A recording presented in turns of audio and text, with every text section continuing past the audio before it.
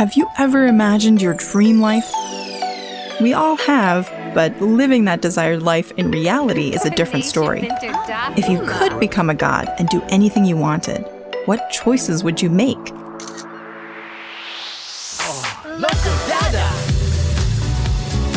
If you've ever entertained fantastical thoughts like these, we want to introduce to you a world where you can create your dream life. Welcome to Inzoi.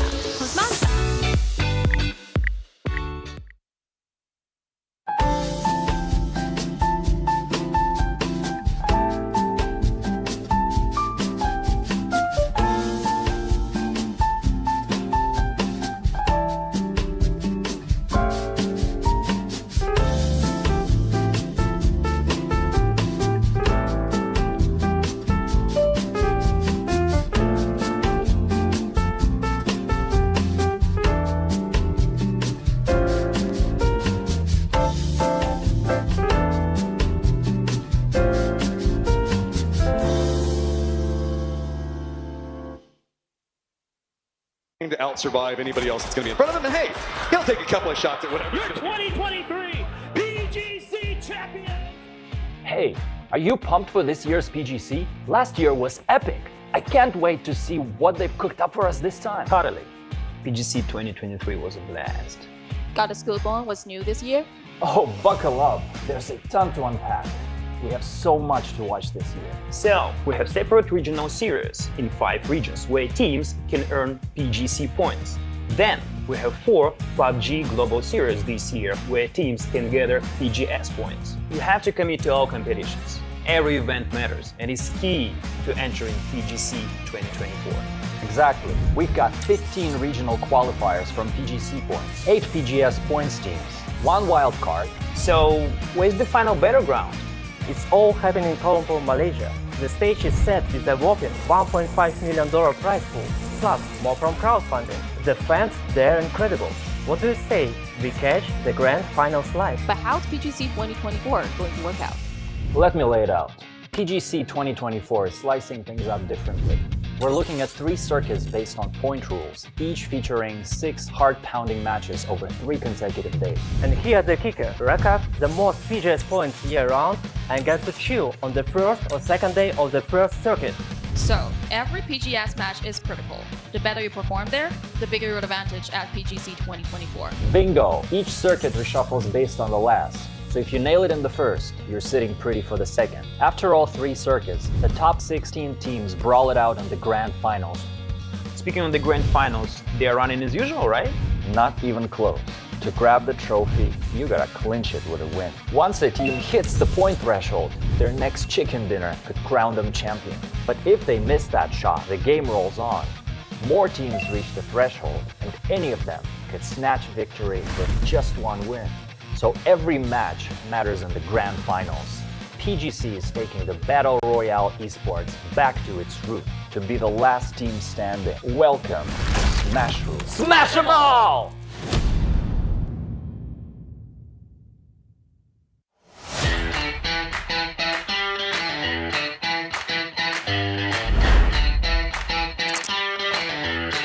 Make a move and then not gonna let that slip. Little Ghost. Watching example, gets a little bit of damage in. The trade is just down to 1 HP. Is example, what can he do from here? Perfectix trying to maneuver to back him up. 17 swarming. Things getting so difficult. He didn't see him. Oh, example going absolutely huge right now. They've got a really good opportunity to just catch it completely flat-footed. That's 2 there for Ruin. Grenade explodes right next to him. Tosi weak, Tosi gone. He's gonna look at the bank shot the grenade to get that knock onto Pains.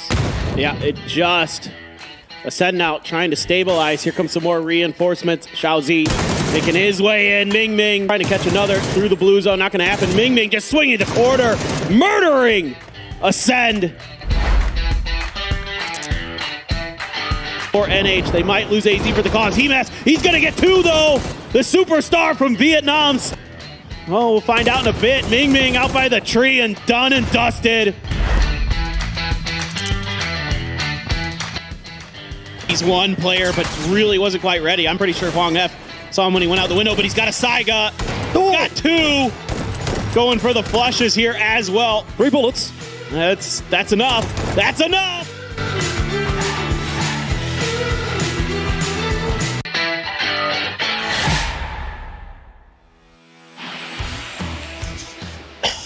Sawadee-krap. Sawadee-krap.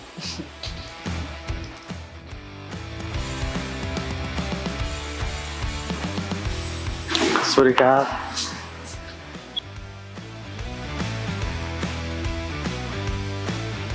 Sawadee-krap.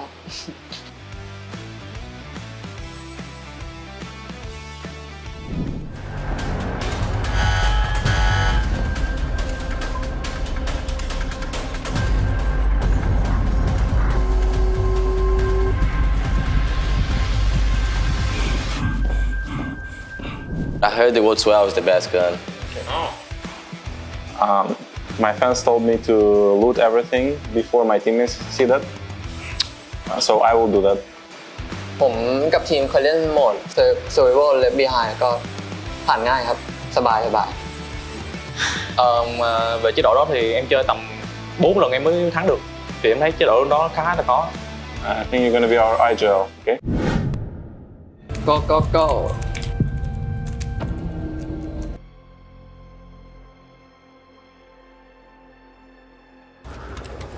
Oh shit! Come. Help me, boys! I'm gonna die here. Me too. He has superpowers or something. Help me, boys! Boys, help me! I'm gonna die! Kill them! Please! It's... No, one more on me! He's punching me to death! Oh my god! I did you. Oh my god! Come to me! I have heal! I'm dead. See you guys in the other side. Okay. So you feel first generator, yeah? Yep. Be careful. Oh my god. Kill the big one. Oh! We need help. Yep. We're gonna die. Oh, be careful. More zombies coming. Oh my god. Battles! Where you guys are? Come here! We're coming. 1 second, please. Please! I don't want to Okay, come in. Where? It's over. No. Run, Batu. Guys, we're dying, I think. No!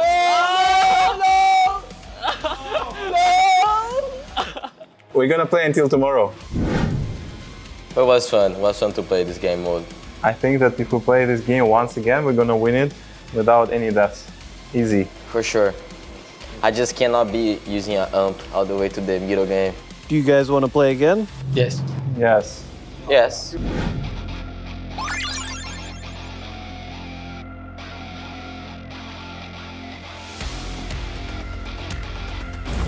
Oh, gas can.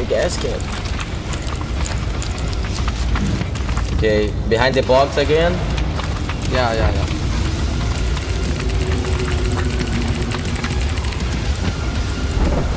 Ready? Yeah.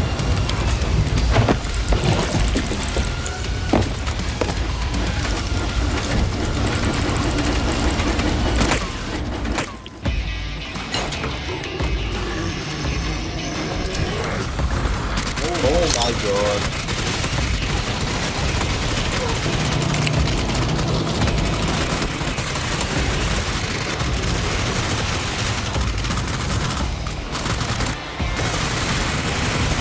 Well, I was not being healed because I was staying on this box. Okay, you guys ready? Wait. Don't use. I need food. I can't stand up. I need food. Drop me food, everyone. Please. One more. I need food. Food, Batu, drop food. Food. Thank you. You can go now. I have one good moment.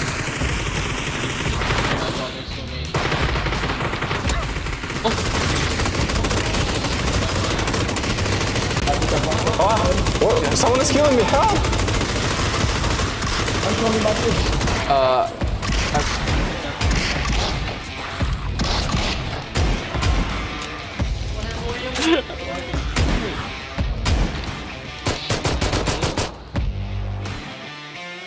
Wait, he's still alive! He's not dying! He's not dying!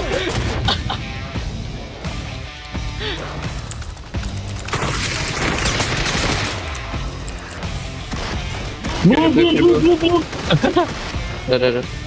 Guys, I'm sorry.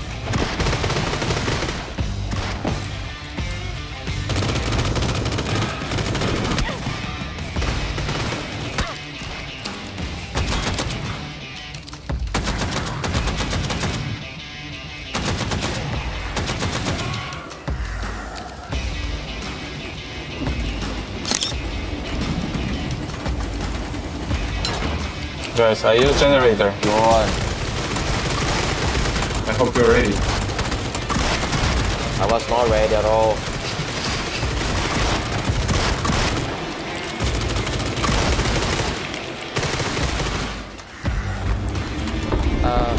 The gate is No, here. no, no, no, no, no, no, no. Be careful, be careful. Hold that ping, hold that ping. Show.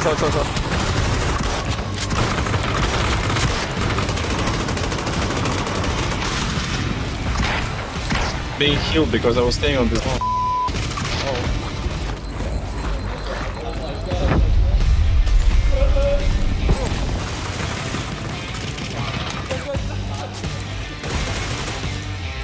Oh my god. Hammers, wait for me, man! I have heal. No, heal doesn't work! No, not again, man. I'm hungry.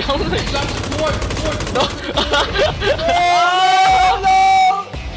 Yeah, I'm win. Oh my.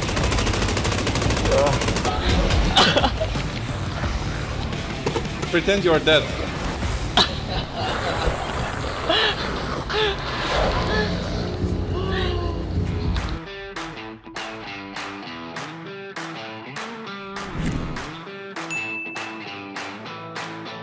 You did everything so bad.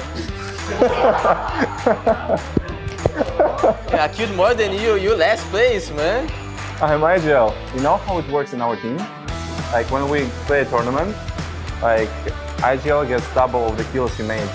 Makes sense. So means I'm first place with a huge gap. Okay, I have a guess for fucking. I think he had to die from starve. ของสตาร์กิ้งน่าจะตายคนแรกครับ Của em là để một người đồng đội chết ở máy phát điện thứ ba. He never rested me when I was standing right in front of him. He watched me die every single time. You know Titanic? Yes. I was Leonardo DiCaprio. Okay. And he was the woman. All right. I had to use generator when you are not ready. You did. I remember. It was the third one. Exactly the third one I had. Oh yeah, I saw it. I got so scared. Yeah, I think the most difficult was that me and Sparking are complete noobs. So we ruined games a lot. Độ khó thì mấy vòng đầu thì em thấy bình thường. Chỉ khó khúc cuối. Tại khúc cuối mọi người chưa chuẩn bị thì battery mở nên là em chưa chuẩn bị kịp.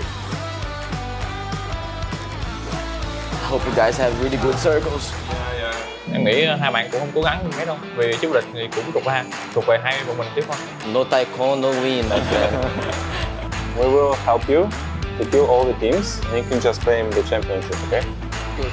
Teamwork.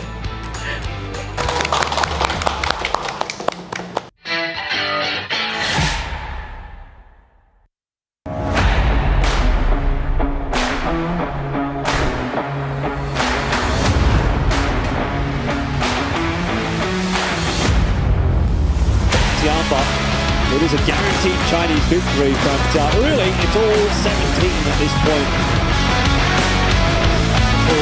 sets the example on how to pick your team out of impossible plays with just ridiculous sprays.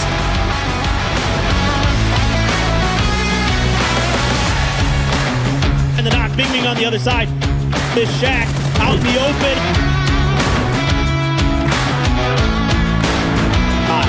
Evan's got James looking for another seat. Evan's got two, looking for the third. Evan! Oh my God.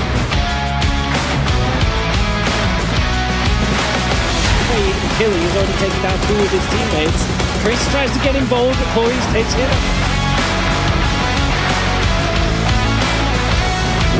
Not too long ago, sees the one player has him dead to rights. The grenade just missed.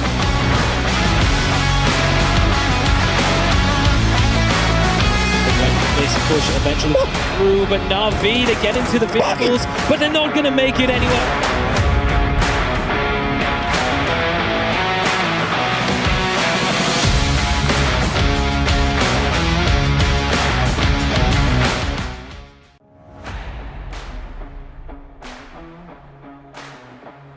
레즈대 벗고 벗어야지.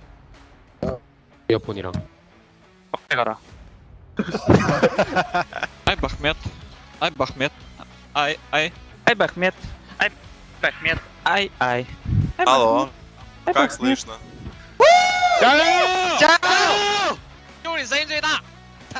Things are brewing quite nicely for Twisted Minds, and honestly, their position in this game is looking even better than it was in game 1. Нет, тройка Нави. На метке вижу его. Что нам сделать? Мы можем съехать. На метке просто. Ща, это что, дерево? Нет, камень лежит просто. Хорош, ФВ. Кто на метке, Тёма, будет выезжать? Кто пробегать сейчас будет? За синькой. Там надо посмотреть.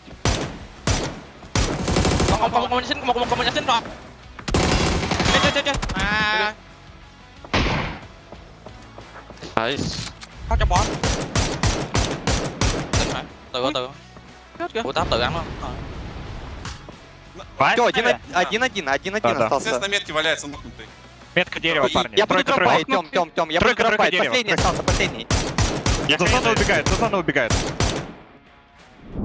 Falcons have a decent position to potentially kind of just harass them as they're forced into the circle and then just take this northeastern edge themselves. ระวังคนมาเจาะ ต้องรีบลงมาหาพี่เจียวพี่ตามวงได้หรอโผล่ไปทีมบ้านนะไฟไล่ดิไอ้ฝั่งกูไฟไล่บูโทนไล่บ้านใกล้ก่อนมันมีแค่หลังเดียวหลังใหญ่หลังเดียวเลย ไล่ก่อน ไปมันเป็นหลังเล็กกับ เล่นข้างนอกได้นะเล่นนอกบ้านได้เฮ้ยมันเห็นกูหลังบ้านหลังบ้านเลย ก็ปั๊มนะ You guys should group on Trimsy S3 and peek into them. I'll link it from the south. Trimsy, one's on the rock right now, north. นี่มันคือพี่เดย์ กูเจ็บ ผมมีRPGอ่ะ RPG ในรถเอามายัง ยังไม่ได้มาหยิบมาดิ หยิบมาชิดดิ He's in the blue. Tell me where to BZ ขวาขึ้นละ That's not. It's I knocked two in the compound. Day inside there. Yeah, Sonic's and Day fighting and come up. Wait, Sonic's is just on yellow. Okay. Can honestly, I talk? Can I talk? I think we should wrap wide edge and go all the way to green. I think we should wrap the entire zone and go around. I knocked one close on our wall. He's on green. He's not resable, but I can't flush him. It's still scout in the zone, Tig, while we're doing this. I will. This is still two teams in the building. Day trade and who? We don't know the other team yet. They didn't fight. P5, I think. Falcons were killing them from the northwest. This guy gonna get P5 died. No, he's on wall. Well, then it's just Day. Nice shot, brother. He's knocked on green still. Okay. They're wrapping us. Driving into me. Knocked one.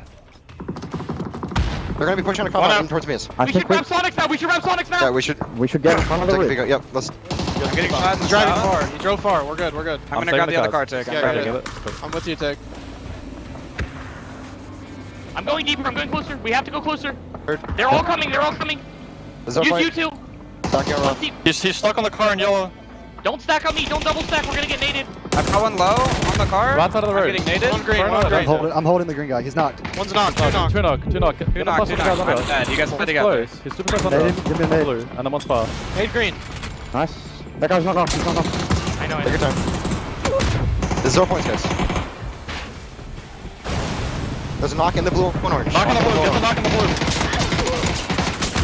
Nice. Nice. One up. Just heal. Where is he? Just heal. Good job. That's good. Behind them, luckily Batulans and Perfectix have been left at the backside. We don't have to worry too much about that though, because the push over the top of Everest is now in effect from TDT. They want to get involved in another early fight. It's worked out quite nicely for them. They've confirmed the kill onto Guman, but Van has been run over by Heaven. 마크 찍혔어. 3명 남았다. 땡겨줘. 우리 찍으러 왔다. Ê, tao vừa nghe con thằng dưới xe kiểu 4 sao ấy.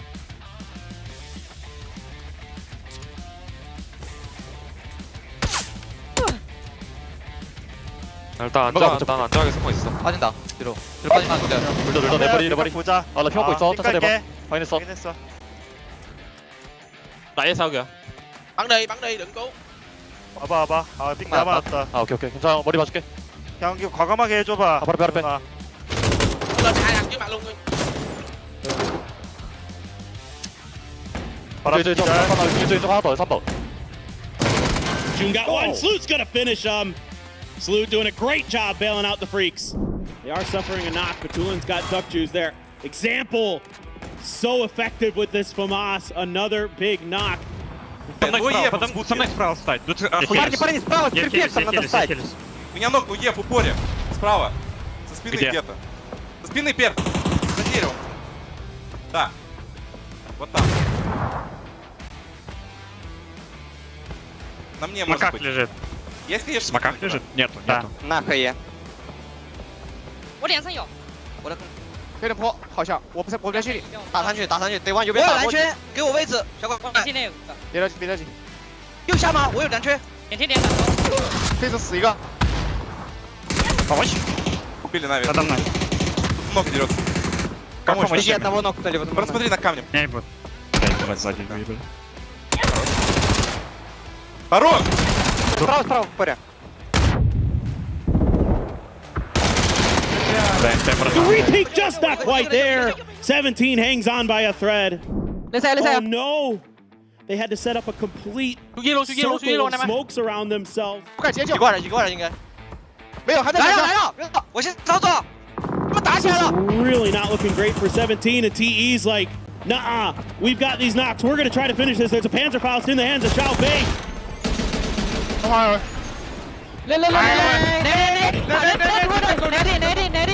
TE crashes into them and eliminates them. Unbelievable.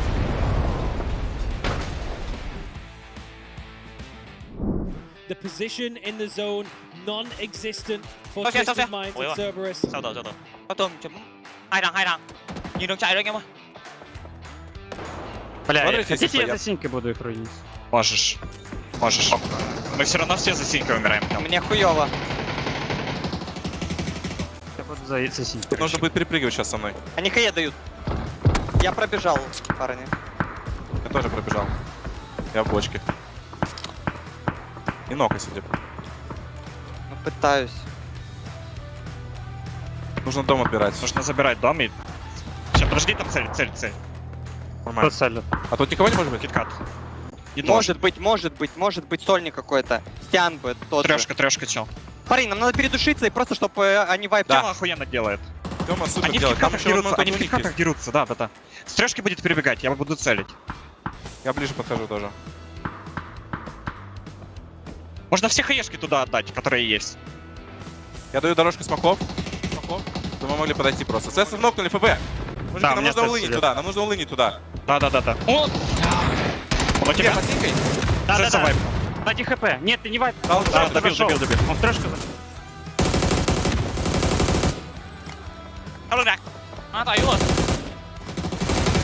Хорош. ССов двое осталось. Мужики, смоки еще дать есть? Нет. Да, 2 всего. Я выпрыгнул. Тут без смоков, вот тут. Да, не лягай. Пойдем. He just has to find these points. He cannot! Twisted Minds has done it! Once again, Yes. they are going to be back-to-back BTS champions. Unbelievable. Just why not? Still going. He's still getting knocks. Мы выиграли? Мы выиграли? We win!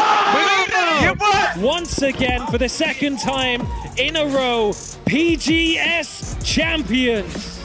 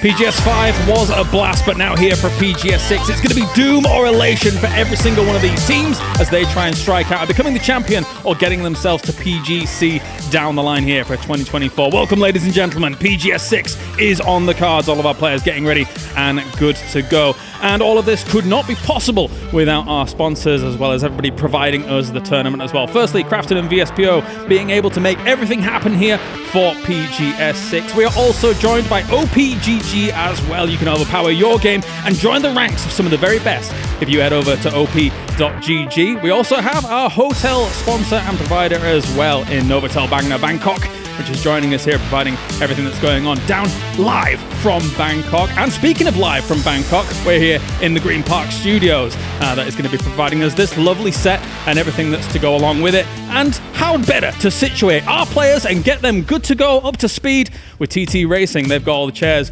ready to rock and roll. You too could be comfy at home with everything that's going to be going down. Oh, bang, bang. All right. Got it, man. All of it. There we go. All that in. We have got lots to talk about. Of course, I've got Matrim here to join me to think about how all of these teams are going to be playing things out. It's the last chance to qualify for BGC. Yeah, this is going to be big. There's a lot of stakes coming in, specifically at the group stage. We had some teams that were known for starting a bit slow, such as Twisted Minds, that just came out the gate swinging whenever we were looking at PGS 5. Now can we see the improvements? That's always whenever we're looking at this. Since these two events are so close together, what did we see the teams really manage to put together in this week off? Yeah, and they're going to have to be putting something special together because it's a grueling format. We've got our group stages, A versus B, AC, BC, going on as time proliferates here. And then from there, we will have our top 16 teams competing in that grand final. So we used to have our last chances here for these tournaments. That no longer exists. Done. It is difficult. Yeah, now you just have to make sure you're cooking the whole way through. You can see that we're kicking everything off. The groups A and B, a lot of spicy teams. I know you guys are going to want to be watching inside that one. So without any further ado, here's what we're going to be looking at with the overall groups. In Group A, you can see a ton of solid squads. Most notably is going to be Twisted Minds. I know a lot of people have their eyes on that. me especially, I would say. I would love to see the back-to-back-to-back. That would be kind of cool. I mean, you were talking about this on social media. You never seem to be there when Twisted wins. Is it finally going to happen? Maybe I'm the curse. Sonic for reaching out to me saying, hey, when you're here, we win every time. So I'm somehow reverse cursing and giving them North America the prompt. I appreciate it. I appreciate it. So, I mean, Sonics can use anything that they can get. Overall prize pool going to be $300,000, $100,000 for first place, diminishing down from there. So, PGC stakes, yes. But also, money in the bank, always great. A lot of money to fight for. I mean, the foundations were really set for PGS 5. Of course, we came off the back of a phenomenal tournament, extremely competitive, and everybody's going to be wanting to walk away with a big chunk of the change. Here's how all the points work. You know them at home, tried and true. The super settings do go down. First place, 10 points. Of course, we have seen, some teams really lean into those kill points. We've seen teams getting something like 56 kills with only like 20-some placements, but then still having an okay tournament as that time went on. So, these teams are playing different styles here and there, but very important, the road to PGC. And this is absolutely massive. Look at that. 300 points for first place, then diminishes down to 180, then to 120. Big drop off. So first place is going to be big. And any of the squads that are already sitting on extremely high points already for PGC manage to walk away with those 300 points, it's going to be big. Yeah, to kind of break that down as we take a look at the numbers, top 8 will be the teams that go to PGC from those PGS points. Right now, we're seeing teams at the top pretty much solidified. I think it's fair to say E-Arena is going to have an unbelievably tough time trying to stay in here since they have qualified for these. There are so many strong wolves hounding at the door here to be able to try and break into that top 8. I mean, Petrichor Road, right on the edge of it, finally gets Ixleft back for this event, so opportunity for them, but they are right on that cusp position. But TSM's also been on such a climb. Yeah, you mean for the top 4, right? Because if you get the top 4, you go into circuit day 3 at PGC. Exactly. So technically speaking, you skip some days. I've heard kind of mixed opinions. Some teams. That's going to be really interesting to break down when we get into that. Like how all of the series is going to work. I am ridiculously excited for it. You can see the rest of the group now coming on off of it. It's going to be a big tie and a smack dab of teams right there at 185, 165, 135. You can see just a placement is going to be enough to jump so much here. I mean, the numbers have been broken down by guys like Kovo and things like that. Not exact, of course, but kind of ran a lot of simulations for teams like Kwangdong Freaks, for FaZe, for Eternal Fire, right? They kind of need a third place to really put themselves in the running for that top 8.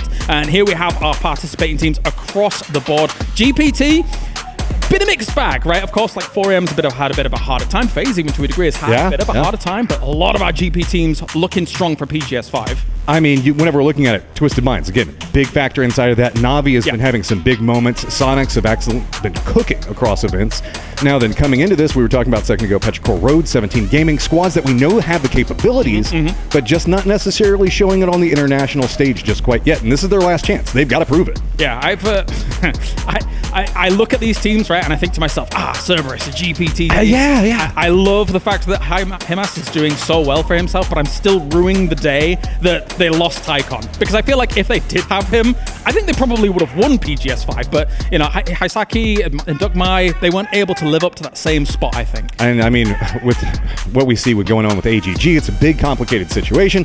Also, teams I've got my eyes on today are going to be the Expendables, because we know that they can pop off on the group stage. And Falcons, who did not have the best of PGS 5s, saying maybe they can manage to accumulate some points in group stage. That was a problem for them last time. Well, we've got our eyes on a lot of teams, obviously. For me, like Navi of tomorrow coming in is going to be a big one. But let's talk about today. Group A going up against Group B. Matchroom, who are you looking at for today? Eternal Fire. 1000%. I think that this squad is so good. We saw them have a great group stage, doing well overall in their group. Going to be able to put out a ton of damage, so we're going to see if they manage to replicate that, come in very quick. Also, TSM, man. I know that, yes, Twisted Minds, Sonics, everybody wants to look at those. For me, it's going to be about Eternal Fire and TSM and how much they managed to put together during this downtime. I mean, I like what you're putting down because, as you say, Twisted Minds, Sonics, guys are expecting those guys to go through the final, right? I mean, technically, I would say also Eternal Fire and TSM, as we take a look at the players getting ready and good to go here for day number 1, right now, with the foundations that they set in PGS 5, I would expect them to get through to the grand finals as well.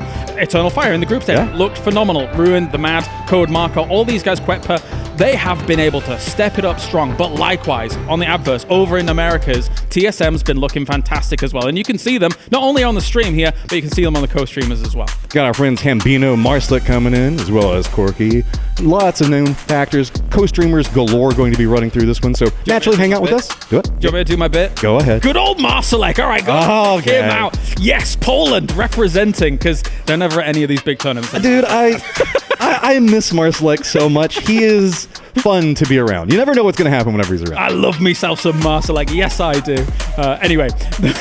All right, we'll breeze past that now. Sorry, a couple players were looking for a second, like, Marsalek. What do you guys even talk about Marsalek for? I'll talk about Marsalek all day, all night. But anyway, we've got ourselves the Fantasy League that's going on as well. All of us guys are playing it here. You should be playing it at home as well. It gets you so invested in every single game, in every single kill. So if you've not already joined Fantasy, make sure to scan that QR code and get on over to Twire as fast as possible. It's so much fun.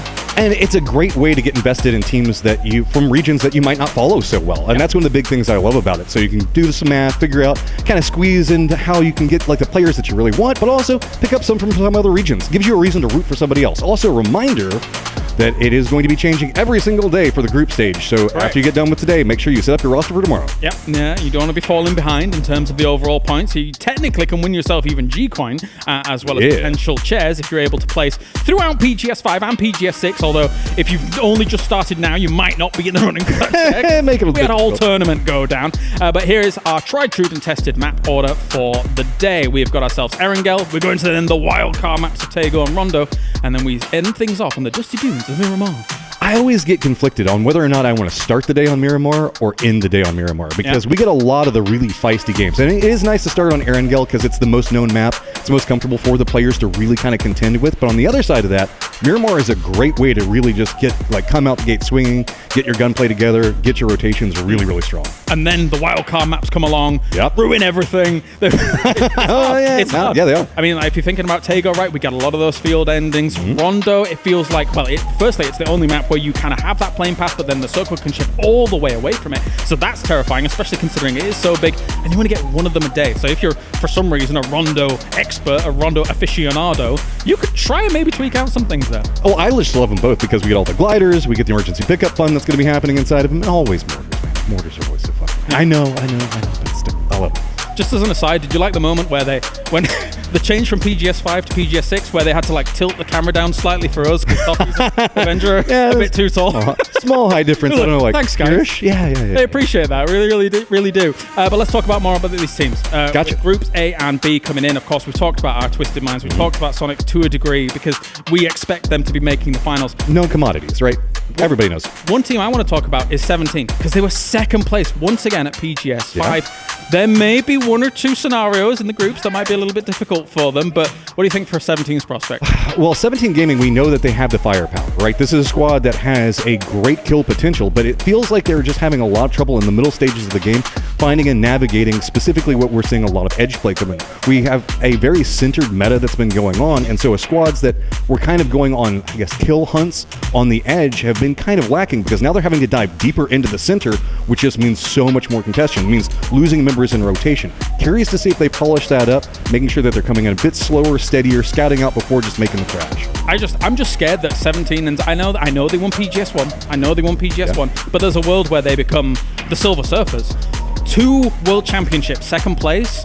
Previous PGS, second place. If suddenly they can't be able to get it going, suddenly they're in the area of the old Twisted Minds and they're not able to get the championships under the bottom. And especially whenever you look at the region as a whole and the growth that we've been seeing coming out of that. Right, well, thank you very much, Matchroom. It is time to get PGS 6 underway. The final opportunity to qualify for PGC.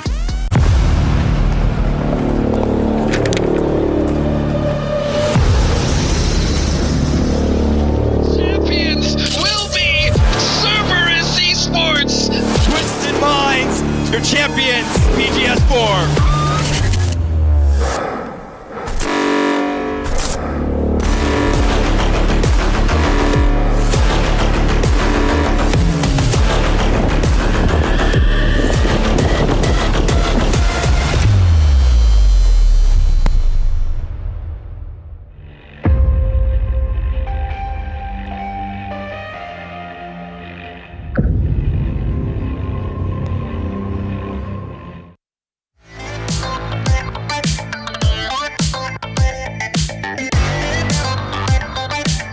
Welcome back, PUBG Esports fan.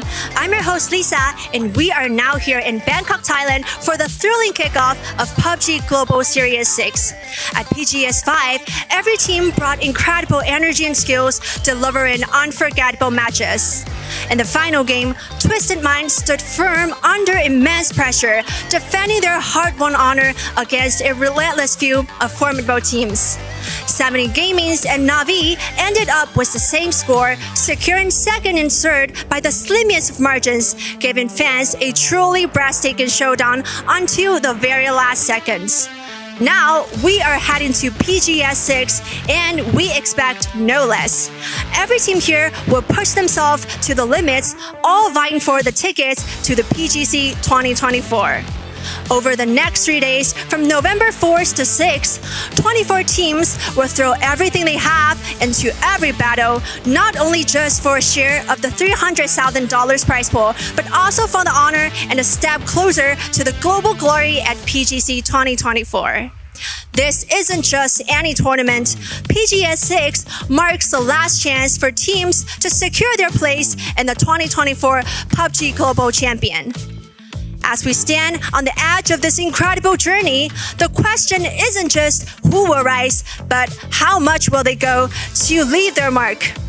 Each team has a chance to redefine their legacies. Let's get ready to witness it all unfold.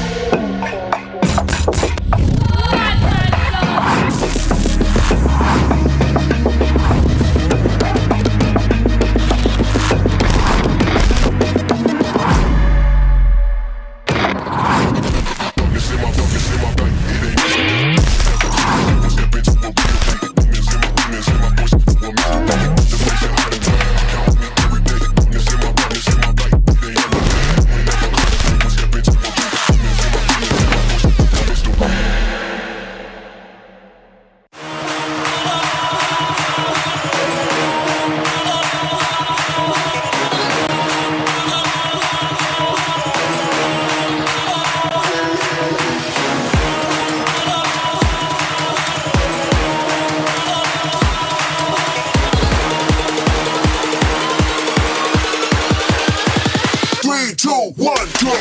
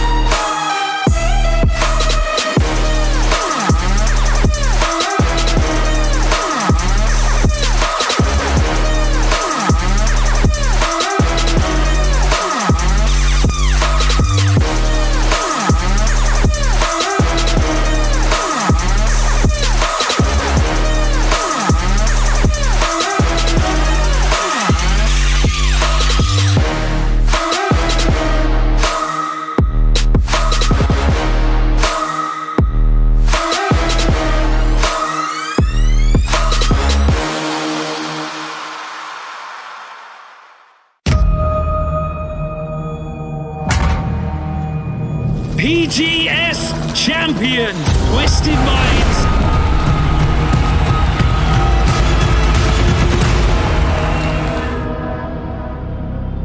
PGC 的分数让我们打得比较有压力。如果进不了 PGC 的话，我们1年相当于白打。对于我们来说 ，PGS 5没有夺冠还是很可惜的。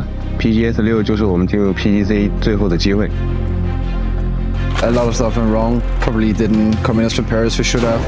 We did really well at EWC. Did really bad here. It kinda is our tendency to be very inconsistent. So we know that we have to win PGS 6. Got two!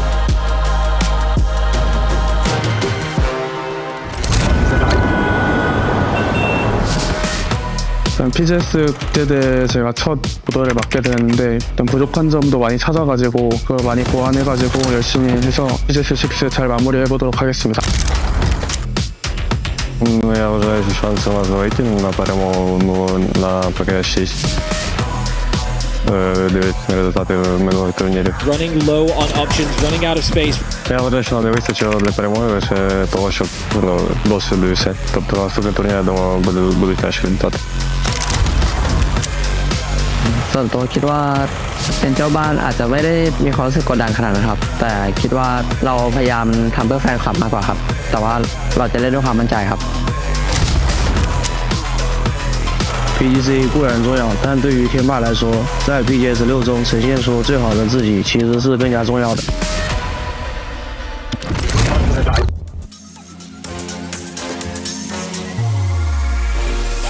Điều đội em ở BS6 cũng giống như bao đội khác thôi, đó là mơ chạm tới chức vô địch và phải thực hiện được điều đó thì bọn em cũng A weekend example spotted and downed. Vẫn còn nhiều lỗi lầm nhưng mà em mong sao rằng BS6 bọn em sẽ được ủng hộ vòng bo và may mắn để bọn em chạm tới được cái vô địch. Daha önce hiç kimsenin başaramadığı şeyler başarıp buraya geldik ve burada da yine şampiyon olabileceğimizi biliyorum. Elimizden gelenin en iyisini yapacağız. That's two there for Ruren.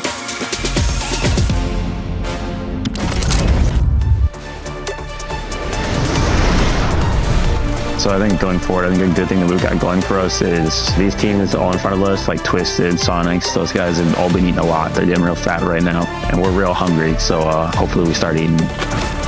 Mình nghĩ team bạn đừng để mình còn sống mà cất thêm một lần nữa. Mình nghĩ nếu mà bắn theo đúng phong độ của mình thì bọn mình hoàn toàn có thể để nâng cấp thêm một lần nữa. Bọn mình sẽ chuẩn bị một tâm lý, bọn mình sẽ một tuần lại tại BS6.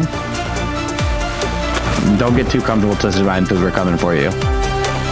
The good show is starting. Let's see what you all got prepared.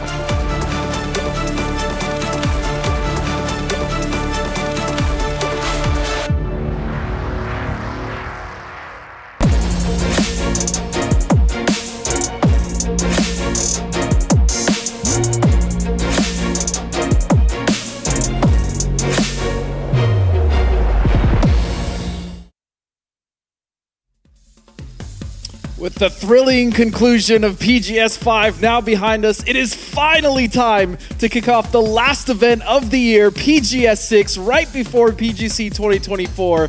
And I cannot wait. My name is Godspeed, and I am joined, as always, by the illustrious, the handsome, Mr. Poor Source. Hey there. Hi, how's it going? Yeah, no, I can't agree with you more. This is going to be absolutely a barn burner.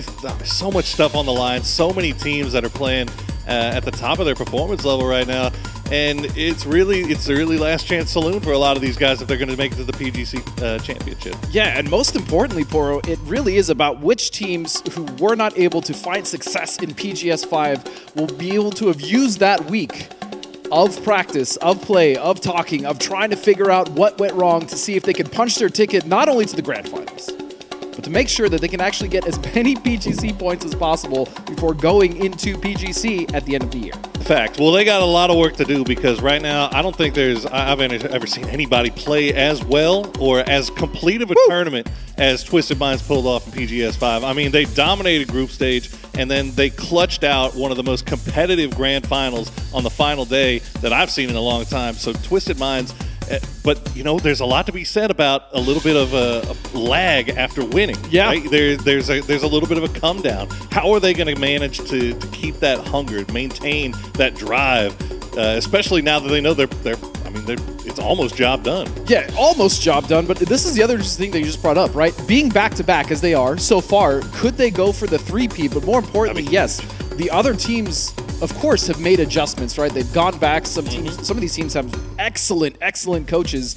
And so will it be a little more kind of off the rails for some of these teams that desperately needed to get points and make it into the group stage? Because as we saw, the cutoff, it was 63 points, right? It was close, man. It came down to the last game as it normally does. Very, very tight. Well, everybody wants to get out of the blocks as fast as possible. Everybody is going to be sprinting in this first game to try to get ahead. And we are heading into match number 1 here on Erangel. And I'm excited that we're starting on Erangel, right? This is going to be a good litmus test for the teams that actually were able to make those adjustments.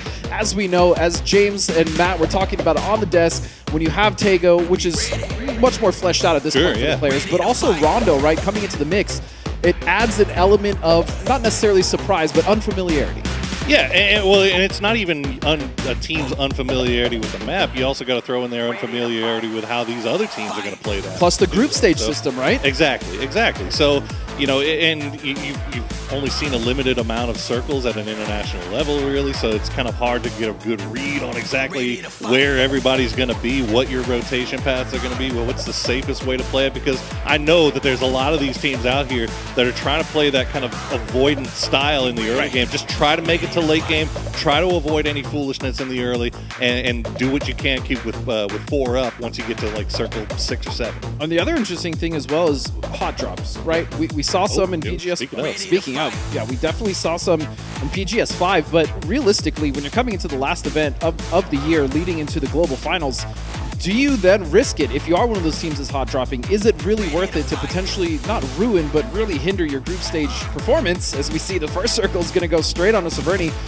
Moving into grand finals, giving yourself that chance, the best games possible. Do you go for a hot drop situation? And that's realistically what we're going to see today. It's dangerous. And tomorrow. But again, what do you got to lose, right? At this point, sure, for some of the teams, nothing. Exactly. Like if you're trying to make that big 300-point come up for getting the championship here, you know, you might as well send it. And right now, we're seeing Theraton 5, young Fluky, with those iron sight SVD shots. Not going to find anything just yet. And I know. All of our fantasy players, all of our example owners just breathed a collective sigh of relief as they saw him avoid getting run over on the drop for the vehicle there. So it's okay, guys. Example's still alive and well, and he's with the boys. I mean, just speaking about Example as well, I mean, what a performance. He's always going to be, you know, that star fragger when it comes to Twisted Minds, but I feel like he hit another level. Not only in group stages, but in grand finals as well. I mean, he is one of the most lethal players I think we've seen at this point in the history's game. I mean, the game's history. Well, He's got me talking backwards. How good he is. I mean, we could put a number on it. I mean, honestly, like it was, what was it? I'm looking at 57 kills in 30 games. 12,400 damage across groups and the grand final, and it's 413 damage per game. That is obscene at an international level. And he just continues to replicate, right? Because it looks like got going on here. They have a potential restart situation. But yeah, Twisted Minds, we talk about them. We talk about how good they've been, but you want to talk about another consistent team as well.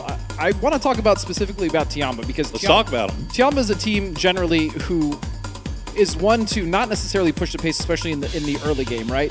They're generally a central team that coming out of China, and what I witnessed in group stages from them this time around is probably the most aggressive I think I've ever seen Tiamba play in the early stages of a game, and I think that is really fantastic to see that different layer coming in for them as far as gameplay. No, they were getting involved, and I mean that's a team that finished second place overall in group stages with 89 points. Now they were, what is that, 41 points behind Twisted Minds. I mean, that's just how disgusting Twisted Minds was in groups, right? But and then they finished with a respectable kind of mid-range level. I mean, it's respectable. It's not what they wanted, obviously, with how they've been playing. But like you said, aggression. If you have that confidence in your teammates, right? If you have that good communication to play that aggressive play style, to spread out like that, especially on the edge when you know, we were talking about so much fighting being taking place on the edges in these early games during at least in PGS 5. You know, you're putting yourself in a good position to kind of gain a lot of those kill points early on. Right. And if you get a little bit of luck, maybe the circle comes your way.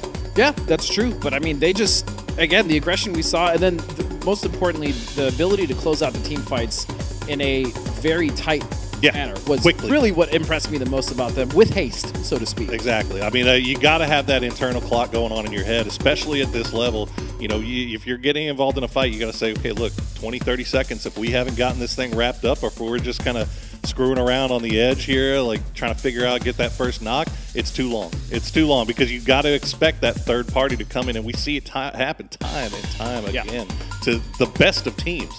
And I think a big part of that for Tiamba's success as well was Pow Pow, man. Pow Pow was unbelievable when it came to just fragging potential, but also team play was on point. The trades were there. Never seemed to miss a beat. Now, we talked about some of the good. Why are you gonna say that whenever they're showing these guys? So come on. No, I mean let's call it as I did talk to Luna Galaxy before it happened, and I asked him. I was like, hey boys, so clearly you guys just didn't get to showcase what you came here to showcase, right? It was a weak group stage from you guys. They totally agreed, Sure. And I asked him, so what exactly do you think was the issue coming into now another event only a week removed? Gives you a lot of clarity, but also it gives you not necessarily enough time to make adjustments, but it's fresh enough that you can immediately start to implement the changes that you want to. And so I asked, what do you guys think you need to do this time moving forward? And very simply, they told me it was just a problem of execution, right? They were not executing the way, especially the way that they do in the Americas, right? When we see them, they're very kind of loose in their play style, but they're very aggressive. They're able to secure those kills. That's not at all what happened to them in group stages in PGS 5. They were kind of aimless. They would lose one or two players. We saw some kind of ridiculous sends in the center circle. Specifically, I'm thinking about some of those air and go games. Yeah. And so they just said, look, our communication is not bad, but realistically, the execution was the biggest issue. Yeah, and I completely agree with them. I mean, it's pretty spot on. They're very consistent in the Americas, but they have a very specific play style, right? And that's one of those play for late game, right? We get together, we come in super late, we try to play fight avoidant, risk averse as long as we can. But getting away with that at the regional level, and let's be honest, they haven't always gotten away with it at the They haven't. They had to pull off some clutch stuff on the final day just to even make it here. Right. And so when you have that play style, it was very close. Well, you have that play style, and you're not accustomed to the type of teams that you're going to be running into on the edge when you're coming in super late like that, like the Navis and the Tiambas. Sure. They're going to punish you a lot more than you're going to get punished at a regional level. And then when you take that punishment, all of a sudden your playing kind of goes up in smoke, and then you're doing stuff like taking those high risk sends to go to the center of the circle and hope for the best. And that's not gonna pull it off here at this tournament. I think Luna Galaxy's starting to figure that out. Now they got some fraggers on that team though. Absolutely. That's the thing that drives me crazy, is that those guys can fight. You put them in a 4v4 with anybody in this lobby, they're gonna it's straight up 4v4 if they don't get taken by surprise. If they take the fight, they are just as good as anybody else in this lobby mechanically. But it's putting themselves in situations where they can do that. Right. Because at this point, I mean, all the teams that are here, you put them in a straight up 4v4, I think. Oh yeah. It's a fairly even fight, right? But what it comes down to now, especially, is understanding the lobbies, understanding the positioning and the decision making and the timing is the most important thing when we talk about it. And you're absolutely right. When it comes to the global stage, a lot of these regional teams that happen to qualify, that may not be mainstays on the global stage, find a lot of trouble in the fact that they can't make those small mistakes. We're not even talking about major mistakes because they will absolutely get punished. Now, another team that is in that boat, GNL. Yeah, it's rough, man. GNL unfortunately came in and I believe they had, on their second day play of group stages, Poro, they had 4-point day. Yeah. And for me, it just seemed like anything that they tried just did not work, whether it was rotations on the edge, when it was trying to send it towards the center, some of their splits were also not working. Their splits are very interesting. Yeah. Like, they are extremely wide. I mean, you're talking, C1, you're talking a guy, one member of their team in center circle, the other one on the very northern edge. I mean, they're all over the place. You know, these undefensible big wide splits. Now, you're gaining a lot of information from that. But if somebody figures you out, and these guys in this lobby, they're going to figure that out, especially if you start shooting. Yeah. You put that, you're kind of in that bad position, and you get taken advantage of, and all of a sudden, again, your plane just kind of goes up in smoke, and you got to figure out something on the fly. And unfortunately, on that 4-point day, it doesn't seem like they were able to do that. No, not at all. And that, I mean, you nailed it right there as well. It's when you have a strategy, when you have a plan, right, and immediately things don't start to work, you then start to kind of go out of your comfort zone or out of what you were initially trying to do, and that's when we start to see kind of these rapid declines. You know, the ball is already rolling in the wrong direction. It's very hard to kind of turn that around. But let's move on to some of the higher notes, right? Which is real quick, apologies to everybody. Obviously, there's some kind of equipment issue here. We're going to get back into games as quick as possible, but we're gonna yap your ears off here for a little bit longer while we wait for that, as we get a good look at young Ascend and young Chris. They're with the flowing locks. It's Chris, and first of all, it's Chris and Kilia Kai, man. What a performance! Oh, look at that teddy bear. So I know we talk about sparking all the time on this team, as just because of so disgusting. Obviously, Kurt, Luke 12 with an amazing moment. I believe it was against T1 on Miramar with that shotgun double play, or when he had the AUG and he got the double spray up in the jump. I mean, just insane stuff. But I really feel like Alo is, which is crazy for me to say this, is still somewhat underrated. Alo is so damn good, and I think he's potentially one of the best players in the Americas that doesn't get the recognition for it. His mechanical skill, again, his team play, the communication, whenever I listen to their comms, is just so on point, and he's always so calm, man. I love listen-ins on STK. It's so clean. Or TSM's comms. Sorry, TSM's comms. Yeah, love listen-ins on there, because that's the comms that I want, right? I don't like the screaming, yelling, like, oh, he's over here, on one shot, like all that stuff, like the really hectic kind of stuff. Some people love that. Some people, that's the environment they thrive in. Yeah.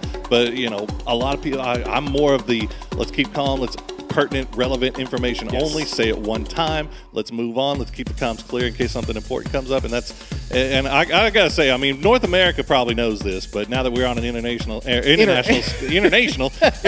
stage, I don't think there was anybody that got buffed by the release of a new weapon more than Alo got buffed with the release of the Dragunov. Yeah, the Dragunov has been it's been disgusting. Quite lethal in his hands. Unbelievable. As speaking of TS7 new weapons, Sparking has a Mini 14 tattoo on his hand. Yeah. As soon as that Mark 12 came out, he's like, I'm going to have to change that thing. Because now that is his gun of choice. But let's also talk a little bit about Europe. Specifically, I really want to touch upon Navi. Right? Okay. Going out of the group stages when it came to PGS 5, they barely squeaked by. 64 points, right? Going into the grand finals, they got third place, and this is a team that James has really been talking about quite a bit this year. They're one of the younger teams, right? This roster, we were kind of unsure how they were going to perform when it came to 2024, and I just feel like this really is starting to become their time. They're starting to rise up through the ranks. Obviously, Hakatori is an absolute monster. Diffix. This is a team that I feel like going into next year, after we even see what happens at PGC, they're already proving that they're one of the top teams and one of the teams that should be looked at for any event to be the winners of. You know, we had that little intro video where you had all the players kind of giving their little quotes and everything, and kind of talking about where they sit. And I think the one from one of the Navi guys, I think it might have been Diffix, that said we realized at that last tournament that the one thing that we lack in this lobby is experience. Yeah. And in watching these guys play coming into this, it's almost, if you just key in specifically on Navi, it's like you're watching a team start to figure stuff out in real time. Now, they haven't got it all figured out just yet, right?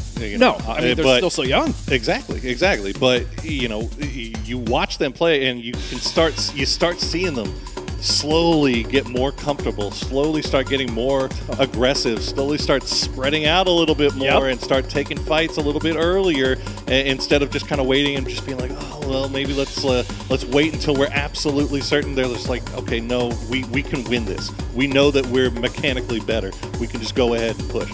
So that's a scary thing for everybody in this lobby because, as you said, those kids are mechanically insane. And so they always seem to be putting themselves in good positions for late game. It's just a question of when are they going to get active and can they take these fights at the right time? It's getting those timings down. That's the most important thing for Navi at this point. But that's the thing. That's gaining experience. And we've seen them improve event after event, which is so dangerous for the other teams. If you have a young team like this performing so well already, and then, you know, we talked about Diffix and Hakatori, but you also have Ferris and Sosaid. The way that they're able to adapt so fast and start to learn those timings, as you're talking about, is, I think, really what's starting to set Navi apart from the other teams. Now, another team that we finally got to see some international play from, which I think is just an amazing team as well, as we talked about them earlier with Kiliakai, is Ascend, man.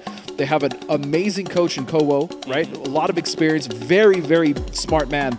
But you also have, you know, Brexco, you have It's Chris, Kiliakai again, and Payne's just finally getting some shine because, again, regionally, they're great. They're wonderful. We know this team has a lot of potential, and even though they kind of squeaked by when it came down to the qualifiers, and sure, their placement at the end of Grand Finals was 13th and a little disappointing, I think they can build off that. And this is definitely a team, like I said, with a coach like Kowo that will absolutely do that, and we saw some amazing individual performances from those boys.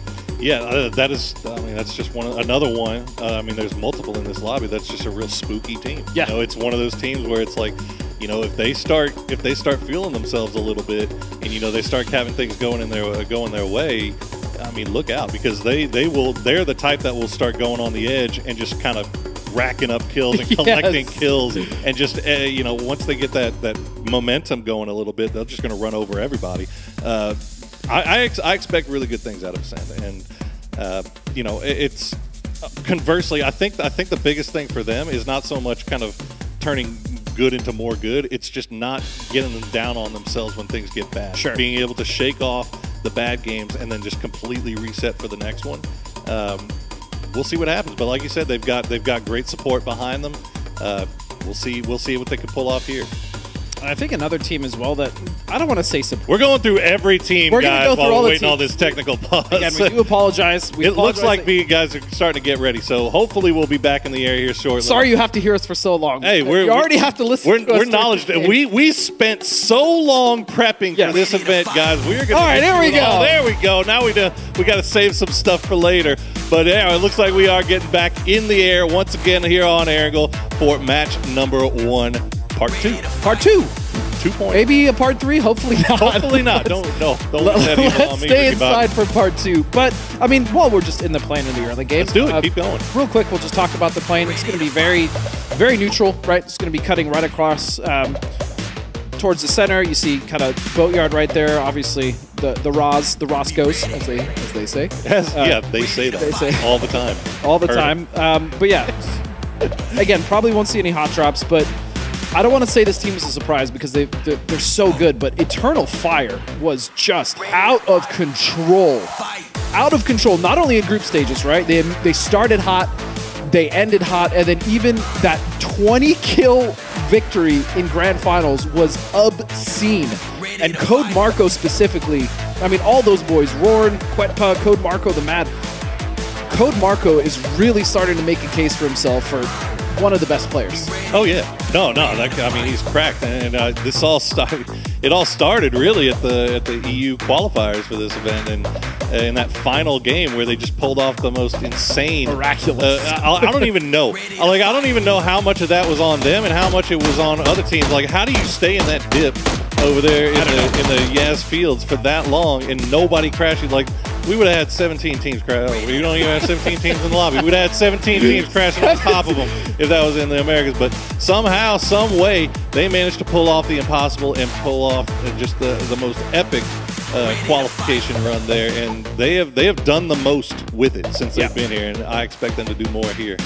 And I genuinely like seeing them, love seeing them in the international stage because they're always so fun to watch, and they always make gold out of sometimes nothing, right? That's the key. They make it work, man. And so seeing them here and then seeing them have that great performance, hopefully they build off that at PGS 6. But finally, we're starting, and yeah, we talked about Luna Galaxy earlier.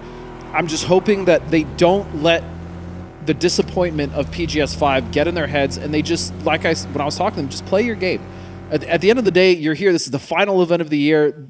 This is it. This is your last chance to get the points that you need, but more importantly, to show the rest of the lobby, the rest of the world, these teams, especially going into 2025, that you are some team to be feared. If there was ever a time to send it, and put and them on the send line, it they did. and this is it. This is the time. So we'll see what Luna Galaxy has in store. We got a little bit of a roster change there for the Expendables, as we see 777 now joining the boys. As I fear for the Expendables, because I don't think I've ever seen 17 be more mad than they were when the Expendables crashed them in that final game of PGS 5.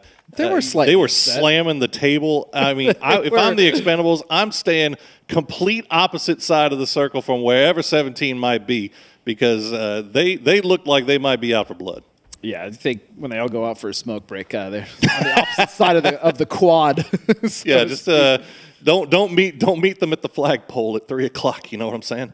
Yeah, and Sonics, I mean, disappointing for them, but still top 5, 5th place. Yeah, it's kind of hard to say that. PGS 5, I mean, back-to-back EWC Riyadh Gamers 8 champions. Not at all a bad performance. Started a little slower, but even in the end, I mean, we just expect great things from Sonics. And so far, they've been able to deliver. I mean, 5th place is, as far as consistency goes, over the top of the year. Yeah, it's been great. So, again, they have an amazing coach in Owen. I'm sure they've been grinding. I mean, those boys are always hungry, and I think that's what keeps them so consistent. Same as Twisted Minds, right?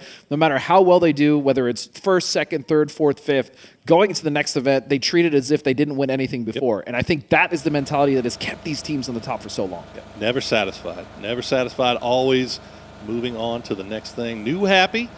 Got to see them have a little bit of a show out once again. It's been an up and down year, it has, guys, but PGS 5 showed some more signs of life, so maybe we'll see them shine here once again in PGS 6. We might be hearing from Mr. Ming Ming a little bit later on here today. There's a chance. Eternal Fire. Quippa getting that high ground over school. We'll see a little bit of a rotating Twisted Minds, but it looks like just a few long-range shots, nothing too terribly frightening for the boys.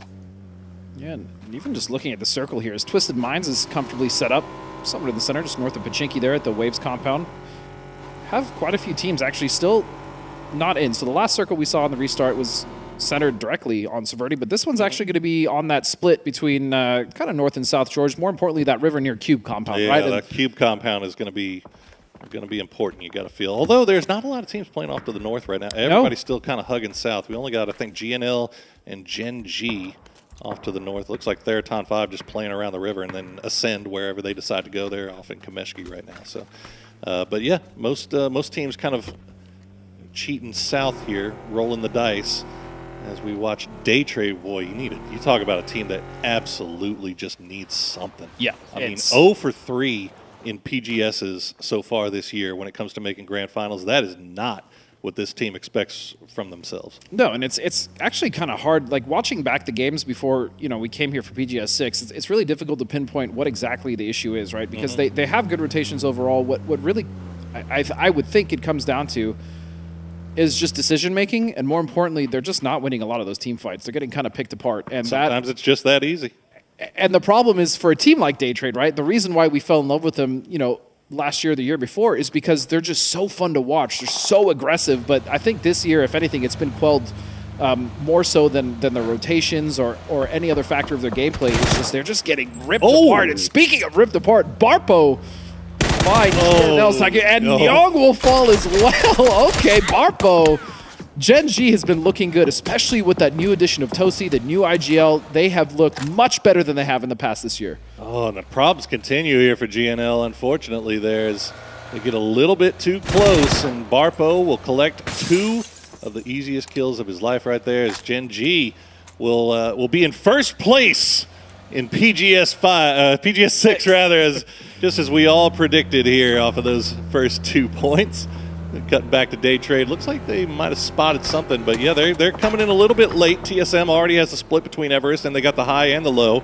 So a few shots will just be enough to scare Day Trade back once again.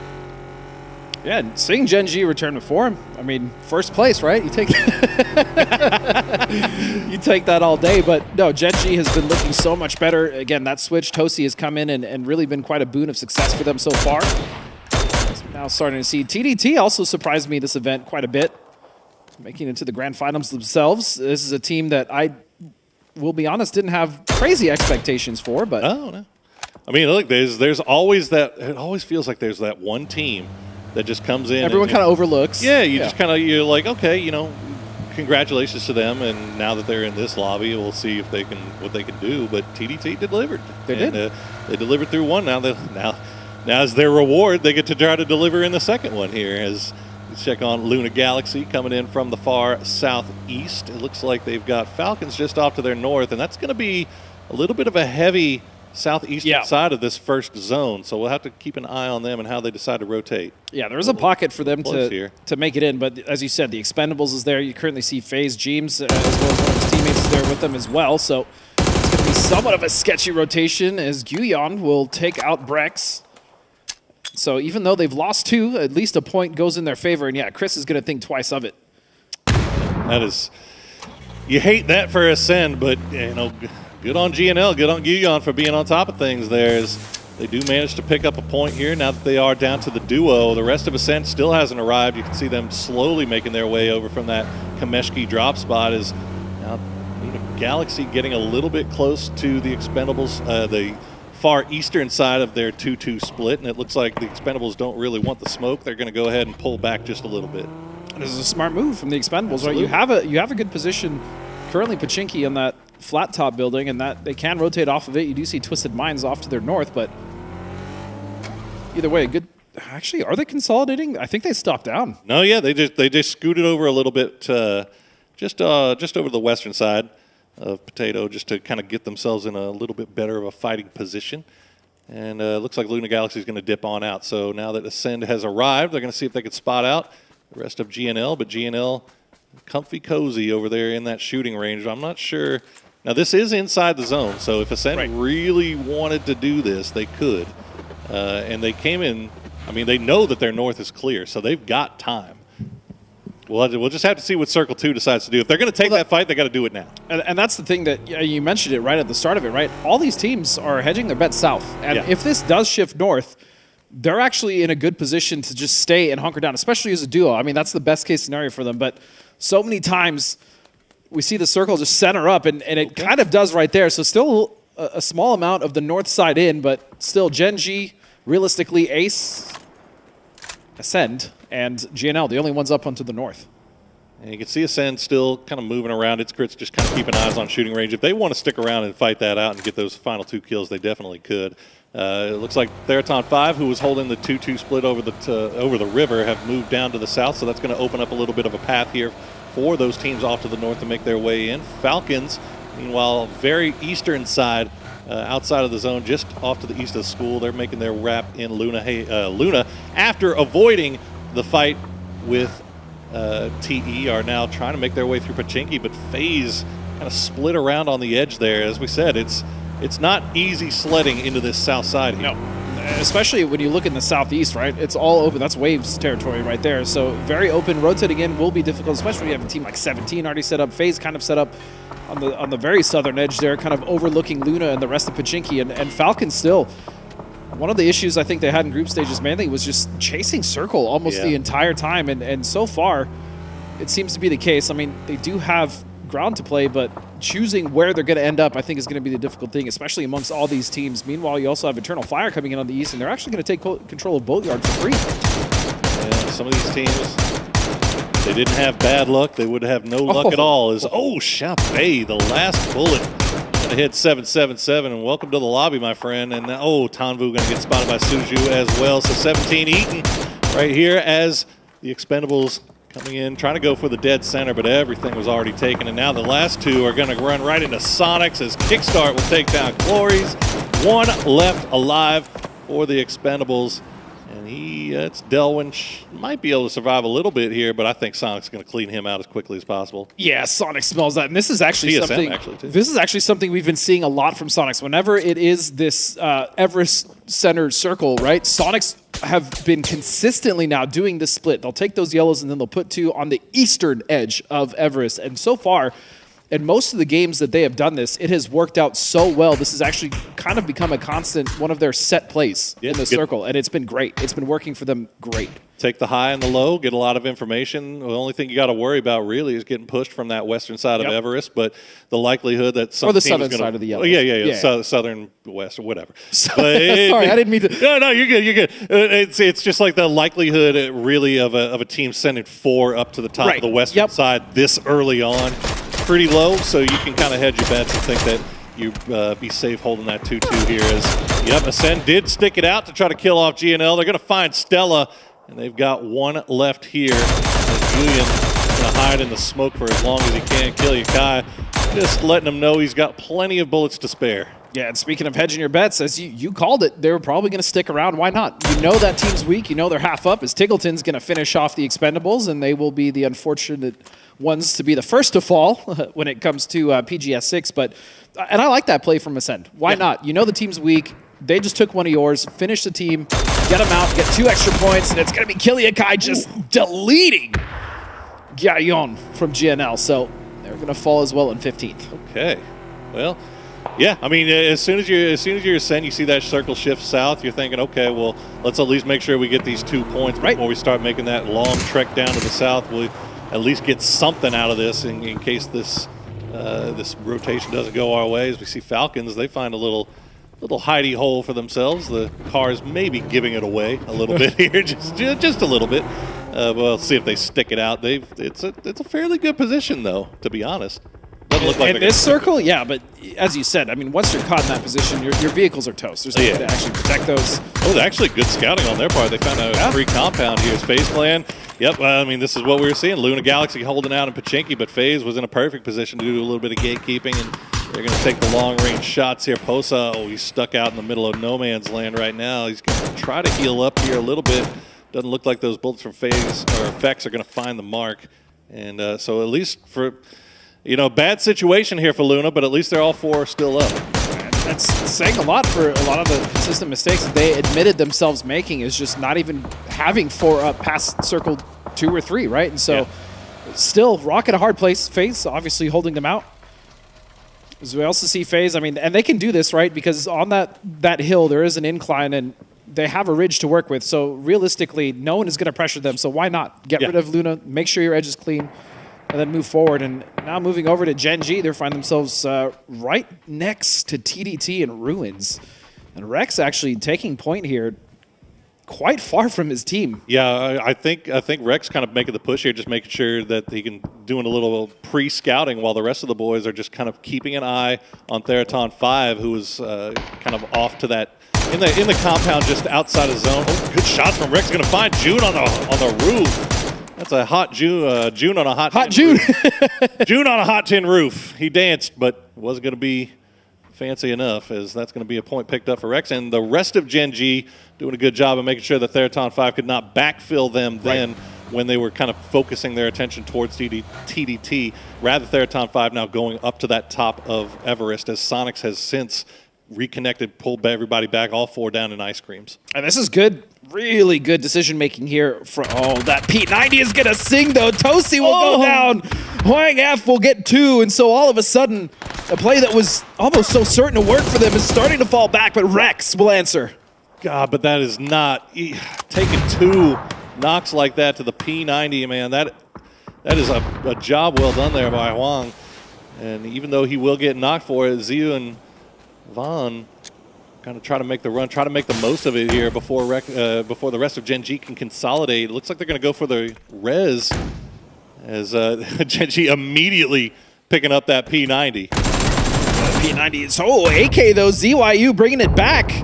He's going to find a knock here. Still 2 members up for TDT. Is Gen G now taking shots from the back. Theraton 5, they were looking. They knew who it was. They saw it in the kill feed. And yeah, you can see they're outside of zone, so this fight is going to have to finish quickly. But Rex, the last guy alive here. Oh, what a grenade from Rex. Big stuff here from Gen G is now, Pound Pong. He had the angle, and no, the last shot going to be from Rossetted. So great awareness on the part of Theraton 5. I still like the idea behind that push. Absolutely. Coming out from Gen G. It's just they got P90'd. They got P90'd, and then everyone else who had sightlines onto that fight got involved immediately. And now you can see the T5, Theraton, is looking to see if they can clean this up in any fashion at all. And meanwhile, it's actually Falcons who have found a knock and a flush here onto FaZe. Yeah, FaZe kind of sticking around on the edge of the zone back there as they were guiding Luna Galaxy and kind of forcing them to make a bad play here. Unfortunately, Vex getting caught out in a bad spot, and now Twisted Minds getting pushed in here by Eternal Fire, and they are eternally on fire. As Code Marco and Ruin going to go down to the Molotov from Example.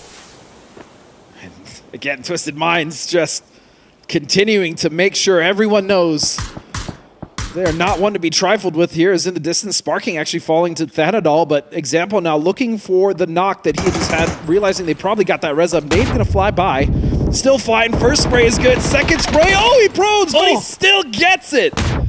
Oh my God. He was still peeking with 1 HP. And look at the kill feed. What is happening on Erangel right now? FaZe has gone down. TSM has been eliminated. A number of teams have gone down. A number of players getting lost. We're down to 34 alive here. 10 teams remaining with 18 minutes in. This has become Erangel over the last year. It has. It was never this exciting so quickly, but it started to become... The tried and true is just more like battered and brutal at this point, and I'm all here for it. But yeah, Erangel has been just a smorgasbord of mid-game fights, and I'm here for it. It's been brutal. It's been brutal. Well, New Happy out, having to make that push across the wide open fields. They're getting shot at by Day Trade and Ascend, but Ascend going to get spotted out by 17. 2 grenades will send them back to the lobby and open up a little bit of a spot here for New Happy to play. It looks like they didn't like the original one that they went to, though, so they're going to go ahead and move over to, well, the pre-existing car for it. Why not? Yeah, I mean, it's free real estate. It's free real estate. Look at this. Suju, though. A nice little panzer for himself there. But yeah, New Happy, although they're center of the circle, you can tell they're very uncomfortable. It's difficult to play this position, especially now that they're Eastern Edge. They might be able to hold this, but you're going to have multiple teams coming. You're looking at Twisted Minds. I'm talking about Falcons 17 now in a position where they have an edge, but they still have to move in, and Luna Galaxy still just in a world of trouble back there. I mean, Day Trade, just a huge beneficiary of this, just hanging out on that western side. Nobody anywhere near them. I don't think they have to worry about anybody wrapping that far west either. So this eastern side of the zone is about to get real interesting as you see Twisted Minds already kind of hopping in the vehicles. Falcons have made their way on foot over in that direction. The last player alive for TDT is going to go down, and that is going to be another point in the bag for Twisted Minds. The rich get richer as they're up to 5 kills. That seems to be how it works. Twisted Minds now starting to posture themselves towards third on 5.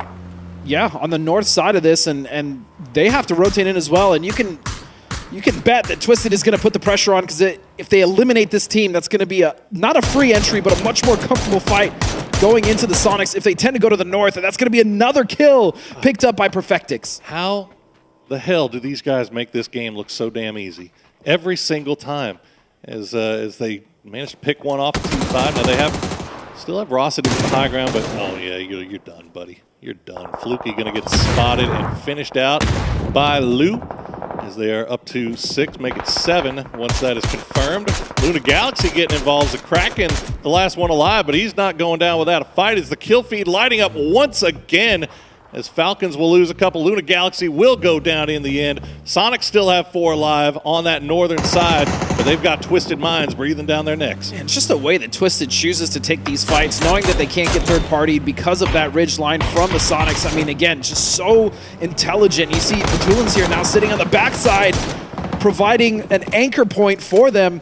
He's going to get a knock as well, and now Example's going to find Little Ghost as well. Jeez, man. Lil Ghost, he flexed out from the... Oh, what a nade! Oh, great grenade from Tiggleton. That might open up a little bit of a door here, as now Twisted Minds fully paying attention to their northern side, but it looks like Sonics, they have the compound. They don't have to push out into this, and especially now that they know who it is, they may be pulling a little, yeah, you can see them pulling back to the hard cover. If they want to fight us, let them come to us. Let them fight us in our hard cover instead of us just pushing out in the open towards them. Yeah, because as you can see, pushing out of that compound with only 1 knock, if they had 2, I guarantee you they would have pressed that much more, but for sure.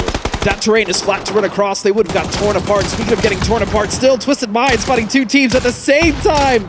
They're going to find shots on a 17 now, once again pinning them down behind those trees on the eastern edge. 17, just between a rock and a hard place here, as they will take a knock. Suji will go down to a grenade as they're getting pushed from the south side by New Happy as well. We get a little bit of a replay here of all the action that happened in about 5 seconds time. There goes FaZe getting eliminated by the Kraken. Luna Galaxy picking up a few points that way. So good work by him. Now we have made it to our top 4 as 17 has gone down, but now the circle is cut south. Sonics opening it up once again.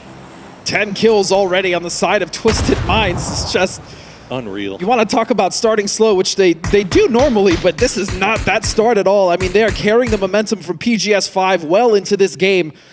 It's now both teams, though, Sonics and Twisted Minds, currently not in the circle, and Daytrade actually, as you said, being the beneficiaries of that last shift, still have Flash all the way on the west side in this anchor point position. So I'm looking at this map here. I don't know if I liked how, okay, yeah, they're pulling back towards the west. I feel like they moved very far east in that zone, especially when they know that they have the entire south and west of that circle to themselves that they could play. So, yeah, they pulled back a little bit. I think they may have done a little bit of looting off of some boxes down there just to kind of pick up a little bit more util and set themselves up for these inevitable late-game fights.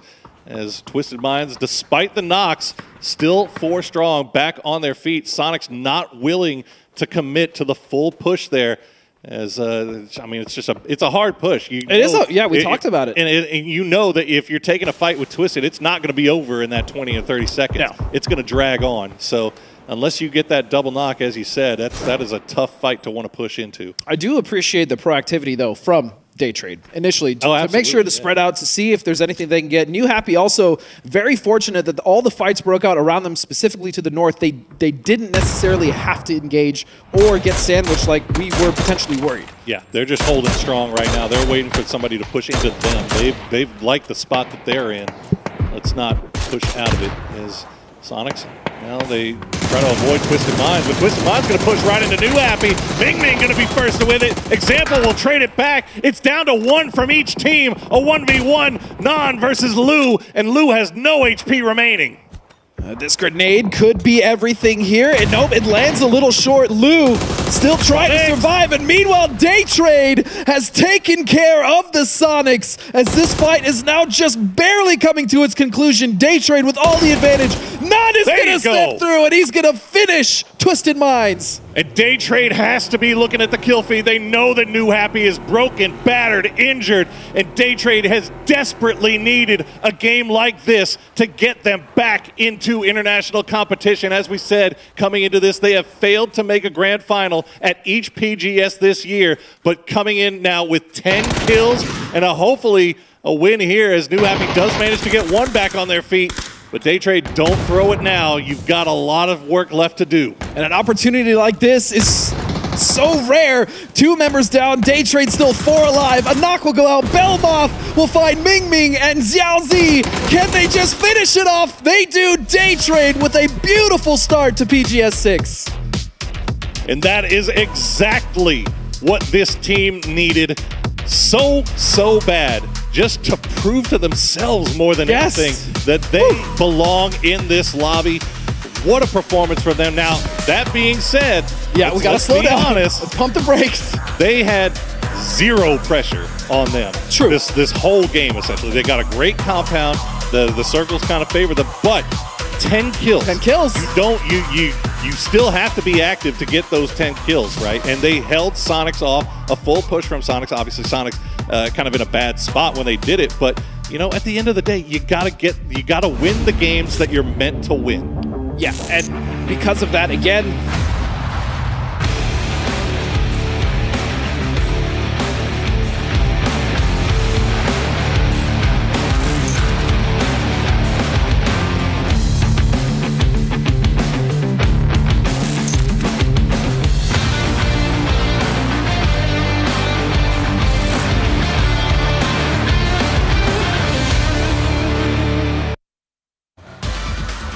there it is, even Daytrade's here. They get themselves the first win here for PGS 6 in the group stage, and it looks relatively clean from them coming into our first Erangel of the day. Joining me, Matchroom, to talk about this game. It is Daytrade all day, baby. Yeah, I mean, if you're a TSM fan or TSM, you've got to be kicking yourself right now. Beautiful move coming out from Daytrade, takes them down early, gets into a great position, and then just manages to exploit on what is a very cool couple of in circles, just moving into a very open area where Daytrade just continued to exploit. Pivotal moments as well, of course, as we kind of watch through these highlights, them crashing onto TSM and making it look effortless. I mean, we didn't really get to see a whole lot of that fight, but they kind of obliterated them. I thought maybe they crossed the T, kind of taking them one out through another, but it was over in a flash. It just, seriously, we saw Sparkin go down in the kill feed, and then it was just done. After that, they got control of pretty much the entirety of the West, while all of the blood path was going on the East. I mean, you can see it was just a set of dominoes, as it was on one side of it, TSM being taken out, but then also you had Sonics as well as Twisted Minds up into the Northeast, just corralling everybody right into the circle in the Death Trap. Yeah, and Death Trap really was some of these later circles in the game. Look at that kill feed there. God, it was crazy. Absolutely ridiculous. I mean, as the circles did narrow down, though, just a very, very difficult situation for those teams in the East that you were mentioning, right? Like, they obviously realized that you can't be constantly rotating past these teams, so they're leaving it to the very last second. New Happy was one of the teams that actually moved from in a desperate scenario to the middle of this circle and got themselves a second place here. In a, I would say, a pretty vulnerable position on top of that. Like, as they were kind of in the death funnel where a lot of the teams were going to be focusing in on trying to make the rotation in, but all the other teams just started bumping heads coming after New Happy, and New Happy just managed to exploit that. Yeah, and there was, I mean, I guess technically an opportunity for them to try and round things out, but Daytrade had too much information on where they were, right? Yeah. They also have the utility to be able to dislodge them from that. There's no way New Happy's going to win that. We saw Daytrade run out, go dance around a crate for a second while everybody else was go run back over to where they were beforehand, then kind of like juke around in the north, look around, see what's going on.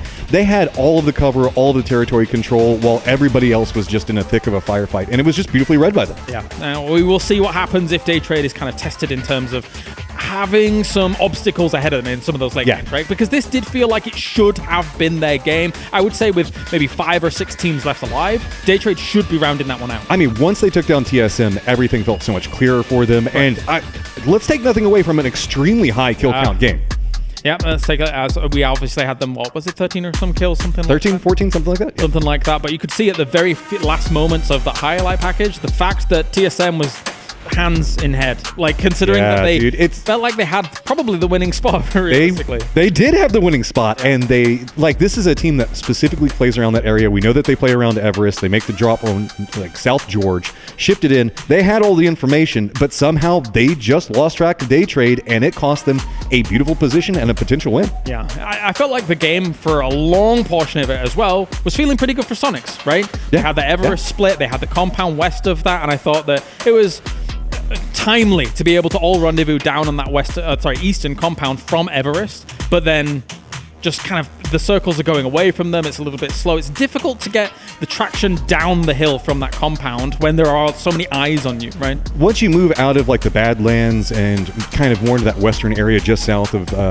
Everest, I guess is the best way to describe it. Sure. It gets very, very complicated to deal with the hillsides that you're talking about, most notably due to how the compound is up on top of everything and the control that's provided by it. And then whenever you look at Daytrade's positioning on the opposing front, that's where we saw Twisted Minds and Sonics. I wouldn't say they kind of almost worked together to funnel everybody into a southern position in a firefight, where we saw a lot of teams like Falcons trying to look around and they just couldn't figure out where to go, man. It was like them and FaZe were like, we don't want to commit into this terrible location, but there was nowhere to go. That being said, it is Halloween season and the boogeyman of Twisted Minds is ever present, as you can see here. Of course, Daytrade, yes, get the victory, but Twisted Minds, a huge split across Ruins, and was just taking fight after fight in such a dominating way, and are now back-to-back champions, as well as back-to-back MVP. An example was just popping heads left, right. Yeah, I mean, most expensive fantasy player for a reason, and shows it inside of there. Just walks out a ton of points inside of the first game. New Happy also, you can see, great point total is going to be coming through here. Sonics, more quiet on the kill front, but we do see them put out a pretty decent amount of damage, considering what was going on and just the cacophony of chaos that was all around over these. Makes it scary, though, with Twisted Minds looking good, even not winning the game as a whole. As you take a look at the breakdown for Daytrade, and it was no single effort coming out from this team, right? It was very much a team effort, as Nurans will lead the pack. Thanadol, I think, was always a great pickup for them. When he left Terraform 5 and finally was able to join Daytrade, there was a little bit of a lull there where he couldn't play in some of the tournaments, but then coming into this one, performing well as well. I mean, this is just capitalizing off a position the best that you can. They understood exactly how to play around that section of the map. Great macro control is pretty much what propelled them through the entirety of this in-game. Damage numbers, kill counts pretty evenly spread across everything. This is just a solid team performance. Everybody working together to accomplish the goal. Yeah, where's Saga? I mean, he's going to be happy with Daytrade. He's probably playing rock, paper, scissors somewhere. I don't know where he is in Bangkok. He loves rock, paper, somewhere. Scissors. He loves it. But anyway, yeah, let's take a look at that leaderboard coming on in. 23 points for them. And, you know, as we only have one match, this is also our overall leaderboard to get things rocking. But it's a great start for Daytrade Gaming, especially since kind of missing out on the situation of getting towards that finals for a PGS 5 and not really having the best of scenarios for them. And look, they've got to have a good start. I'll be the jerk here. Daytrade, 23 points, first game, great. Good positioning. Can you keep it going is the question. This is a squad that needs to make sure that this momentum does not die here. They need to have a stellar performance through the entirety of the rest of the day to make sure that this does not be a one-off and done style situation. I agree, because I think there's a lot of, I would not necessarily expectations, but anticipated hopes for a team like Daytrade. Yeah, right? I mean, this is a historic squad that we've known for how long at this point, and this is the way you want to start your tournament. You have a chance here. How much more can you make out of it? And I have to echo exactly what you said. We just need to see maybe a bit of a harder test in some of the late games to see what they're really made of. But here they are on screen at the moment, 23 points under the belt. And it's a great start because we saw in PGS 5 that cutoff was kind of around that 60-some point mark, which was a little bit higher than our previous PGSs. So if you're suddenly getting, what, a third of that in one game, flying high. I mean, just make sure you keep the pedal in the metal. If anything, we often see that sometimes some squads can become hesitant. Like, oh, I've got to hold on to the lead, or I can really just need to, like, keep a grasp since we did so well in that last game. Nope. Now you've got more of a point lead. This is whenever you can be more free. This is whenever you can go for the kills, start going for a little bit more of that risky rotation to get into such a beautiful place to try to win another game. The teams are gearing up, and one thing that was heavy on a lot of people's hearts was like consistency in PGS 5. Not every team was able to even gain 3 days worth of consistency, never mind 4 or 5. But as we gear up for our next Erangel here, everybody's eyes are going to be on the prize. It's the grassy pastures once again on the way. You can hear as the teams and the players are getting ready to go in the background as we will have game number 2 about to begin. Any potential activates? We will see how it all unfolds here for game number 2, PGS 6.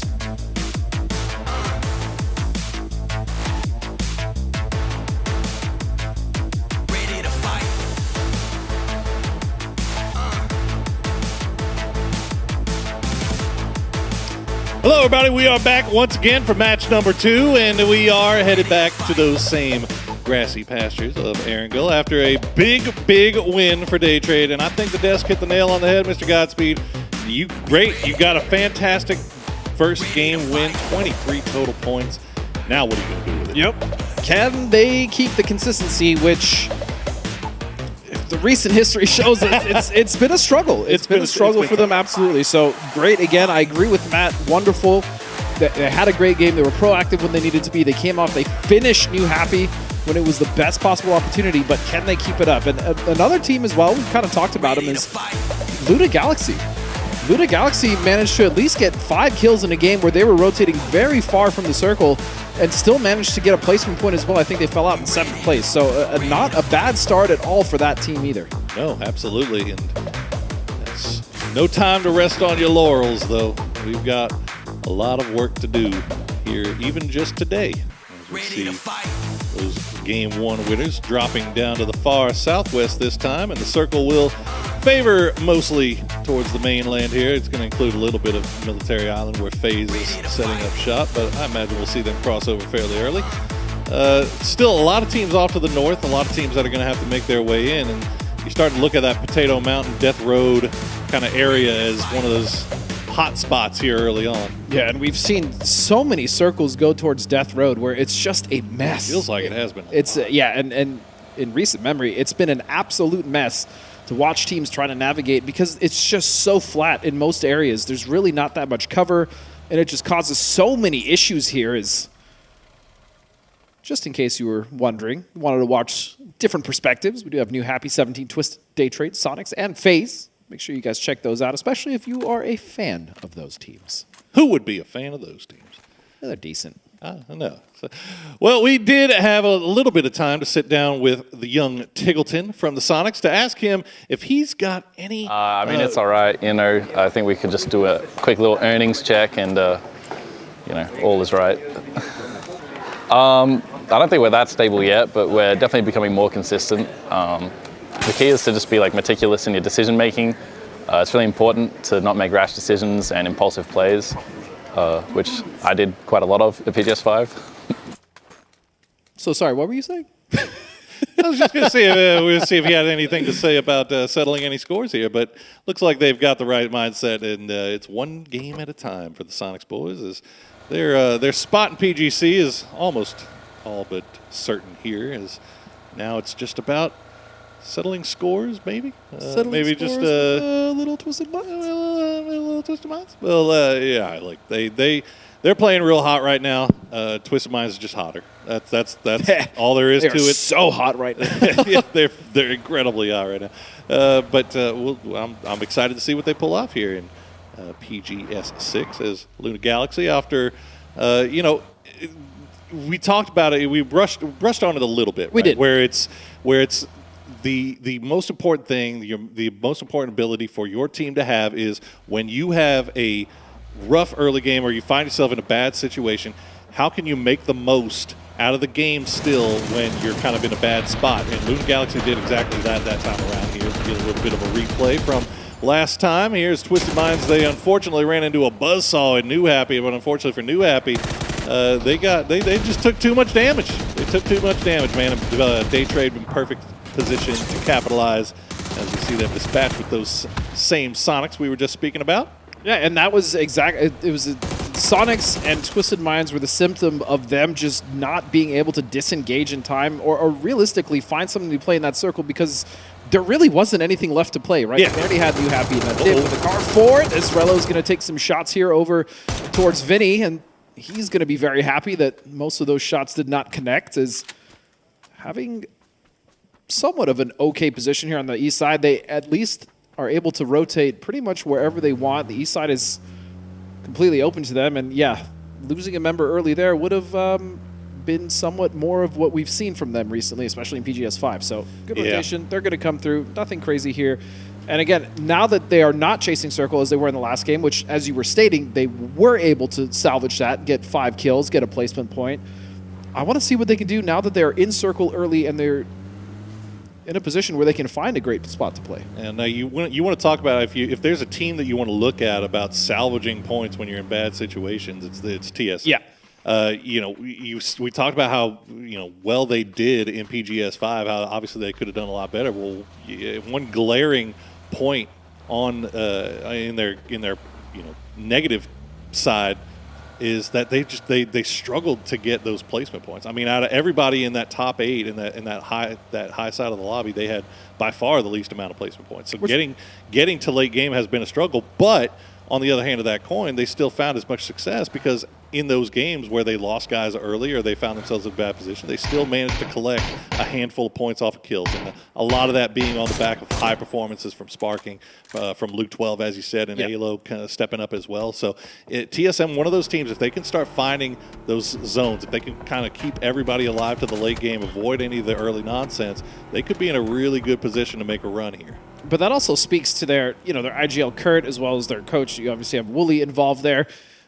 And we see this in international events when it comes to them. Sometimes they're very low on placement points, but they'll always have a lot of kill points. And then other events, they'll be low on kill points, but then they'll make the adjustment to have a lot of placement points, right? So they're always making sure that they're at least capturing one end of that spectrum of the two columns that we have, which is what has made them such a global consistent team over the course of the last couple of years. Anytime we send them to a global event, we can expect that they're at least going to find themselves bare minimum in the top 8. Yeah.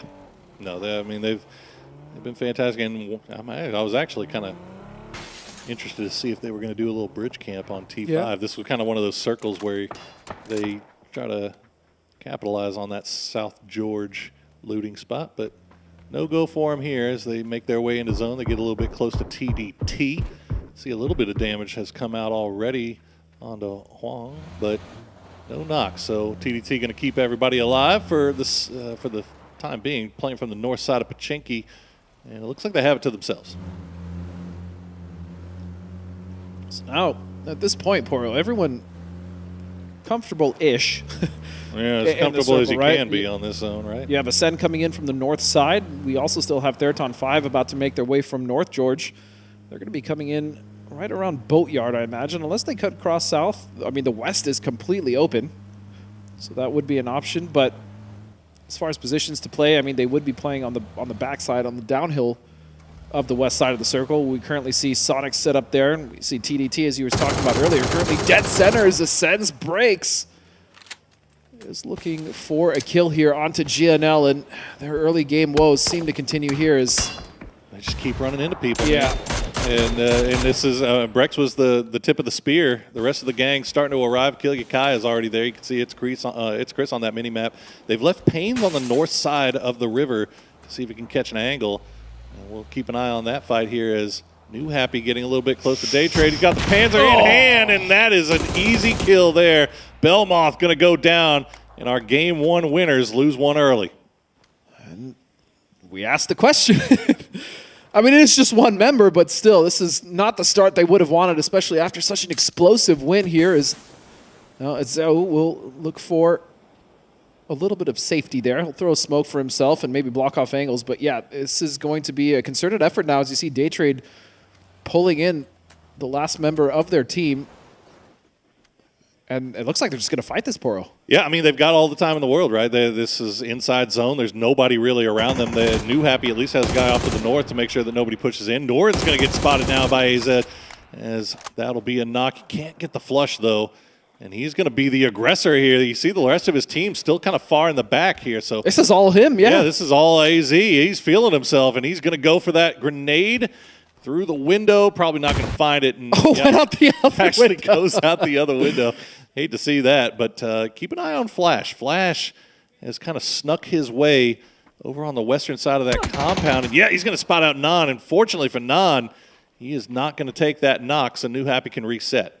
Yeah, but the way that New Happy is fighting this is fantastic. They've actually completely surrounded Daytrade, and you see the last member of New Happy, Zhao, just on the north side, now on that hill, able to really corral or even just suppress the other members of Daytrade trying to get different angles, trying to get outside those buildings. That's going to be a nasty shift. As Sonics, as you see there, probably going to be rotating in towards the southwest side. And now this fight needs to happen as quickly as possible. That's going to be a knock. Flash is going to find Ming Ming. Yeah, look at this. You see Tiggleton actually kind of creeping a little bit close down there. Might have heard the gunshots. We'll see if they come over here in third party onto this, as Ming Ming not going to be able to get flushed. Nan will hit that res. There were also a number, you could see when we saw the map pop, there's 2 E pickups in the air. I don't know if anybody actually took those just yet. As Thanaddle will spot out Chow. And now Daytrade fighting back here as they will get the knock and the flush. So another point picked up for Day as they are back on their feet here, 3 up. And now Ming Ming going to get spotted again. So Daytrade being the aggressors here. They've got a little bit of a... oh, non just immediately turning them back. Never mind. AZ going to shut them down, and they should be able to get that res back on Ming Ming. Yeah, and it looked like they were in a bit of trouble there as we saw Xiao get off that hill to try to actually come and support, maybe go for trades. They lost that angle, but it didn't even matter. Nan just doing all the work at the end by himself, essentially. Yeah. I liked that from Day Trade, though. That was a confident push. It was a good attempt, yeah. I mean, even though they go out in 16th place with 1 point, you know, that's what happens. That's the kind of thing that happens when you get that big first game win. You start getting that momentum going. You feel a little bit more confident making those aggressive pushes and trying to take that fight because you know you have a little bit of a cushion just in case things don't work out. Sonic's back again now on this southwestern side. So now once New Happy gets everybody back on their feet, this is what they're going to have to deal with if they start to make that rotation in from the west. Especially when you look at that split from the Sonics, right? It's going to be north-south on that road on the southwestern edge, so pretty much controlling that, making sure no other teams can get in. Alo is going to take some damage there. He's going to knock down to half Sparking as well, and oh, Fluky, no! He gets hit by his own vehicle, but still the damage has been done to TSM. Alo is actually going to get flushed out completely, and they're at on 5, taking an early fight with the advantage here against TSM. Yeah, TSM kind of getting caught out in a bad spot there. 2-2 split between the J compound and Volcano. And unfortunately, Kurt and Luke 12 not really a position where they could support their Eastern duo. And T5 just sent all 4. So not really much you can do about that. As they spotted out Ascend off in the distance. You can see Ascend with a really big 2-2 split here as well. And it looks like they should be safe for the time being. TDT, meanwhile, on that northwestern side, just south of Apps. And they've got Twisted Minds on Potato. Twisted Minds kind of flexing out a little bit. I think they might have spotted out GNL. That's kind of just off to their west here. So everybody has their spot that they're playing. They're starting to feel a little bit more comfortable now that we're in our 3rd week of play, essentially. Right. Yep. Of kind of spreading out and just controlling their zone of influence, as it were. And that's kind of the benefit of having another. Oh, that's this poor Panzer on Beltmoth. Just good night, sweet prince. Yeah, no chance at all. Let's see the react. He's like, yeah, that's about how it goes. But as I was saying, when you have another major event just a week later, it's very similar as far as, like we said, the momentum that you carry forward, especially for a team like Twisted Minds. You just won the last event. You have a good read on the lobby no matter which group it is in group stages, and that is a shift. The southern shift followed by the hard north shift. So you can see them kind of keeping an eye on New Happy. They avoided Sonics for the most part, it seems, but now it's not like they've got anywhere better to go. The next spot is into GNL and Twisted Minds. So New Happy not out of the woods by any means, as Sonic's actually going there as well. So that might, depending on who gets there first and who's going to be the bigger distraction, that might open up a door for either one of those teams, as Eternal Fire are going to make their way across Death Road through the gauntlet of the Expendables and Falcons. I do like this split coming out from the Expendables. A lot of control on the south side, making sure that at the least they can't be backfilled, as Rex is going to be found, or Rex is going to find Quetpa. That's going to be a kill, so Eternal Fire not starting quite as hot as they did. And the Mad now hunkered down just behind his RB. It's going to be a rough position. Nade's coming out. The rest of Eternal Fire looking to rotate here. Code Marker and Roarn just trying to skate on by. Take it easy, the man. Best of luck, brother. Just slug your way on over to the left just a little bit to avoid that. There you go, grenade. Chief. You got it. Yeah, he's staying alive. He's fine. The rest of the boys engaged in a little bit of a scrap here with Ascend. Unfortunately for Eternal Fire, the rotation from the far south trying to go dead center, not really paying off the dividends they were hoping for, as Code Marco will get finished off by Rex, but at least the Mad and Roarin are still alive for what it's worth. As Gen G still just sending all the utility they can over there. And now, yeah, you can see they're on the move, maybe trying to surround them a little bit here. Is FaZe Gustav trying to go for the, the cliffside. Luna Galaxy, they ain't having it. Gustav will get finished off, and that's another point picked up for Luna. But James in a perfect position to take advantage of that, and Zakraken goes down. Yeah, it looks like they're going to pay for it. I think they noticed that James was all alone, right? Or not James, but Gustav was all alone in that dip. So I like the decision, but again, FaZe ready to at least answer back. They get a kill, and Luna Galaxy will lose one, but still 3 members alive, in better shape than FaZe for now. Another little bit of a tough early game here for FaZe. They are down to 2, but Those two are very dangerous men. Let's see what they can pull off. Is New Happy getting a little close? Whoop! Tokyo drift around the rock there as the smokes will bloom. And Gen G off in the distance taking shots, but looks like they should be safe for now. 5 kills for New Happy after taking out Day Trade. They managed to pick up another one along the way somewhere. Not sure who they picked one off of. Might have been GNL, actually. Yeah, that's a rough position for them to stay and hold. Meanwhile, Sonic's now starting to encroach on the position, actually just assaulting the position here of They're on 5, but Shrimsy's going to be found. Fluky will get that knock at range, and after dispatching of the members of TSM, they're continuing to assault the Americas teams right now, as it looks like Sonics is starting to follow them as well. GNL, meanwhile, still in a lot of trouble.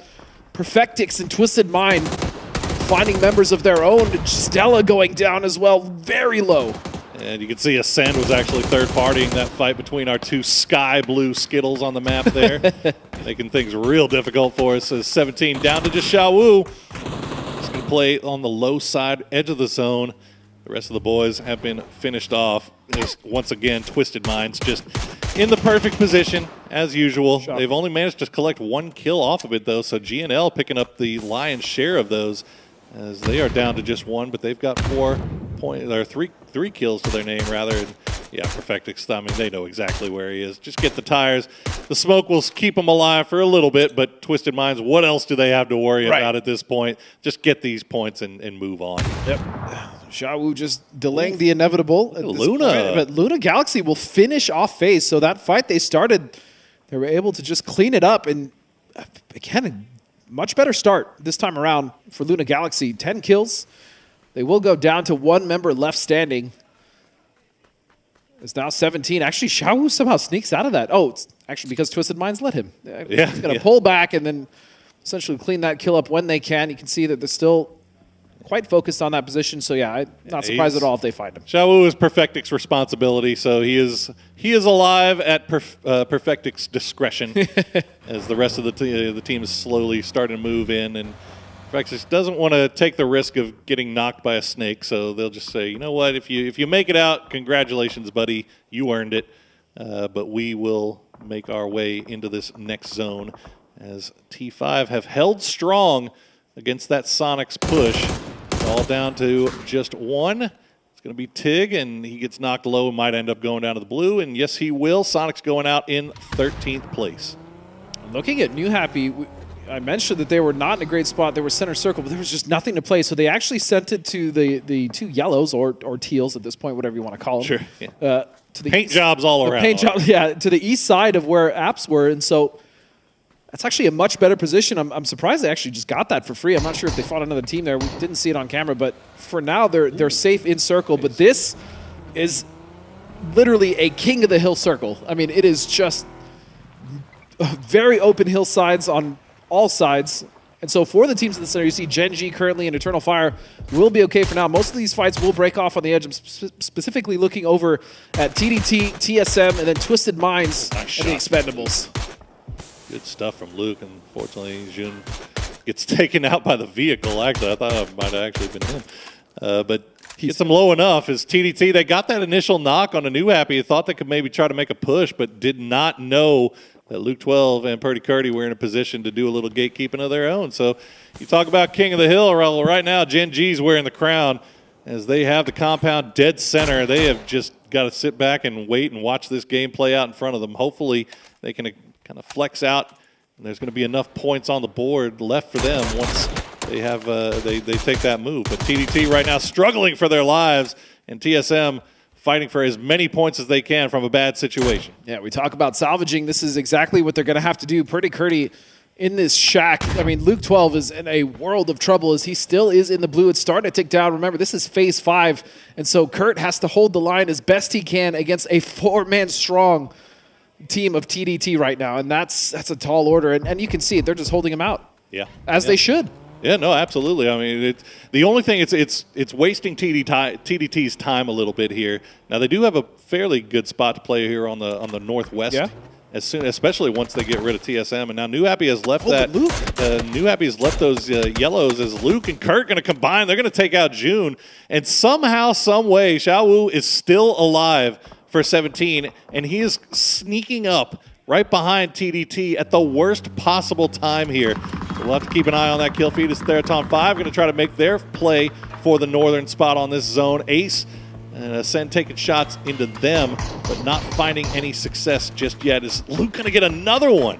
Yeah, Luke's going to find another member of TDT as he goes there. down. And fortunately for Theraton 5, they had Rosteted here already in this position so that they knew they had somewhere to rotate to. They managed to make it through that very dangerous split there, and it looks like Ming Ming now from New Happy coming in. They did lose one in this rotation coming to the north side of this, but they're still finding damage and knocks as they come along. Yep. Striking at the perfect time here for New Happy. Even though they're down to 2, they know that they can still take advantage if they come at the right time, but they're going to take a knock as you see a number of knocks coming through, a couple of flushes as well. AZ down. It's down to just Ming Ming. The spray over towards TDT. Not going to be enough as you will finish him off. TDT collecting points here as they struggle on the northwest. And somehow, Xiao Wu is still alive. Still making his way on that western edge in a potential backstab situation here as Chris just cannot get the kill. Finally, he gets rid of the Mad. So Ascend still 4 strong on that eastern edge. They're going to have to contend with the Falcons, but more importantly, Theraton 5 at some point here as Fluky now starting to rotate, and it looks like they're looking for the final members here of TDT and TSM and Purdy Curdy. Yeah, they've got a pretty decent position. Finally, Kurt will fall. Kurt will go down. TSM down in 10th place, so we're down to our top 9 with only 27 alive. A lot of beaten down teams here. You see the Expendables on the south side. We haven't really gotten a chance to talk about them much, but they haven't really been involved in much. They took that position on the eastern edge of Death Road early on, and then just kind of been slowly making their way in. Now, that might come to an end here shortly as you have Twisted Minds off to their west and Falcons off to their north. Xiao Wu, by the grace of Perfectix, is still alive and in this game. Now, will that come back to haunt Twisted Minds? I'm going to set the plate. I'm setting the table. We'll see if it happens. But, yeah, Xiao Wu doing his best as a snake for the 17 boys. Yeah, and he wrapped well out of vision for Perfectix to see him. So they pretty much just kind of gave up on that. And now they're taking their sights over towards the Expendables. The Expendables did a great job of cutting off a lot of those rotations on the south side of Death Road there. They had a good split. They caused Eternal Fire to have those rotational issues going through when they were trying to make it to the north side. And so now they do have a foothold, albeit as small as it is, in the circle just on that southern edge, but they're going to be in a lot of trouble as Delwyn's the first one to fall, and now you see Twisted Minds starting to get active as they've realized that that is probably going to be the next position for them to play once they get rid of the Expendables. That was the problem for TE, though, is that they made themselves, they went loud to take the fight over towards Twisted, and it drew the attention of Falcons. And so they came over, took some damage. Expendables down to 2. The smoke cloud will be laid down, but Twisted Minds not going to give him time. Perfectix will find another knock. Lou's going to go down. Batu's going to go down as well. TE will get finished off, but Example and Perfectix have work to do as Gen G have left the compound. They're coming down south. They want to clean this up. Perfect timing, and that's exactly what you want to see from a team that has been sitting center for so long without any action at all. That proactive mindset is so good, and that's exactly what we wanted to see from Gen G. Beautifully played. Yeah, Vinny was snaking his way out from Luna Galaxy. Did manage to get a knock on the Falcons, but Flood spotting him will take him down, and that should be pretty easily resable here for Falcons. Now up to 3 kills, 4 strong. They have the entire southeastern side of the zone to themselves. They're keeping an eye on Ascend, who's off to the north. They still have 4 alive. But they've got, I mean, they're completely comfortable. There's no reason for them to really start any rotation. Xiao Wu will get finally taken out, but he finished with higher placement than Twisted Minds. So there is no way in hell Perfectix is going to let anybody live past them anymore. Oh, he's hunting the blue next time. Oh, yeah, he's going out. Like a dog without a leash, he's going in, and still Theraton 5 will clean up the west side of the circle, but now look at Ascend. They've realized that there's only 2 members left here of Theraton 5. Still 7 kills to their name, but they want to clean up the north. That gives them so much room to work with when they eventually do take the fight to Gen G, depending on what this next circle does. Yeah, Gen G retreated after taking out Twisted. Oh, and it's so good back to their compound. Now they had Barpo off to the south, but Snakers wrapping on the south side for Falcons. They run into each other. Fortunately, Barpo doesn't get knocked there by Snakers. and will escape. But Ascend getting a little bit of love as far as the circle goes, but they got to clean up T5. They got to do it cleanly, but Rossided will get the first knock on Achille Kai. Ranger X in a good position as well. You see the damage coming down onto It's Chris as Rossided will now turn his attention back over towards Ascend. This is a tough fight for Ace, as these hills are proving really difficult to work around. Yeah, and I love the way that T5 split this between Ranger and Rossided. They realized that it's probably going to be Ascend, a full 4-man team.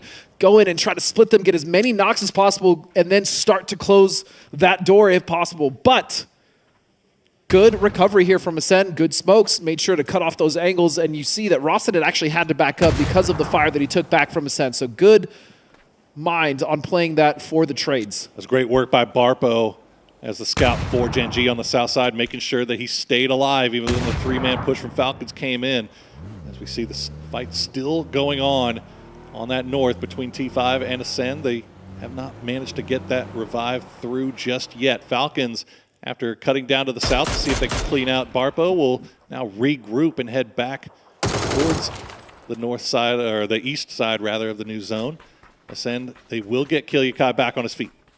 You can tell as well, Ascend trying to clean this fight up as quickly as possible. They know that Falcons is going to be on the southeastern side. As you see Flood now starting to flex out, looking for the kills. He's going to find some damage there. Lots of pains, but he doesn't get the knock. But that is going to be the alarm that Ascend is now in a sandwich.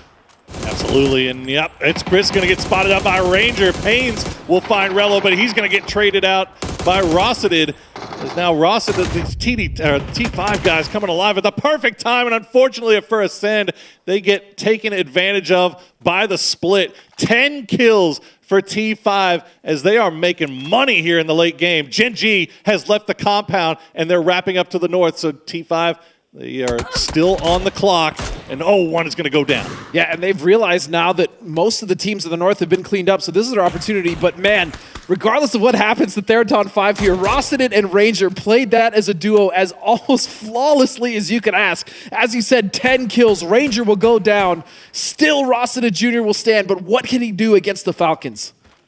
Falcons do lose Roth, so they are only a 3-man. Gen G still just playing around that hard cover, that high ground, not overextending here. They don't want to take any risks. They don't have a whole lot of information about where Rossided might even be. They should know that there is one snake left in the grass around here, and they should have an idea that Falcons is off to their northeast, but they don't want to put themselves in a bad position to get taken advantage of. You can't take that initial knock because that's just going to open up the door for Falcons to come rushing in. So Gen G doing exactly what they should do.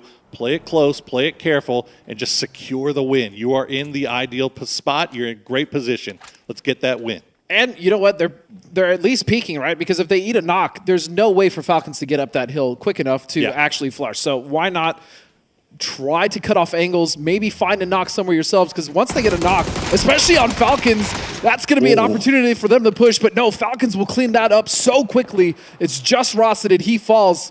And so now it's just a straight-up 4-on-3. But Falcons have the low ground disadvantage. I mean, conversely, the fact that Falcons didn't take a knock there was absolutely huge. Yes. So they are still alive. They still got 3 up. They're still playing that low ground side. As you said, the terrain kind of making things difficult for both teams, really, as Gen G has that high ground, Falcons has the low, but a lot of trees, a lot of hills in between. You got to wonder what their utility is looking like on both sides. You can see there for Gen G, a few smokes, a few flashbangs, but nothing really offensive in the bag left. Falcons, they've been a little bit more active, a little bit more involved in the fights, so maybe they've managed to replenish their stock a little bit off the bodies they've looted. And you can tell, I mean, Flood was really looking to flex out towards that east side, but when you saw the angle right there, it's just so cut off by Barpo, and all that, again, it's downhill, so it's very difficult to actually hide those angles, as now it looks like most of the members of Falcons starting to just flex out towards the west, smoking off that angle. This is probably Falcons' best play. This is going to be rough for them, though. You can see the utility in the bag. They've only got 1 smoke. Right. Now, they've got a little bit more in terms of offensive utility, but Gen G, they've got all smokes for days. I mean, 9 on the team. So they have time to kind of slow this thing down a little bit. They have time to smoke off Falcons and force them to play out. And immediately a trade going to come through as Flood's going to go down. Rello will trade out Adder, but Falcons down to just 2. as looks like Gen G might actually be able to get Adder back on his feet here. Yeah, but as you stated, the utility on Team Falcons is just so low comparatively. They do have mollies and stuns, just a little bit off. Really no way to confirm that kill, especially with all the smokes being used. Now Snaker is trying to hold off Barpo, who came from that eastern flank we were talking about. The flash is going to come through, but still, Relo will find it. What a play from Relo, and what a play from Snakers to be able to spot out the flank from Barpo. They managed to read Gen G like a book, dropped them down to 2, but Snakers gets caught out in the open, and Gen G will get the victory in game number 2. A hard-fought victory. Falcons did all they could, but losing that member in a 3v4 early before that fight even started, and with the high ground advantage from Gen G, it was going to be difficult right from the get-go. Just put them behind the 8 ball, but what a performance from Falcons. They gave them everything they could handle, but that is another team that was in need of a huge victory here. Now a little bit lower on the kill count, but still, that's something that you can build off of here for Gen G. Yeah, so far so good. Again, they looked much better. Toasty has been a great addition, but we're going to take a short break and then come back to you with the next game.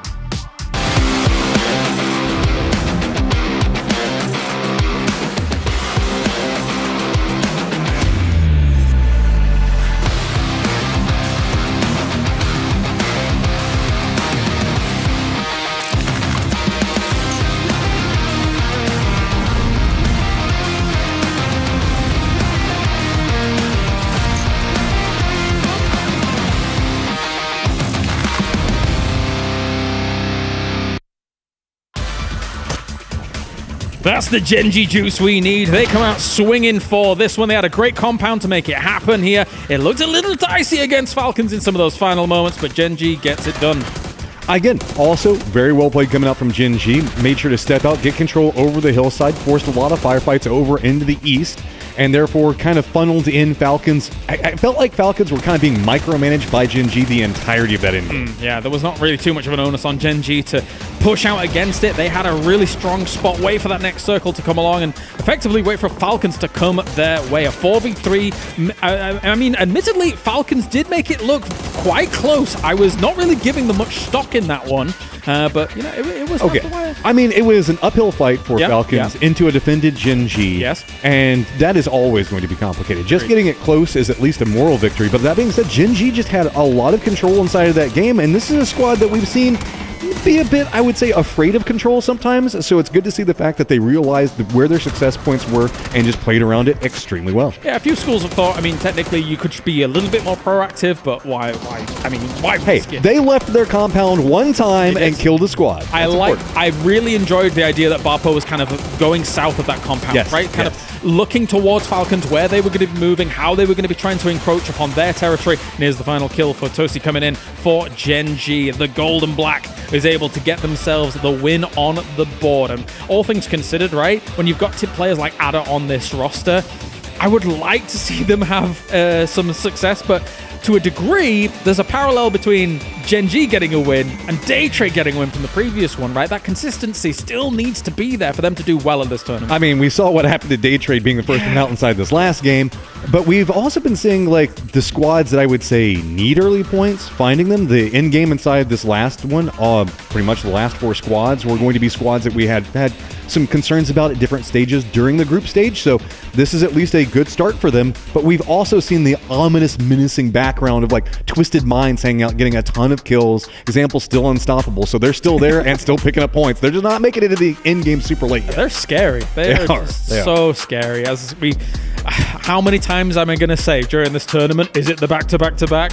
Because they're not getting the wins right now in 2 games. But until you say, is it the back-to-back-to-back, back-to-back, it's not a problem. Okay, I can do that. There you go. I thought I was with Toffees for a second there. Oh, no. Yeah, I made a Toffees joke? Yeah, well, I accidentally said something to do with Flash about Daytrade earlier in the previous segment, and I was like, oh, I hope nobody noticed that. No, you were fine. I didn't catch it. Didn't catch it. Thank God. Other things to talk about in this game, though, of course. I mean, let's actually focus on Falcons a little bit here for that second place, because that's a great start for them. Obviously, they did not qualify for the finals in the previous PGS here, so these points on the board, very important. And there were moments there. I mean, having things like FAMAS on the side is going to be a great utility to be able to kind of get things going.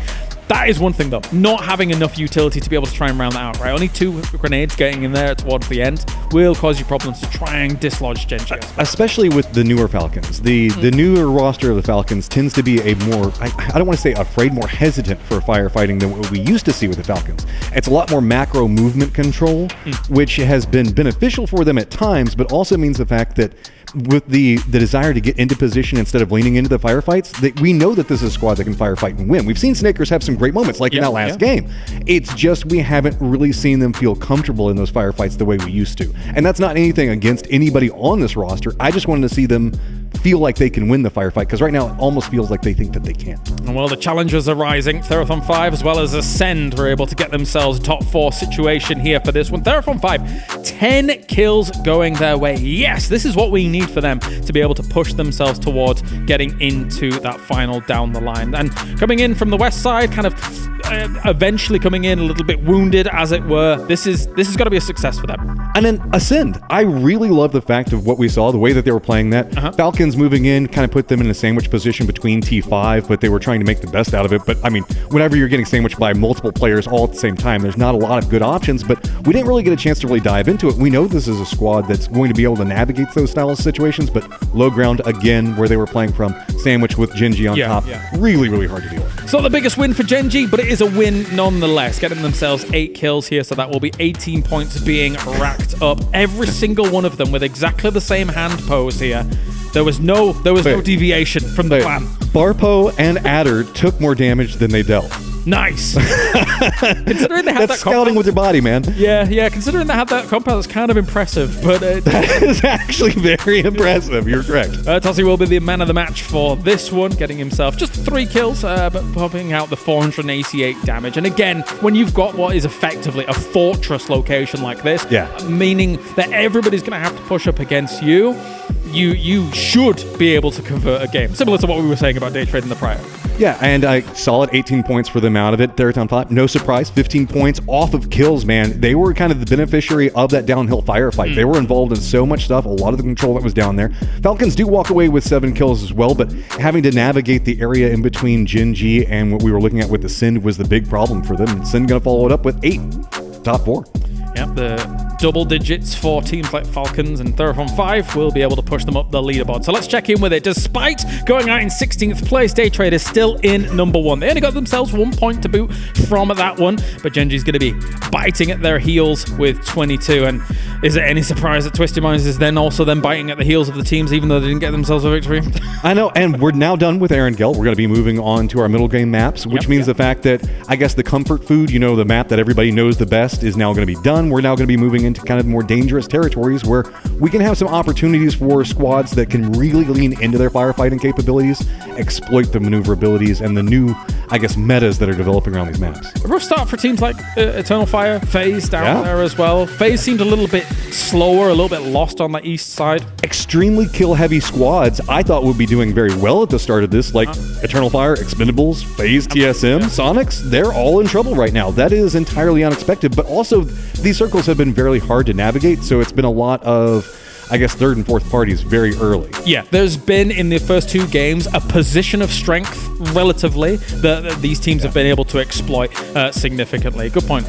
But anyway, we are going to go to a short break here, ladies and gentlemen, for PGS6, so keep your ear to the ground. When we return, we are moving to the wildcard maps here for the last chance for PGC.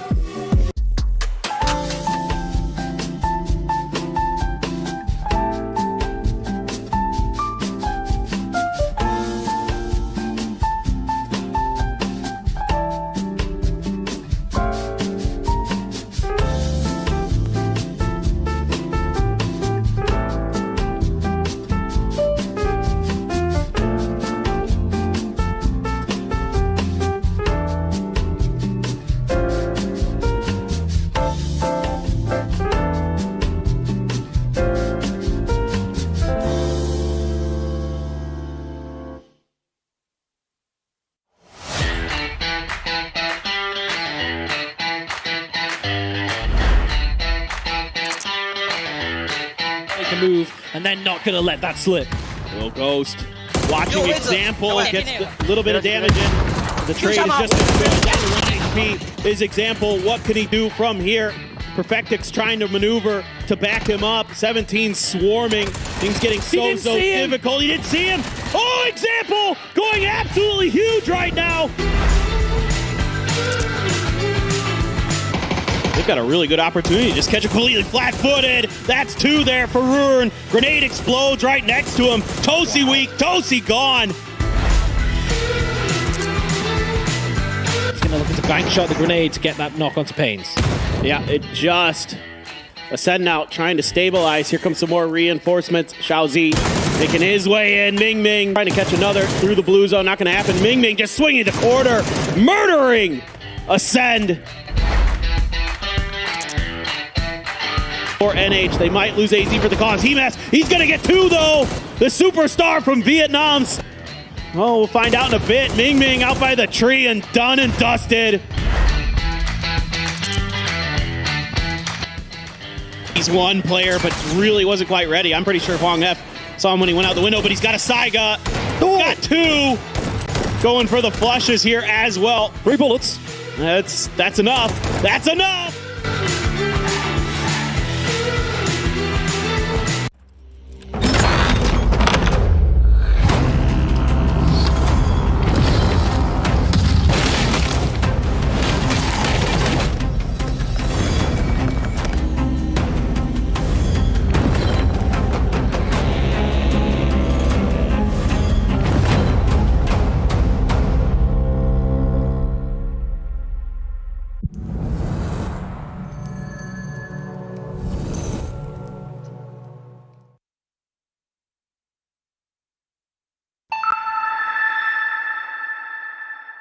Have you ever imagined your dream life?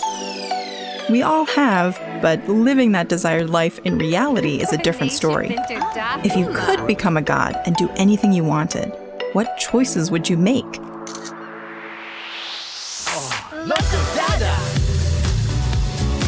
If you've ever entertained fantastical thoughts like these, we want to introduce to you a world where you can create your dream life. Welcome to Inzoi.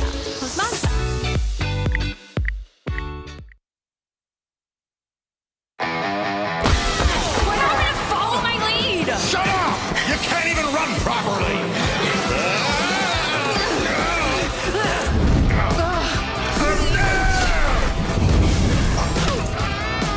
What the?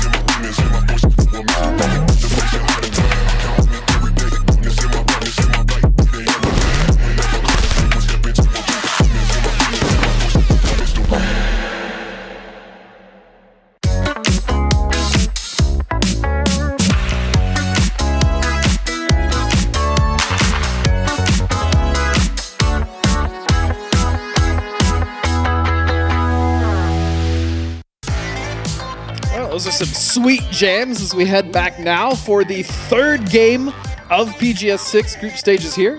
And so far, the first 2 games in Erangel have not disappointed at all. No, they have not. 2 big ones in the bag and 2 perhaps unexpected victors to start things off here in Day Trade and Gen G. But, you know, at the end of the day, even though they got the win, some of the familiar faces that we've come to expect still ending up in the late game with a just boatload of kills. Twisted Minds, the party's still going from PGS5, guys. Yeah, the party's definitely still going, but they didn't get as many points. Not that time. Not that time, right? But Calm still down. in the first game, consistency is there. We talked about consistency with Day Trade, as Matt was also speaking about it as well. Going from winning the game to only getting 1 point in the second. So, well, again, we'll see where that goes. But so far, Gen G, once again, we spoke about it, Tosi being that new addition, that new IGL, has really started to make his impression on that team, especially with how they've been approaching these late games, finding the proactivity on the south side of that circle, coming in on the edge, sweeping up Twisted Minds, then cleaning up Falcons in the north. So it's so far so good for Gen G. Yeah, I know and I know there's going to be some trolls in the chat saying, "Oh yeah, you know, S tier IGLing, stay in the compound that's getting magneted." But you know what? I mean, I would too. You brought up a good point though. Coming out and striking on that south side, cleaning up the fights that were happening, making sure that they flushed out what was left of Twisted Minds, controlling their south side. Barpo being able to control that. Barpo was huge on the east. Well, scouting out the south first, and then making sure not to get knocked, not to go down to the Falcons' push, and actually able to get back to the compound and keep 4 alive for Gen G. At the end, that was what made the difference, the 4 versus 3 versus Falcons. So, you know, it's these little things that all start adding up once you get to that late game, and Gen G doing a great job at clutching things out now. Still a number of teams that have some stuff, some work left to do. Obviously, Twisted still doing well. Only 2 games in as well, but of course, some surprises. so early. You know, we hit FaZe down at the bottom of the leaderboard, Eternal Fire down there, TSM down there. Not really what we expected to see, but we are leaving Erangel and we are getting ready to head over to Tego, where anything's possible. Anything's possible, baby. I know you love it. Everybody loves it when we done there. Anything's possible. What I do want to talk about, ridiculous play. Rossiter Jr. and Ranger played that as a duo about as beautifully as you could. I mean, Rossiter went up to the north side of that circle behind Ascend as early as he possibly could. He set up an angle on the north, and then we still had Ranger set up on the west, and that caused such a kerfuffle for Ascend, right? Which allowed Falcons to then come in, sweep the east side, clean them up with the help of Theraton 5, and then just the amount of kills they had was so impressive, and they impressed me even when it came down to the group stages, right? Theraton 5, even though they didn't qualify, they were just on the cusp with 56 points, they showed a lot of promise going into, at least coming into PGS 6. No, for sure. And, you know, as well as those 2 did, and Theraton 5 did in that duo versus a 4-man situation, I think there's room for debate with how Ascend approached that fight, right? And this is, I'm probably gonna get yelled at for this, but this is just something I noticed. The EU playstyle, right, is they took that first knock, and then all it was all 3 remaining players alive, throw down the smoke, let's slow it down, let's get our man back on his feet, let's get up to full strength. I don't know if you can get away with that all the time in lobbies like this, because that's slowing things down so much to the point where it allowed Falcons to come back off to the north and third party. Whereas a lot of times what you see is somebody will take that knock, they'll throw down a couple of smokes, but you leave push. that man knocked and slow bleeding out while you continue that push, knowing that you're still in the 3v2 situation. So this is it's debatable, right? There's no right or wrong answer at the end of the day. It's just what you feel the most comfortable with. But I feel like at the end of that fight, that's kind of what ended up costing Ascend. I will say I agree, but I think the caveat to that is the fact that where Rossiter and Ranger were positioned, Ascend could not actually make that push as effectively as they wanted. That's to, fair. Right? That's because Gen G was still on that south side, looking down on that fight, not giving them the opportunity. And again, the positioning from Ranger specifically on the west made sure that he was not at all vulnerable to Gen G, and that was the real issue. But I agree. I mean, generally, that's what we see from the European teams, especially if they lose one, is try to clean up and get that member up reset as fast as possible. It's just in that situation, I'm not sure they could have done it as effectively as you would have wanted, or even as they could have wanted themselves. Right, and then I guess you could also throw in that additional factor that is Ascend knows that Gen G is in that compound, right? And they take that knock. Yeah. I think that you take that knock, maybe you expect Gen G to start pushing out and try to take advantage of the knock, which they didn't at the time, but you have to expect that if you're Ascend. Yeah, right? that's true.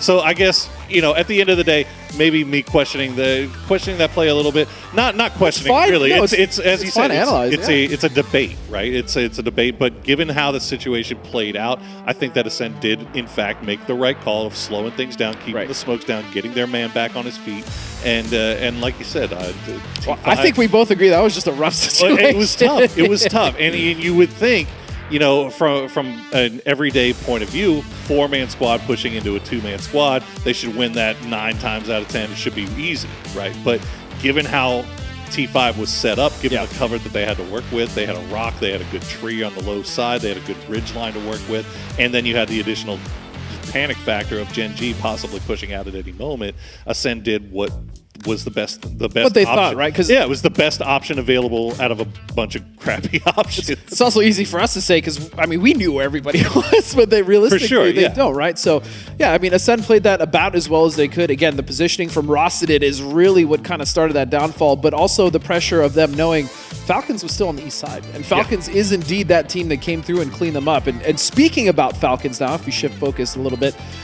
they did manage to make it into that final 2, right? They weren't necessarily quiet, but they came in on the east side, getting as many points as they can. They tried to rotate multiple times to the north and south, right? We saw them somewhat try to rotate down towards the south against Twisted before Gen G just kind of erased them off the map. And then they eventually got over to Ascend, and they made that 4v3 a fight as we now head into the 3rd map of PGS 6. But yeah, Falcons really almost took that at the end. They did. I mean, it was real close. I mean, I think at the end of the day, it came down to the difference in utility. 2v1, I think. Yeah, I mean, it just came down to a difference of utility. Yeah, absolutely. Gen G had everything still. I mean, they've been sitting in the compound forever. Falcons had been fighting their way tooth and nail all the way up to the end. But, good fight put up at the end. I think that's something you could build off for Falcons here as we head over to Tago. Playing definitely favoring the south side here. So, of course, this circle's most likely going to go north, right? Yeah, because that's how it works. That's how it works. This is the new Tago, keep in mind. So one of the big factors here, that bridge over there on Shipyard, so more options available to these teams that are wanting to cross from that north to south side, which is always a good thing. Speaking of the Falcons, I was talking to Rillo just before the game started today, and I just asked him, kind of like how he feels about Rondo. We kind of talked about that, but this is, and I've actually heard this from a lot of players, Tago is starting to become one of their favorite maps. This is, in fact, Rello's favorite map currently in the competitive pool. He absolutely loves Tago, especially with some of the changes, right? You're talking about the Shipyard Bridge being fixed now, so they have multiple ways of actually crossing instead of kind of those choke points that we had before in the central bridges, so that's been a big boon for teams. And even though the terrain is quite open, I mean, a lot of these teams have already started to kind of figure out how to navigate that, especially in those endgame circles where we really do see the central kind of closing point of Circle 9 really being open. We're starting to see a lot of cars being introduced as far as car forts. A lot of teams really utilizing what little terrain of defilades there are. And Tago, ever since being introduced at the beginning of the year, has started to kind of become one of my favorite maps to watch and cast. Yeah, I will say we watched Shrimzy take some parting shots there. We had seen in the past a lot of circles that went south down by Studio, which is now no longer Studio. It is now Hospital, and there's been a lot of changing of the terrain around there, but we haven't gotten to see it since, unfortunately. So I'm not going to see it this time either, as we are going to cheat a little bit farther north, go about dead center. 100% playable for the most part. I mean, there is the river, so I guess we'll call it 75, 80% playable, as I doubt anybody's going to stay on the north side of the river here. But a number of teams still on the move already. Twisted Minds, the northeastern side of this zone, very empty.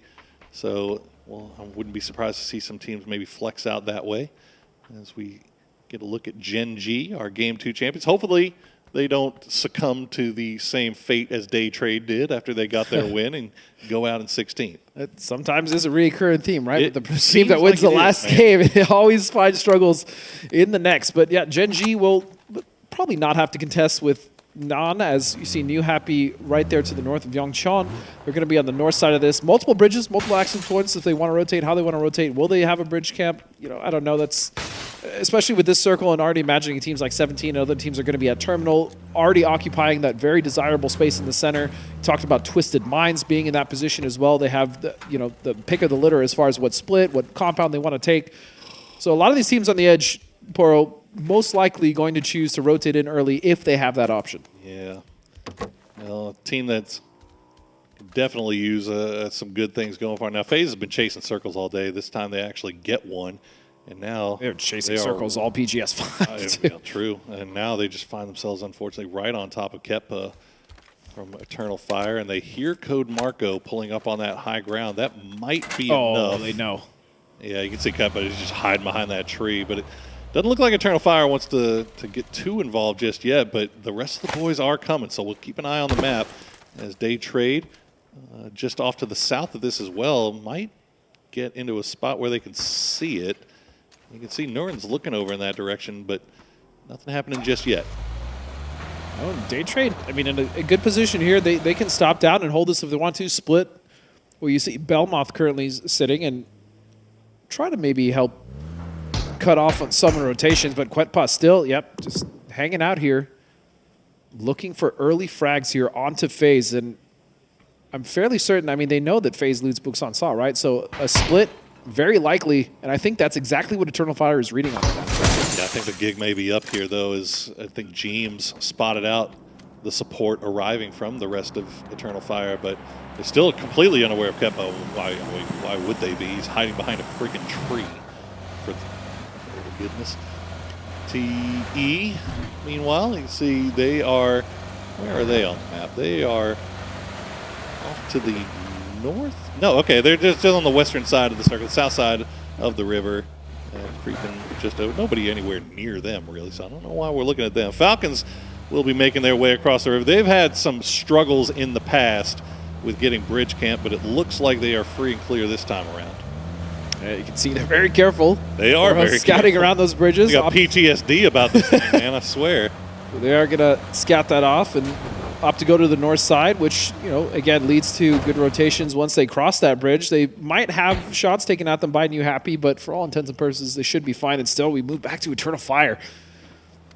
Just trying to hold in the two members here of FaZe. This is a fight that may or may not ever develop into anything, but we got to keep an eye on it because it's the only action in town right now. Now, I was waiting to see if the rest of FaZe say that, but I was expecting the rest of FaZe to come in maybe, but Eternal Fire, they look like they want the smoke a little bit more than FaZe does, as Fex and Gustav just going to hide out in the compound here. But Quetpa, he had the angle onto this. He had the close push. And he's they've read him though. The flashbangs are coming through. Actually, I think that might have been his own flashbang. But the grenades now coming out from FaZe as they are expecting the crash. And there you see on the mini-map, the rest of the FaZe boys are arriving, but will it be in time? Eternal Fire trying to take this out, but Quetpa going to get spotted out by Suju. So 17 Gaming has arrived just in time, and there you go, FaZe will pick off two. And now Eternal Fire is down to just the Mad.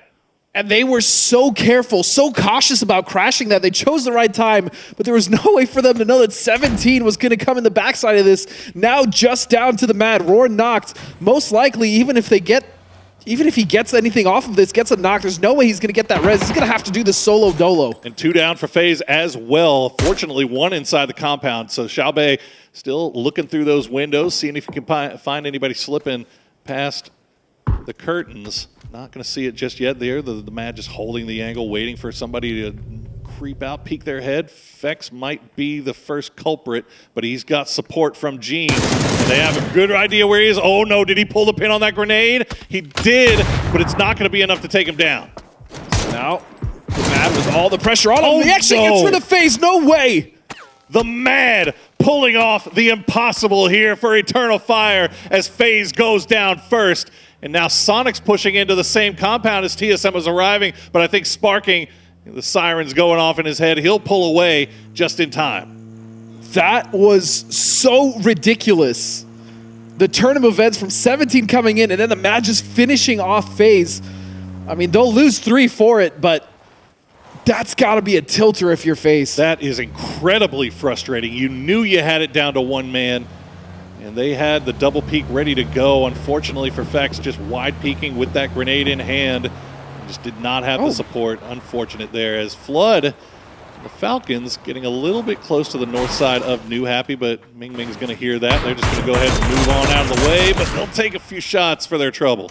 Ming Ming actually knocked his teammate there. I wonder what transpired in that little situation. But yeah, Falcons now, as you said, making it across the bridge, now rotating into a nice spot here on the north side, northeast, on a hill that they can hold for now, especially if they do go for a split. Looks like, yeah, Flood's going to be rocking around the north side, kind of going for an anchor position there. And they might even catch Gen G off guard here as they're rotating past those bridges as well.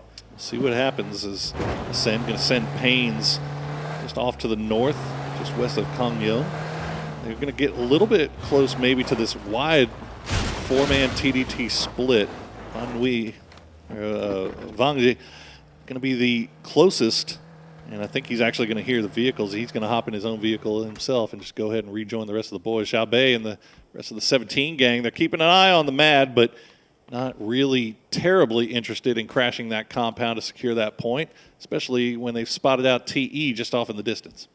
Yeah, and even just to talk about that Eternal Fire, why they did that and why they hunted, that compound was dead center, right? They knew that FaZe was most likely not a 4-strong there, and so I really like the idea that Eternal Fire was going for. It's just there was no way for them to account that 17 would be there to kind of backstab and third-party that fight. So still, Eternal Fire, the Mads will be alive for now. You know, well, I mean, as soon as 17 decides to take that, I mean, they know it's just one member left. Sure. Yeah, I mean, it just goes to show you what we were talking about earlier, right? You have to have that internal clock in your head. Yes. And know that you don't have the same amount of time that you maybe used to be having in regional competition. Like, it's just not going to be there. So you have to be ready to get out of Dodge if the fight doesn't go as quickly as you want it to. Is Ranger X in a bad position here for Luna. Luna trying to do a little bit of scouting for their next move, but unfortunately, they are going to lose the Kraken in the process. You see some rotational lines, which makes sense to me. Yep. Some of these teams still not in. Yep. You see a south side rotation here from Day Trade, and that's going to have them skirt just past TSM, but if they do make it to that east side, they have so much room to work with. Meanwhile, Luna Galaxy now coming into a pretty clean north side of this circle. This is a big opportunity for them to take a good position and hunker down and maybe even cut off some of those teams like Theraton 5. Really, realistically, only Theraton 5 that's going to be coming in on the north side after. A lot of space, as you mentioned. Well, Day Trade didn't see the lines on the map, and instead they try to go right into DSM, and they're going to pay the price for it. They lose Narens, they lose Belmont. Penadol will trade out Luke 12, but won't be able to get the flush just yet, as he's going to try. I think Flash might be the last one up, and yeah, there you go. Day Trade wins the first game, goes out 16th, and follows it up with a 15th place finish. Maybe Matt was onto something. He might be. He might have been. But that's always been Day Trade. They qualify or they make their merit on the big games. The consistency isn't, or never really has been, their strength, as they will fall out. And for TSM, they should be able to recover all 4. Meanwhile, GNL follow the lines and will find themselves in a much better position here on the southeast side, as Tosi and Gen G now are starting to take shots at a Luna Galaxy that is encroached dangerously close to their position. Vinny now on the edge of that, and he's going to get knocked to Barpo's nade so low from the shots from earlier. Yeah, and Gen G, they see that in the kill feed. They want to go hunt, and Posa just going to hop in the car and try to dip on out. Take a little bit of damage on his way, but that is going to be it for Mr. Vinny, as Gen G will pick up yet another point here, and we're gonna run him over. No, do it with flash, do it with panache, a little style. Barpo has no idea where this man is. No, now he does. There we go. Okay, we found him. Job done. All right, 1 point picked up for Gen G. And Luna Galaxy now knocked down to 2 after expanding a little bit too far away. Yeah. And didn't take the time to scout out that compound. That's exactly what I was about to say. We talked about it just before. They had so much room. There's 4 guys in that compound. You're going to tell me there wasn't a single vehicle that you could spot out before you crashed? Or even just taking an extra minute, right? You know that there's no one behind you. And that's a big mistake. Cost them a player. At least they got out with 3. Well, it could have been worse. Well, they already lost 1, so it's really just down to Haven and Posa now. But as a duo, they can get stuff done. We saw them get stuff accomplished down to just one man in game one. We'll see if they can do it here in game number 2. T5, meanwhile, coming in very late on that northern side, taking their time to scout around, using whatever high ground is available. Eternal Fire, the Mad has left the compound, and he is hugging the roadside, using whatever ditches are available to him. As you see the care package for Ascend, all types of goodies in there. Yeah, this circle is also interesting. We really haven't been able to talk about it. That central ravine really kind of splits this quite hard from the west and east. And if you're one of the teams caught on the other side, I mean, there are trenches and small areas to play within that ravine, but it is difficult, especially when you look at some of the teams split here. You see TDT specifically in the center, split east-west. That's going to be a difficult spot to navigate, but looks like, fortunately, they might even want to consolidate to the north side, as this one's going to go quite central there. Right on the mat, actually. Look at this. Gen G, they try to split out and try to take advantage of Theraton 5 coming in late, but Rex going to go down. They will find Ranger X for the trade, but Rex is all by himself off to the north. It looks like T5 should be able to pick him up. And yeah, there you go. Trade back and forth with 2 knocked. As we saw the map once again, GNL, we'll see if they follow the lines. Again, they have an E pickup in play. Luna Galaxy actually has one as well. Haven going to be in the friendly skies. See if he can find something. But Gen G trying to be aggressive, trying to take advantage of the late arriving T5, and they end up losing 1 for it. So now New Happy, who have been in this position for quite a while, with just 3 members, it looks like, will finally spot the Mad, and an arm in hand for Azo. He survived, man. I mean, he's just using that brush. That a serpentine right there. He is doing the most with the least. Posa gets knocked pretty low, but he will survive. Unfortunately, his teammate did not. So Posa, the hopes and dreams of Luna for the rest of game 3, all in his capable hands. Gen G, after losing Rex, will send 2. They're going to actually kind of backfill.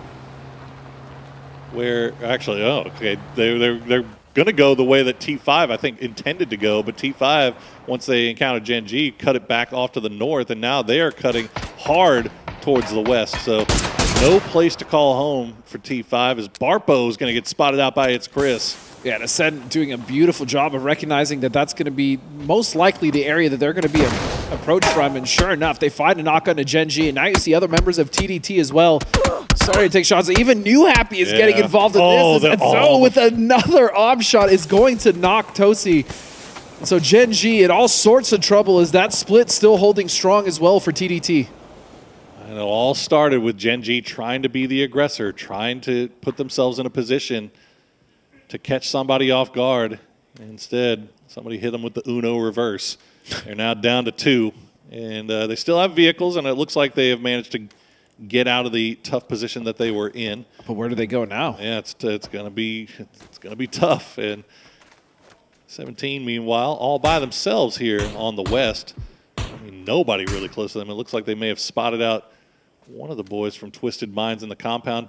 Twisted, obviously, in perfect position. 2-2 split between 2 compounds, as one would expect no less from that guy, from that squad. Nope.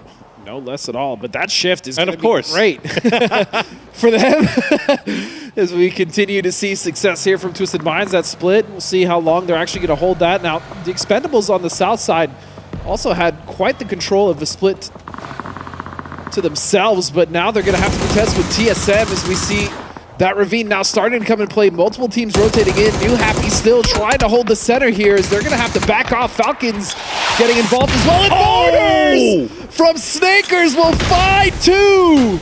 That paid dividends for Snakers as AZ, the last player alive for New Happy. He will try to lay down the smokes and go for the resin, but Barpo is on time with it. The grenade will fall a little bit short, or maybe the bounce will get it. He'll get the re-knock on the Shaoxi.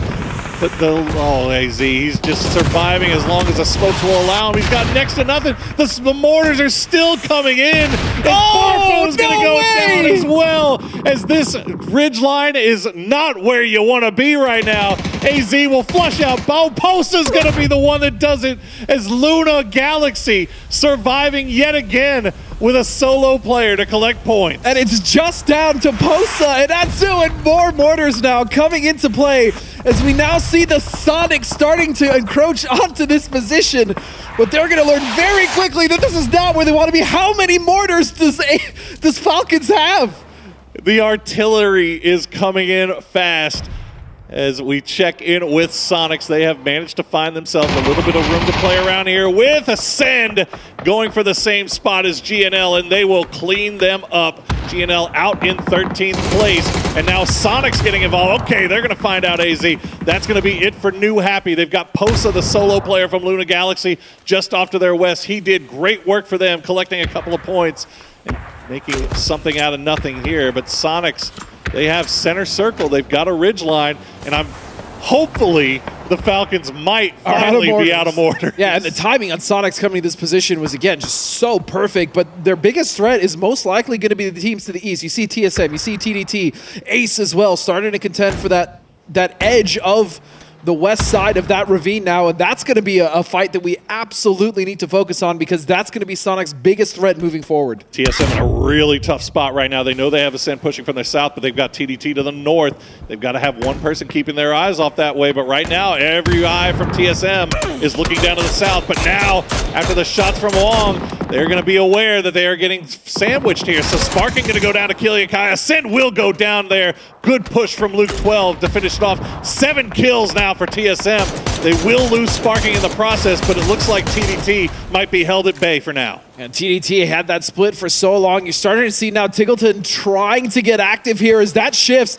And this is absolutely what Sonics wants to do. They want to clean up that eastern edge as quickly as possible so they can start to control what's left of that eastern side. This is starting to look like Snowball TSM. They have early 7 kills. They are lacking Sparking, but TDT is just not wanting that smoke. But now they might. The knock onto Alo from Zhu. Zhu has been on fire so far here today. 2 kills already for TDT. Van will try to find the angle. Purdy Curdy going to go down as well. So Zhu is finding big knocks onto TSM. Is Sonics reading that? Do they see that in the kill feed? Do they know who is just on the other side of this road? Yeah, you can see Tig's been looking for this since the fight broke off. And now Luke, the last one alive, prone, gets up. Can he find the kill? No, he's making it difficult for him, but he will find one. June goes down, but this should all be cleaned up, and TDT will do just that. Very well played by TDT as they take down TSM at only the cost of 1 knock. June will be back on his feet. It looks like they should have plenty of time to get things ready for this push across the road and into the new zone. Sonics have all eyes, well, 3 eyes off to the north, keeping eyes on Falcons, while Tiggleton's job is to keep an eye on the south and TDT. You see the utility being traded between the two. Meanwhile, Theraton 5, they are trying to make a push into Twisted Minds. It looks like Twisted, they're just going to go ahead and send everybody back to the same compound. As that compound, why not? If they've gotten Circle Blessed, let's also give them a bunch of care packages as well. Because they need it. They need it. They need all the help they can. They absolutely need it, but the timing there was perfect as well from Twisted, as you saw Theraton 5 up in the north, breaking into the compound that they just held, so they're going to hold that center position. And the Expendables, like I said, held a very wide split on the south side, but really no one to contest them. Now finding themselves in those fields with no one else but to focus on Twisted Minds. How much cover they have, it's okay for now, but it will start to be a problem, especially if the circle starts to post more north. Ooh, the south side, man, for Sonics gets spotted out, and that's going to be Tiggleton going down. And now Falcons has made their way across, but H-Win not feeling it. He'll take down Flood immediately, but the grenades are incoming, and Sonics are very exposed in this position that they're at, and that will be 1 going down. More grenades coming through as the artillery from Falcons has changed from mortars to grenades. Flood, they might be able to get him back on his feet if they're careful. June, though, TDT once again right on time, and they come at the perfect moment to take advantage of Sonics, and now they turn their attention back over to Falcons. And TDT has been playing this game so well, from choosing when to take the fights to cleaning them up as quickly and as efficiently as possible. Now Falcons just down to 3 on this side with TDT starting to push up, Nox coming out. They might just clean up Falcons as well. Zhu has been the man of the match for me so far, as he has just gotten so many knocks, and they're going to find another one. Rello, the last one alive. T5 will come out to try to clean it up. He will get Rello, and that is going to be it for Falcons, as Fluky will try to retreat back to the compound, try to rejoin his team. But TDT showing how capable they are right now in this lobby. 9 kills and 4 up. And absolutely crazy game coming out from TDT. Exactly what you want to see from this team. And now it's going to be the monumental task of Posa to guard this northeastern edge. Best of luck, my friend. Thoughts and prayers, my dude, as he is just going to lay prone to try to survive a little bit longer here. He's managed to get another couple of or at least a placement point here for Luna Galaxy to go along with the kills. He managed to snake out a little bit earlier. 17 on that northwestern side are starting to spread out and see if they can maybe catch T5 as they leave this compound. So we got to keep an eye on that. TDT, meanwhile, hopping in the vehicles. They're going to get a little bit close to the man. They run right over him, but he will get taken down by Zhu, as he is once again, the eyes are just in the, just perfectly looking there, as Zhu will get taken down by Example. Should be resable, though. They have that ridge line. Oh, Fluky, no. That's a disgusting angle here. They opted to go to the south side rather than contest for the north. And now that looks like it is causing quite a bit of trouble for them.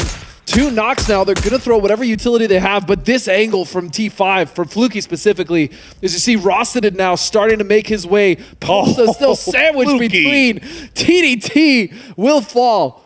Oh, it looked like he had a shot there to get everybody back on their feet, but unfortunately, the worst thing that could happen for TDT is 17 did not strike. And look at this, Posa, the Bush bro. He is staying alive as T5 comes through. They have no idea that there is a snake in their midst, ready to strike at any time. And look at him, just cold-blooded. Like a snake. Oh, look at that. Okay, Fluky will get taken down by Xiao Bei. So that might open up the door. Adam Pong is just dancing right on top of the man. It's so hard. I mean, those bushes are not easy to see players in. And so, yep, Posa is still going to be safe. That's going to be an easy one. Clean up the knock from the other member as well. So good here from Posa to get some more points. Again, Luna Galaxy may be losing people, but at the least, they are starting to salvage with great individual plays. 4 kills now for Posa, 4 kills for Luna Galaxy, and he has spotted out Rossiden. The grenade from Xiao Wu will be the one that does it, though, as we have made it to our top 4. Improbably, Luna Galaxy still in this, but 17, they are on cleanup duty. They are wrapping around on that northern side. Posa is going to get on the move and try to avoid them for now. And, well, once again, Twisted Minds, the rich get richer. They've got the compound, they've got all the gear, and they've got eyes on the expendables. Yeah, they have the most cover as well. Even if they get sandwiched, it's going to be difficult for TE to make that push. They no longer have those ridge lines from the patties to make a safe approach. And so that's going to be up to Perfectus and Batulins to make sure they're watching that. Meanwhile, Lou, an example you see up on the north side, pushed out a little further than the rest of the members of Twisted, is going to try to take the hold against 17, who are just desperately trying to get rid of Posa. He's just lasting for so long, finally to go down. But what great work from Posa there for Luna Galaxy. Huge. As once again, they find something where nothing was before here. The Expendables will lay down the smokes. They're trying to lay down the offensive smokes. Good work by them. Cut off Twisted Minds' angles and at least get Glory's close, but it looks like Perfectix, he's reading that like a book. Example going to go down from Xiao Wu, though, so that might open up a little bit of a space here for the Expendables to make a push in. Yep, that's going to slow things down considerably for Twisted Minds, as they're still putting damage onto the Expendables. Tanbu and Glories will both go down, as Lou, with a disgusting angle, will also get a nade onto 777. All of a sudden, the Expendables down to 1. Beautiful work from Lou there, as Batulins makes extra sure that Tanvu is dead. And can Lou get the res onto Example here? Glories is actually going to get taken out by a vehicle there. Twisted Minds using any and all utility available to them. Including vehicles. Including vehicles to secure these kills. Delwyn's still alive, though, but this is going to be real interesting here. You've got Example will go down, so it's going to be a 3-man Twisted Minds squad from the hardcover versus 17, 4 up with the high ground.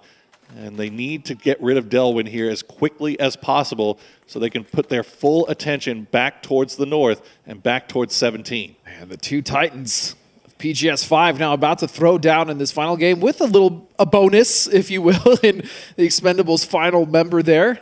Call that a lanyap where I'm from. A little something extra. Little Dale win. Yeah, y'all don't know nothing about that though. I actually don't. I think this might be just Delwyn trying to heal up as much as he can and then donate himself over to the gods of the blue zone. And yeah, you can see it. He's not hand not even on the keyboard. I'm not hitting that get up button. So yep, that's it. No hand not even on the mouse at this point. At this early, giving an extra point when Twisted only has 30. I say only. That's not a bad play. I mean, he's not making it out of that situation. Why not deny the point? Because they are still very much trained on him. Now that Delwyn is gone, though, Twisted Minds can shift their focus entirely to 17, which has a very, very controlling position here against them in that compound. I mean, it just feels like there's nothing that Twisted Minds can do here. They can knock him. That's not going to be spotted out by 17s, really. It's just going to have to be a miraculous mechanical play on the part of Twisted to get a knock or two that might open up the door. They do have plenty of utility, though, still to work with, so they're smoking off as much as they can to see if they can maybe find a way to get into a position that 17's not expecting. Yeah, but just look at this. This is an iron grip against Twisted currently. As you said, it has to be smokes. It has to be a knock. They need at least one, if not two, but I don't think 17 is really going to give that to them. Look at their position now. They know that 17 has control of center circle for phase 9, so they're going to have to make something happen. I mean, maybe with the drops, there's no cover for them to realistically push up this hill. It's going to take something really, really clever on the part of Twisted Minds to pull something off here, but at least Perfectix has this ridge line. That's something. It's not much. And they've pretty much been spotted out by 17 as well. And I think Batu might be figuring it out as they. And now you start getting that interesting question. If you're 17, how do we make sure that they don't donate these points over to the blue? Yeah. How do we make sure that we secure these points for ourselves and climb up this leaderboard a little bit farther? So the problem is pushing down is just as bad as pushing up here. You can't be overly aggressive, especially not against a team like Twisted that will make you pay if you get caught out in the bad spot. Right. I mean, you can just see how open this is for both teams to make a push. Unfortunately for 17, they have the circle control for now, but... Well, Twisted just doesn't miss, though. No. They just don't miss. And looking at the utility, there's still 9 smoke grenades on the side of Twisted Minds, so they can absolutely start cutting off these angles for 17, forcing them to play a little more aggressive than they probably want to. I mean, I feel like 17's starting to use some of those smokes. See if they can maybe get down there. Lou! Oh, there you go. Lil Ghost is going to go down.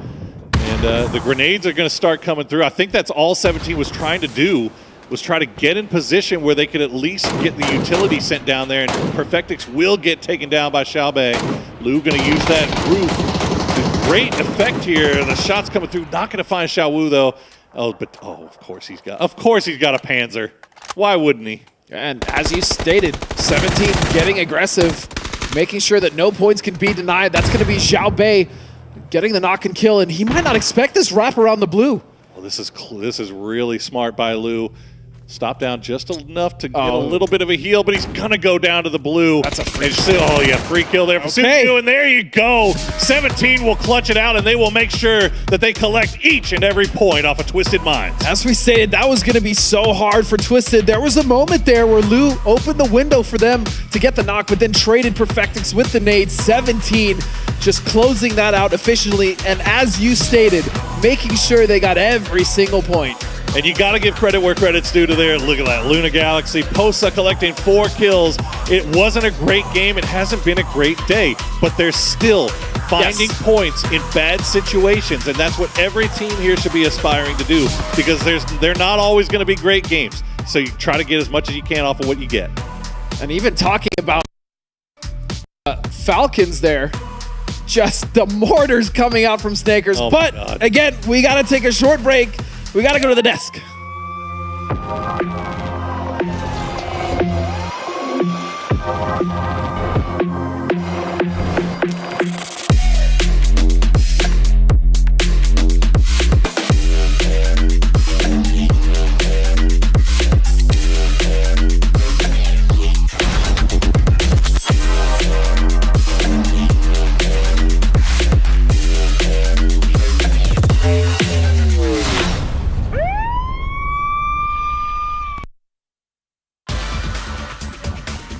One of the biggest challenges on the global circuit, 17 Gaming bags the points here on Taego, and it's an important one because tomorrow things might get a little spicy as time. Well, we'll see what in their next day how it ends up going down, but we have got them taking that high ground, being able to wrestle it off of the champions that are currently defending here and being able to round it out.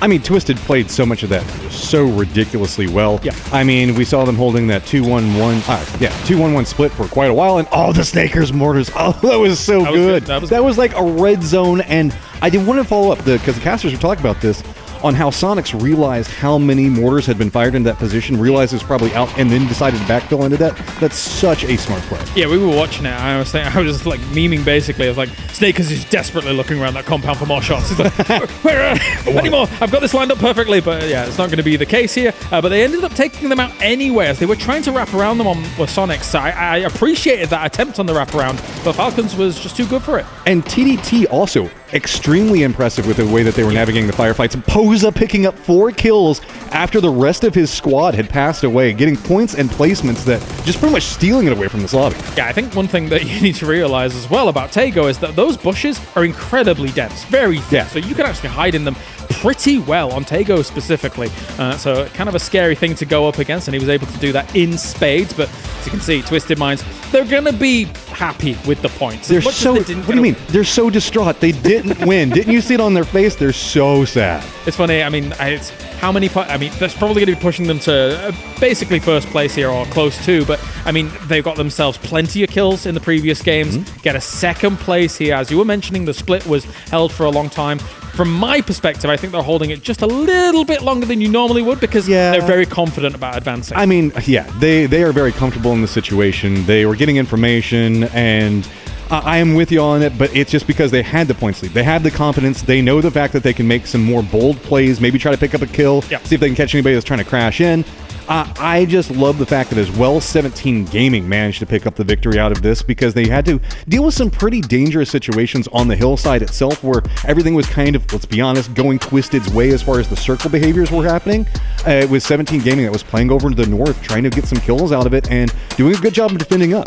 Yep, very impressive stuff here considering Taego can be a little bit dicey, and when we say dicey, you get yourself in a situation where someone like Snakers can line up a mortar onto a lip, onto a small divot where you get so many teams crashing on. And man, if he had more shots. But it was great to see that conversion there already going down. So Falcons actually, as a whole, is looking pretty good so far. Yeah, they're finding points. Good performance out of it. Follow up with the danger of this map. You can look at the Expendables and what they had to do driving into Twisted Minds and how beautiful that went. Hey, how you doing? It's going to be Brex walking back behind us there. But it's sometimes the map can kind of give and take, right? It gives you locations, but whenever it shifts into some of these no man's land, it is so hard to deal with the late game circle rotation. Yeah, very difficult indeed. Let's take a look at the numbers. The breakdown here, it's only 5 kills going the way of 17, but they will take it. 15 points on the board for them. TDT, this is going to be considered a win for them, right? I really was impressed with how they managed to push in right back behind Sonics. They just snuck up, got the kills, then immediately disengaged from firefights. They already had a player that was counter-moving over to the west to get circle control and placement off of a very short firefight. You can see damage numbers, very good. I was overall impressed with how quickly and efficiently they handled a map that can sometimes be very chaotic. I would say also for Therathon 5, it's got to be considered a win too, right? Up until the point where they got eliminated, they were in first place on that leaderboard. So for 3 games down, Therathon 5 being able to be number 1 there for a little bit of time, it's got to be great, but it will be Zhao Wu as well as Zhao Bei being able to take the 2 here. Suju and Little Ghost just a little bit here and there. Not the most fiery game from them. It didn't have to be considering they were playing more of a positional game from the west side coming onto that high ground. And that was interesting, kind of what we were talking about at the start of this with them, because they're a squad that was kind of known for playing edge, and I guess they're just using that and they're not shifting forward to try to go for center control. Instead, they're just going for a later rotation to try to come into the firefights far later. And this modification this time worked out. I'm curious if they're going to continue to capitalize off that strategy, though. One does wonder Why am I speaking in the third person? I'm suddenly the queen. She's gone. I'm suddenly the king. The royal one. One more wonder. What would have occurred with the 15 points that they got here if there was more challenges on the west? Because everybody was coming in from that east side here. It was basically a bloodbath. Unfortunately for people like Tiggleton, didn't really go his way. Oh yeah, he's pain. He's in pain. One day, Sonics will find some points. Sorry, we're looking at Tiggleton right now. I'm pointing at this. What's going on, Tig? 4 points? Hey, they tried a good move. Wasn't in the cards. Wasn't in the cards. All right. Well, that's the report we got down from the land. Thank you very much, Tig. Appreciate that. This is great. I don't know why the guys didn't really talk to the players. I know. I'm going to harass them the whole time. This is great. Phenomenal. Like, Tig's looking at this like, why am I involved in this right now? Yeah. We just ramshackled him. Anyway, it doesn't matter. It's going to be Twisted Minds with 30 points in number one. And as I was mentioning, Therafon 5, 27 points on their side. That's huge for them. If they can continue that on, get to that finals, brilliant. And it's been kind of a sneaky T5 set of victories. I mean, yes, they haven't walked away with a total solid performance, but it's been consistent across the maps. 18 kills being the lion's share of their performance, and you can see that that's put them right up with Twisted Minds as far as kill performance through the entirety of the thing, as well as TDT, 17 kills. I'm wondering who else I can harass as they come past us, but no. TSM boys just got to go. They're busy boys. They're busy boys. But yeah, for Genji, likewise, still 25 points. Very much so a win so far. Day Trade as well. Only 1 point from the last 2 games. Going from 1st to then 16th to 15th. Day Trade needs to kind of tighten the bolts a little bit, it feels. That was a big game for 2 different teams right now as well. Luna Galaxy, Posa, and the amount of points that he managed to steal, sitting now in 9th place. And Eternal Fire managing to make the best out of a terrible situation in that early game and at least managing to pick up some kills out of it. You bring up a good point because it did...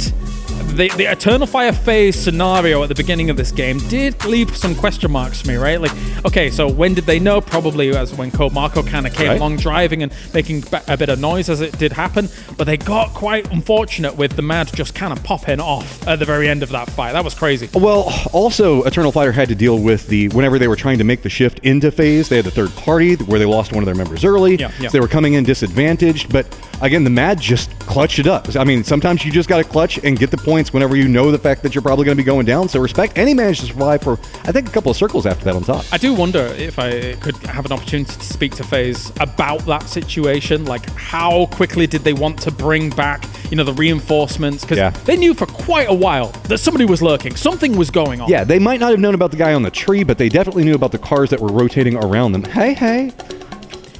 I know. Hello to people. We're talking about wanting to talk to players, and Batu sneaks up behind us and then just runs off. He gave me the look, and I was like, you know what? I'm going to let them play. Oh, yeah, okay. We won't harass the players. They're in number one, right? There he is. They're getting ready to go here once again. They will be very, very confident about their chances here so far. At present, it does feel like another day at the office, right? 3 games down, 30 points on the board. There's not been anything unbelievably flashy for them. It's just been solid, consistent play. We saw that first game on Erangel. Massive split because of that confidence that exudes from them. And it's just so far it's been a great moral day for them. Like they don't have to really worry about too much. They already know the fact that their system is working exactly the way that they want it. So yeah, would they have liked to get the victory inside the last game? Sure, but they know that they don't need it. Their play style is just constant efficiency, making sure the fact that they play for the position points and just a great understanding of their win conditions. Yeah, constantly. That's what I love about that squad. Is there's nothing twisted in their mindset and way that they approach the game. That was something. That don't wink at me. I know. Gave it to you. I mean, if you kind of you step back away from this, and I'm going to kind of plug some other content that's going on. The hot drop with Kovo, it's speaking to Petulins, and he's saying that we have a system, and it's very successful, obviously. And teams like Na'Vi, who can actually understand their system, because now sometimes we're broadcasting comms, have been able to just kind of rip that from them and just use that themselves. And you're seeing these wonder kids, these gifted kids on the Na'Vi roster, being able to implement that as well. So he was saying they're almost lucky that there's not enough, not that many Russian teams at this top level, or Russian-speaking teams, I should say, because other teams could quite easily do that if they were able to understand them a lot. But there's always the benefit of being the squad that's being emulated, right? Because you're always going to be the one that's ahead of the curve. So you're going to be the one that's always polishing while the other squads are still trying to catch up. You've got to be the innovator, though, as well. True. So you always have a target on your back. So I think there's pluses and minuses here and there, right? Yeah. But, I mean, it's been clear that the pluses have been very impressive from Twisted Minds, considering they're always at the top. It's very rare we see that consistency slip, aside from EWC, of course, which was mainly down to All Gamers Global hot dropping them on. Well, my favorite thing about Twisted Minds is they were a squad that kind of had a meme going around about being a slow starter. The group stage wasn't always their strongest point, but that's gone. Like these two PGSs, have been absolutely phenomenal right out the gate. Yeah, I got to agree. I've got to agree here. And now moving on to Rondo, how is everybody going to fare? It seems that the players are back and ready to go. This team right here, FaZe, is going to have to book up their ideas and get things going, but let's do it as we head over to the commentators here for Rondo on the cards.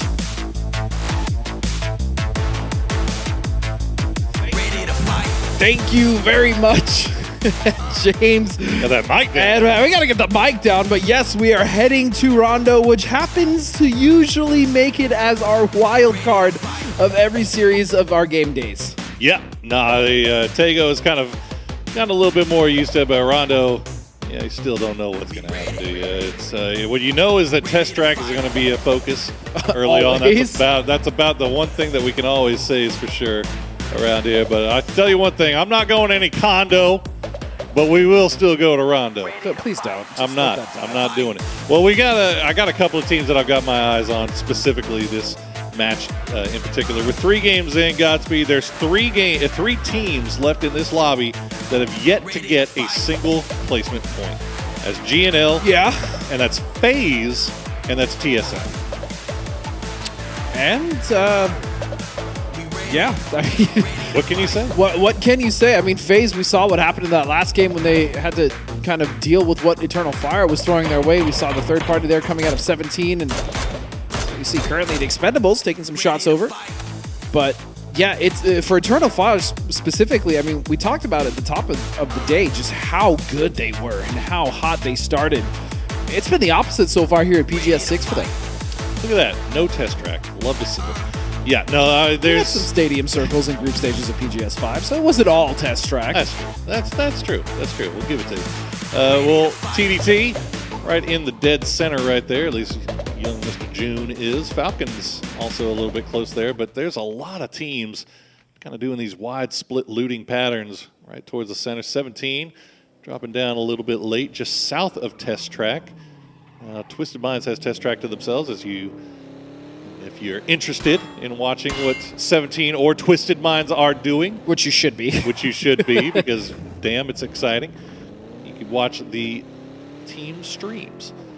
But 17, they've quietly gotten the most placement points out of anybody in this lobby so far. 15, and that's with 1 win, but also a 5th place and a 6th place. So this team is getting into late game consistently right now, and that is a good step forward for this squad.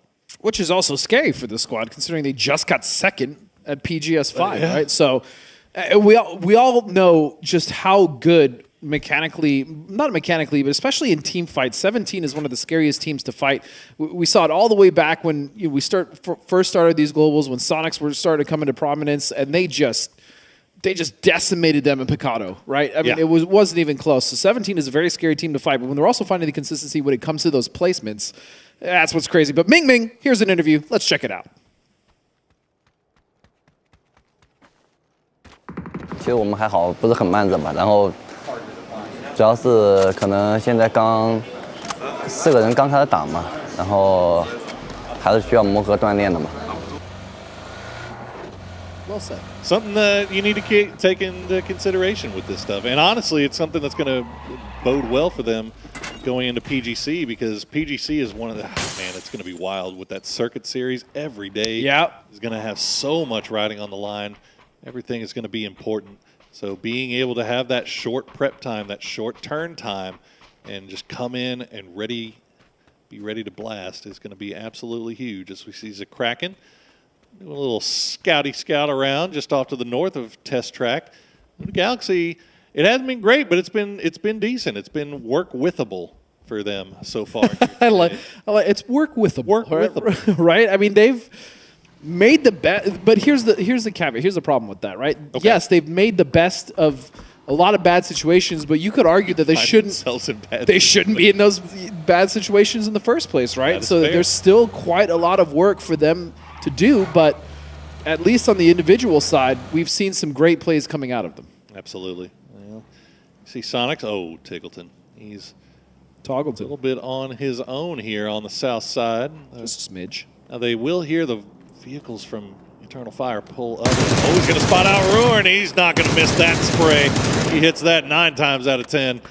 We'll get the knock, and eventually the flush will go into his pocket as well. Sonics will pick up a point.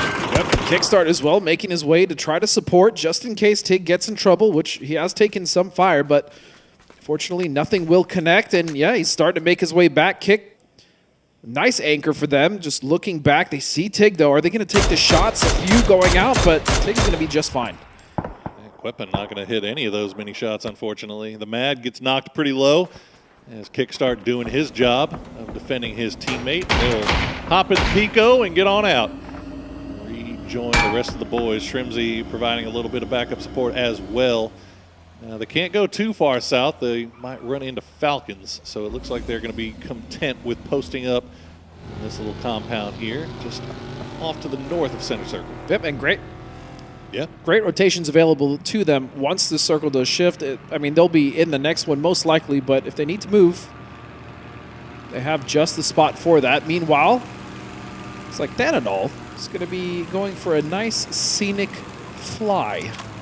That's something that's one of my favorite parts about Rondo is that you get to see so many of these gliders in action. And so far, so good for Thanadol. He's got the rest of the boys just below him. Looking off to the north, seeing Ascend as 17. They are making their way on the eastern side of the zone. A lot of room around Danqing to play.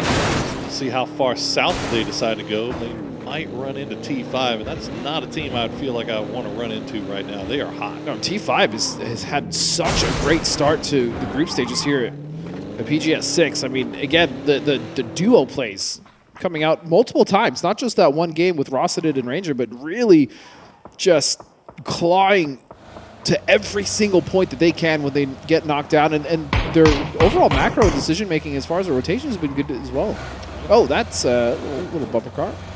T5 tied with Twisted Minds right now for the current kill lead, both sitting on 18.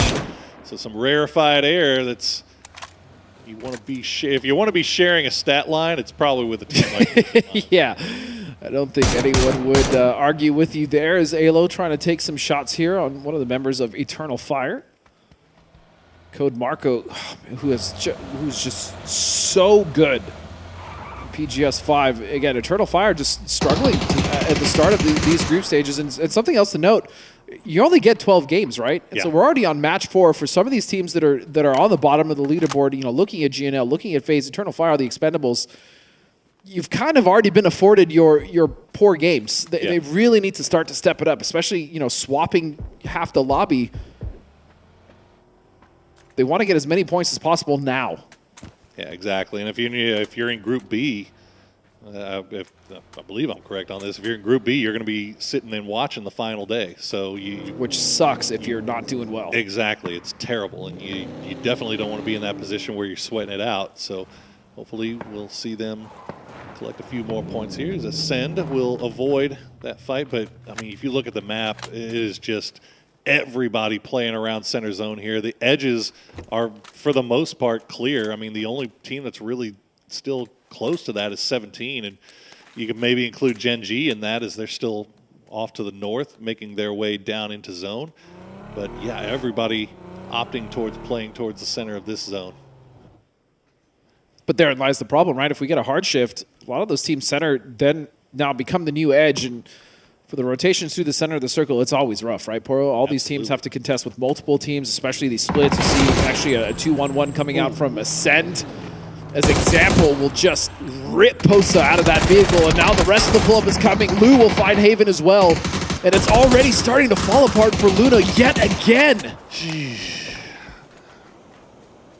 I mean, hell, put them down to one player again. That seems to be where they find the most success, honestly. That's where they strive. Yeah, they're thriving right now. This time this is Vinny's turn now to be the solo hero. Man. But yeah, as you said, once again, just unfortunately get a little bit too close to the wrong team here as Twisted Minds. I mean, I'm starting to think it's scouting because we saw the same thing happen in the last game in Tego. They went a little too far and just got into trouble. You feel like you scout off a little bit. You only go as far as you're able to scout, right? And it feels like they might be creeping a little bit farther than what they have been able to scout in the past, just getting a little bit too greedy. And Vinny's just going to go all the way to the edge of zone, really, and just hug it, which is something that they could have done as a 4-man. So I don't know. We'll see what happens. But once again, Twisted Minds. If a team is in the right place at the right time every damn time, it starts becoming like, okay, maybe it's not a luck thing.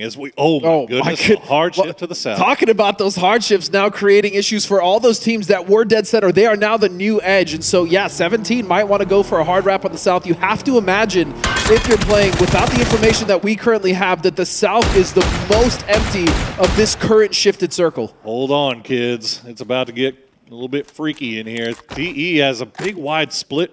You can see they were taking trades at day trade, but now they've got to send. They're going to have FaZe and TSM and Sonics all getting close to each other on the north. Twisted just off to the east of that. You got Eternal Fire and Gen G. Gen G actually opting for the E pickup, so they might have the right idea here as the entire south side of this zone is free and clear. But TSM, they're going to pay the price. TDT, once again, the killing spree continues as they will find Purdy Curdy. And the crazy thing for me when it comes to TDT is they have multiple times now in multiple games had these pretty wide 2-2 splits and made them work. They actually haven't been punished a single time for these. In fact, they've benefited quite a bit off of it.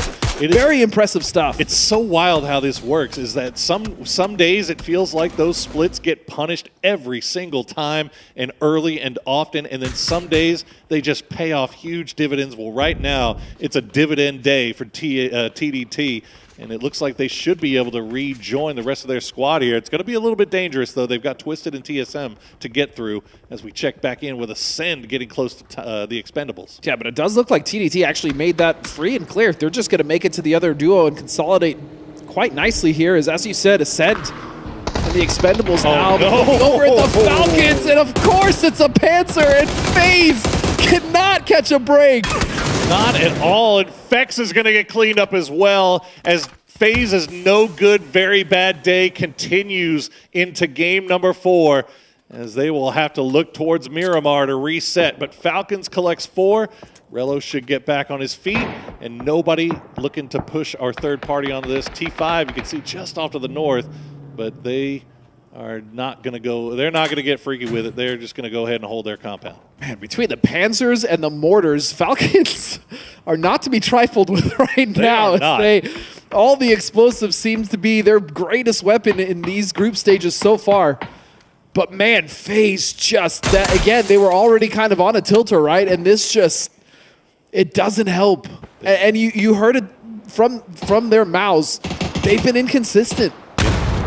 No, this is where your mental fortitude gets tested as a team and as individual players, and this is where your coaches and any staff that you might have come in huge to try to get you to reset. As Sparking will get taken from behind by Batulins, and now it's just down to Alo and Luke, but Alo going to get spotted as well. So Luke going to try to send it on out, but Twisted Minds again, just the perfect angles, the perfect timing, the perfect everything to win that fight. We actually saw a circle end PGS5 just to the south of Hongshan, so a lot of these teams quite familiar with this area. We've actually seen a lot of these southern circles recently when it comes to Rondo.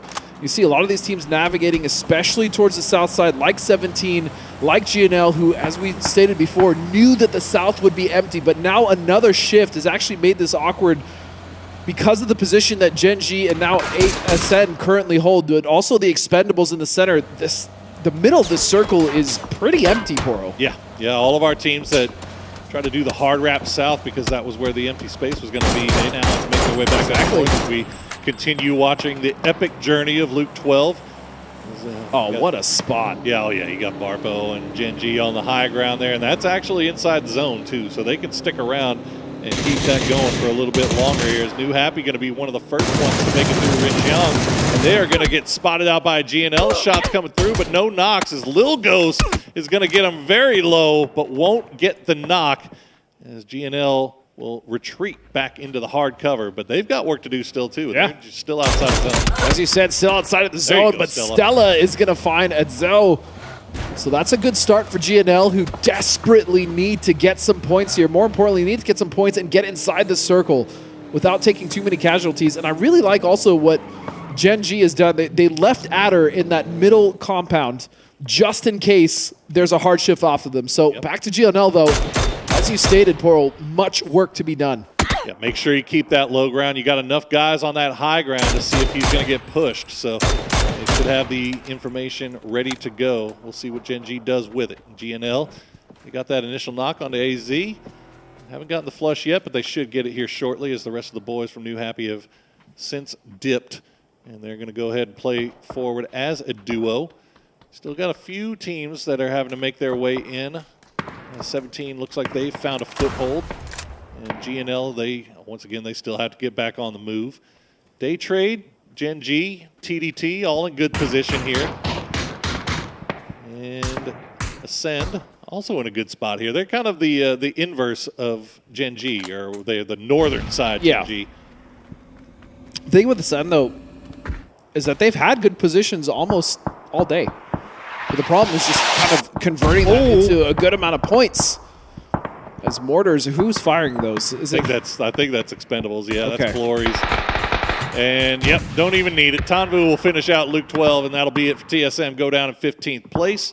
An unfortunate end for them here on Rondo. They will now reset and get ready for Miramar as well.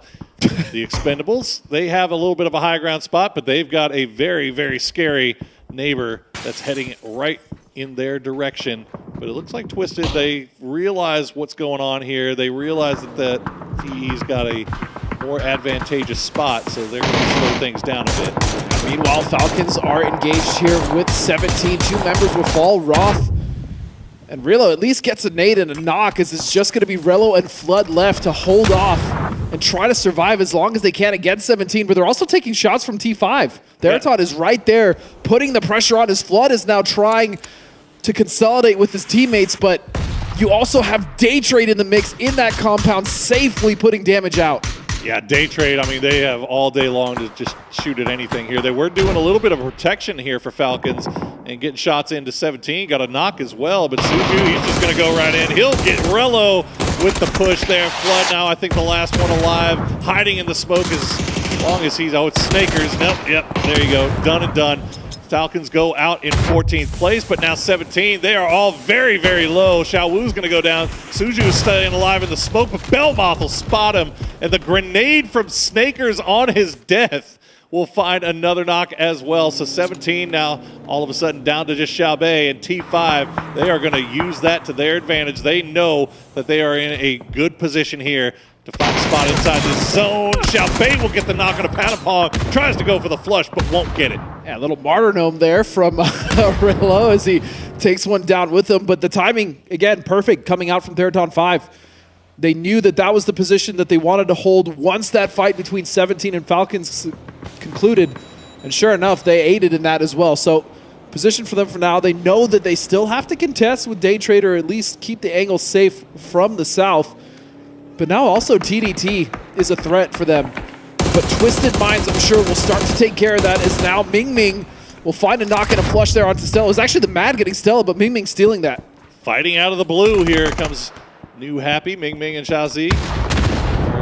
Spotted out GNL. Sonics will get eliminated by Ascend on the north side. So clean fight from Ascend as they keep all 4 alive. And now they have the entire northwest to themselves. They have so much room to work with, Godspeed. Crazy. As Adder was in that compound all by himself for Gen G, but he's since rejoined the team. So there's a full compound down there that is ready and waiting for the taking here. And Ascend just, yeah, they have such a good hillside to work from. There's, as you stated, so much room to work with on that northwest side. But meanwhile, the Expendables now starting to kind of worry here about this fight between Twisted. But look at how spread out Twisted Minds is on that east side. This is either genius or it's going to be somewhat trouble for them but they take a knock or two. They've taken so much space, but it doesn't look. I mean, TDT is looking in that direction, but they can't see him.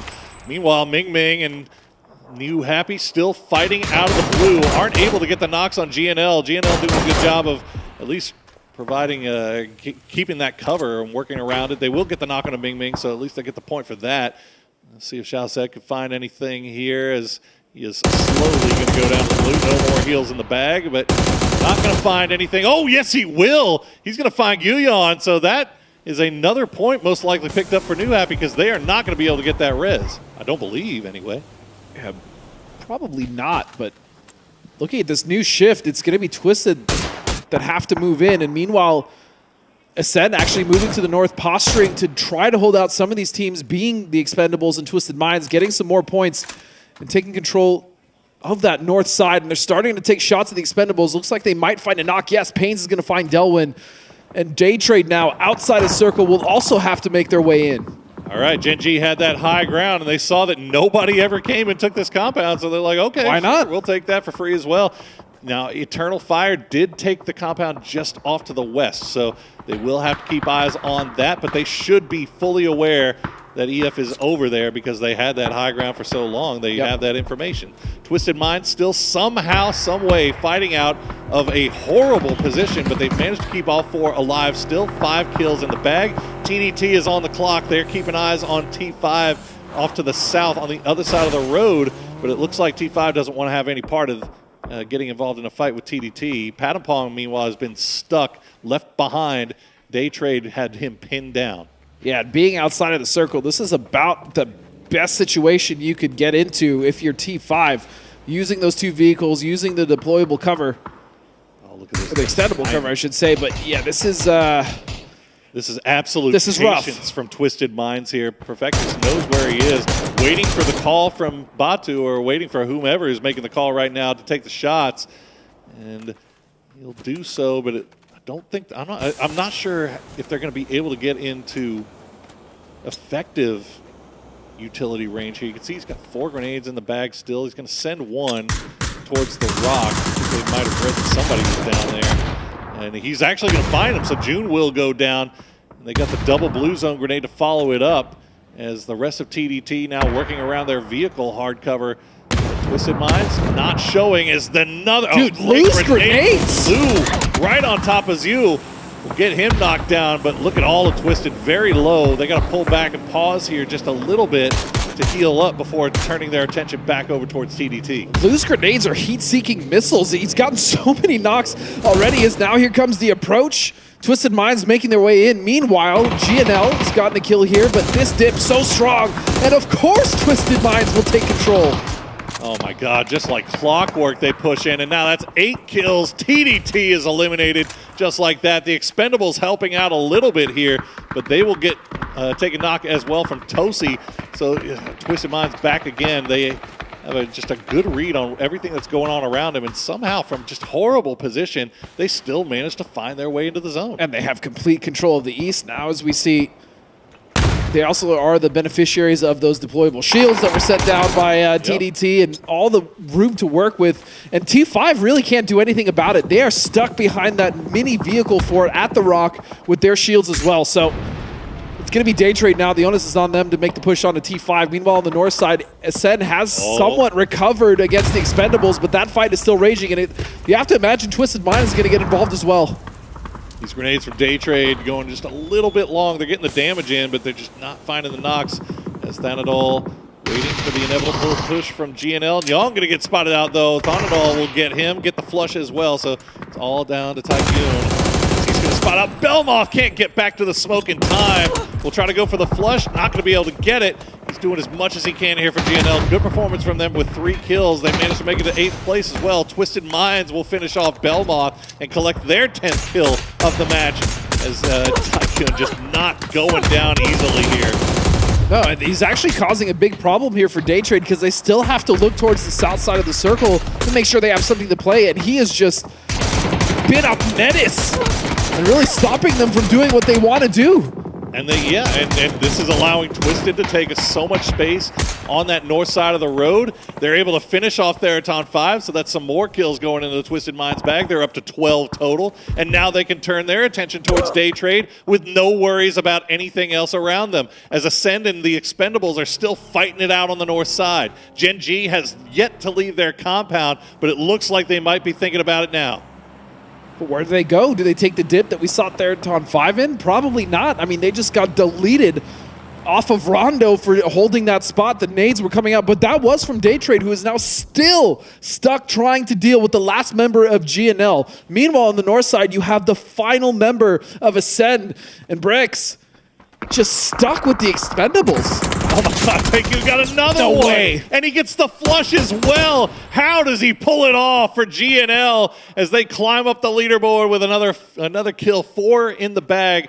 They find themselves up in 13th place now after all is said and done. Flash and Nurin still alive for Day Trade. They could still get something done here, but Gen G, they're taking a little bit much here. They've sent Adder down to the south of the road. Meanwhile, the other 3 are still playing from the north side.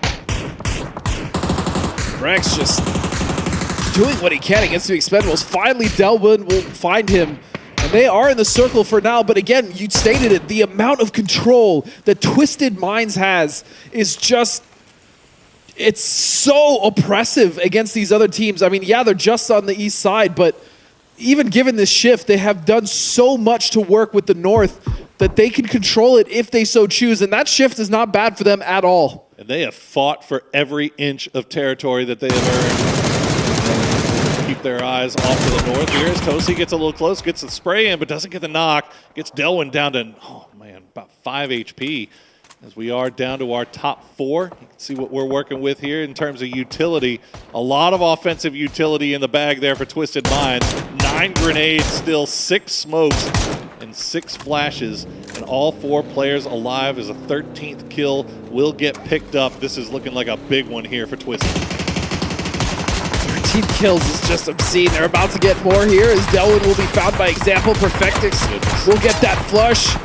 And there's just nowhere to hide. There's nowhere to hide for the Expendables. 15 kills, 16 kills. Now for Twisted Minds as Gen G starting to creep their way into the north side of the circle. Eternal Fire got 20 kills for the highest kill total that we've seen in a PGS so far this year in PGS 5. But Twisted Minds in a beautiful position to maybe surmount that total here as Adder will finish off Day Trade.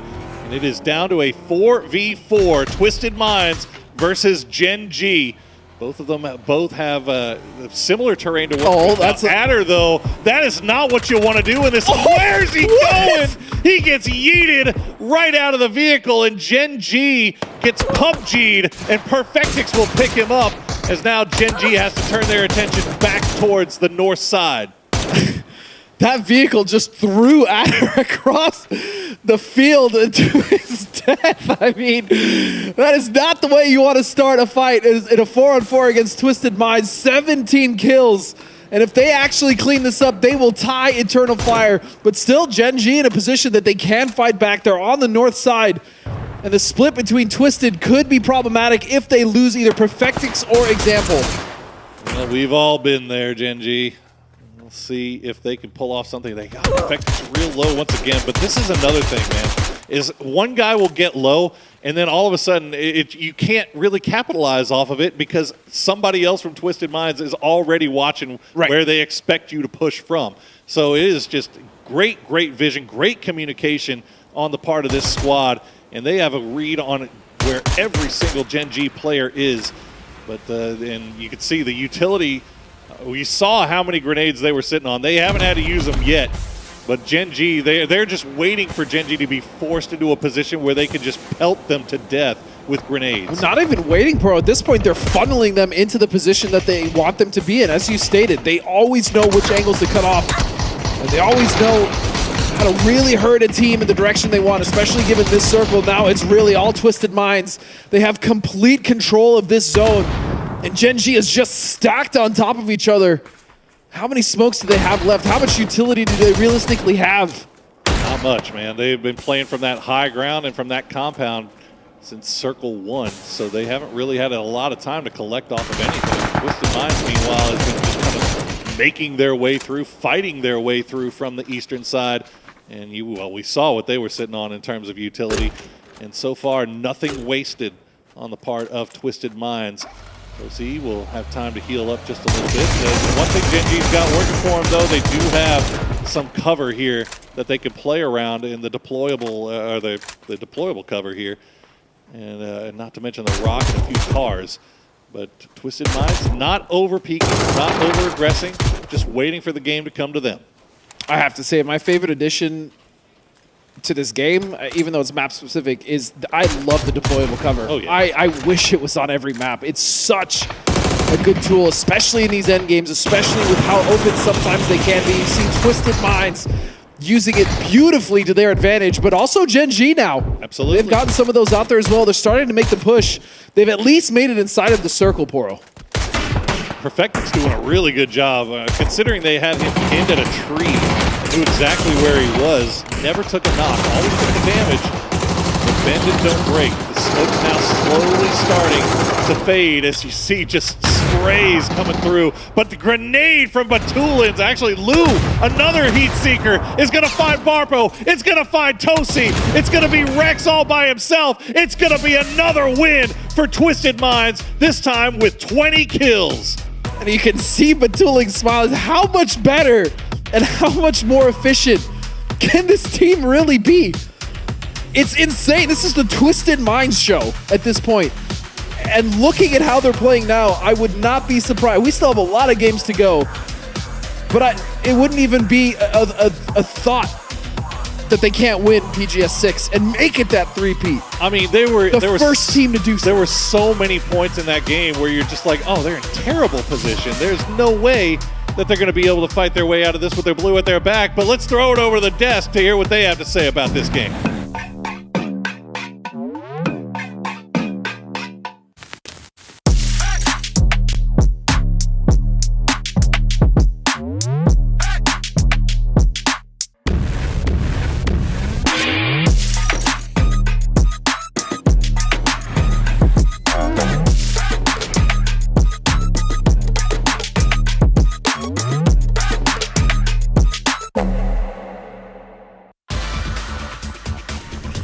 Well, I had an intro prepared, but I'm going to go with something different. Batuli's just came up, patted us on the shoulders and said, good, good. And yeah, I think that's fair to say because they're making the tournament look unfair, Matrim. I think I saw Example smiling. I'm not for certain, but I think that's the best statement that we can say about the entirety of this is he was like a little giggly. And that's something I've never seen. That was disgusting. Not this one. We'll talk about this in a little bit of time. Oh, yeah. However, Twisted Minds is making the case to not... I mean, we've known for a long time they are arguably the best team in the world. They've gone for the back-to-back, and now they are making a case to be... What is crazy to me is the fact that they won the group stage last tournament round by 50 points. I said to myself, if they're going to do that again, that is farcical. And we're on track for something like that, Matrim. It's insane. Bro, just buckle up. We're here just to watch Twisted Minds have fun at this stage right now. It's just going to get more and more wild as this brews. Spectator's life is going to get so much easier. Just go to Twisted Minds. They're the only ones going to be bragging at the time. It's just going to continue to pop off as the league gets bigger. That just means that they can do more quote-unquote fun stuff. I mean, that's a good point that you bring up because I think one thing that is the scariest thing about it is the fact that they're, at 770 PGS points. They're going to be going through in first place into that Circuit 3 stage for PGC. That means there's no pressure on them other than just being the best again and winning more money again here at PGS 6, which is terrifying because they're playing what it feels like so carefree. Well, you were talking about it beforehand, whenever right before this game started, right? The onus being on them about making sure that they have to innovate. Well, when you've got this big of a point lead, you can start doing some of those crazy ideas that you couldn't necessarily try out before on the international stage, start trying to figure out new techniques. If anything, having a point lead like this just becomes scarier for everybody else, and it's just terrifying. No, you raise a good point because this is more valuable than scrims. This is the most valuable practice you can ever have if you can look at it like that, but look at the elation on their faces there. Unfortunately for Gen.G, it didn't quite go their way, but credit where credit is due. They were able to survive out for a long time on that west side. They found that compound that was open. They pick-upped onto the high ground, which we thought maybe there would be a shift away from eventually from a phase 4, and it survived in that circle for a while. And it sucks because Gen G is actually having a very good day today. It's just they're not Twisted Minds. And Twisted Minds had just a chokehold on that end circle, like you were talking about. And Gen G still had the heart there, like, no, we're not going to die to blue zone. We know the fact that Twisted's going to continue to get points. Let's see if we can try to make something happen here. And they managed to survive until they got within nade range of Twisted, which a lot of squads haven't been able to do yet. All right, well, yeah, a casual 20 kills coming in for Twisted Minds. They are stamping their name already on PGS 6, just 4 games in. 2,700 damage. That's what I was about to point out. That is insane amount of damage. I mean, God, what do you even do in a situation like that? TE, you could see, had to kind of sneak in a bit more day trade as well. Gen G, kind of the other conspirator in all of the chaos that was going on. But I mean, well played. You can see that they didn't get the highest kills, but their damage total, they were putting in work that game. I mean, what do you do?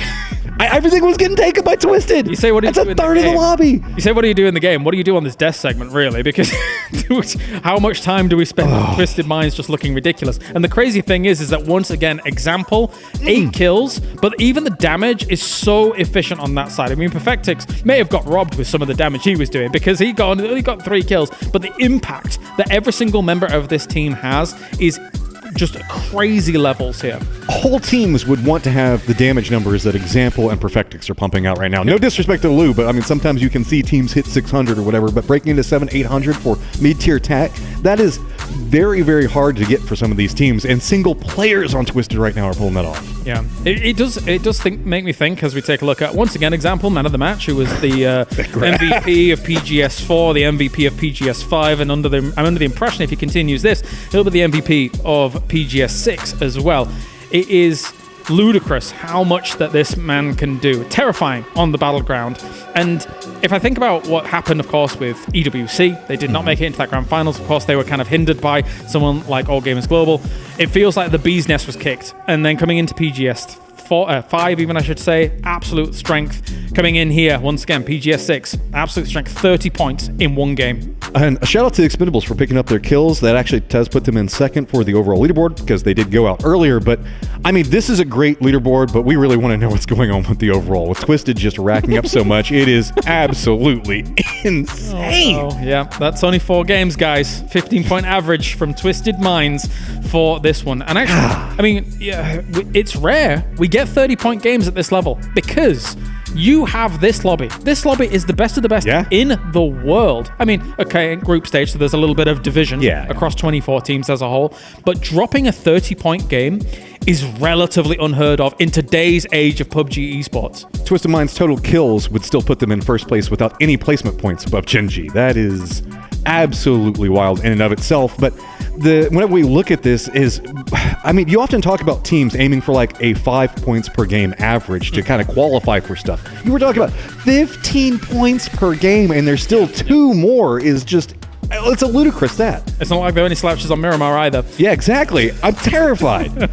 Yeah. I mean, of course, with the way circles have kind of changed a little bit as time has gone on recently on Miramar, there's a bit more variance, but still, when they're dropping Power Grid and holding that down, it's strong. And it's also going to be very impactful as we look for everybody else that's inside of Twisted Minds group, right? Because this is a massive point sponge that is just eating up everything in the lobby. So if you're trying to make sure that you make it into the grand finals and you're not Twisted Minds, but you're having to compete against them for all the group stage, that is terrifying, dude. What do you even do there? Yeah, there's scary things you're going to have to do. You're going to have to take some crazy risks here, but no risks required for Twisted Minds. 60 points in 4 games. We're going to go to a break. When we return, we have 2 more games to play here today, surprisingly, for PGS 6. We'll see you soon.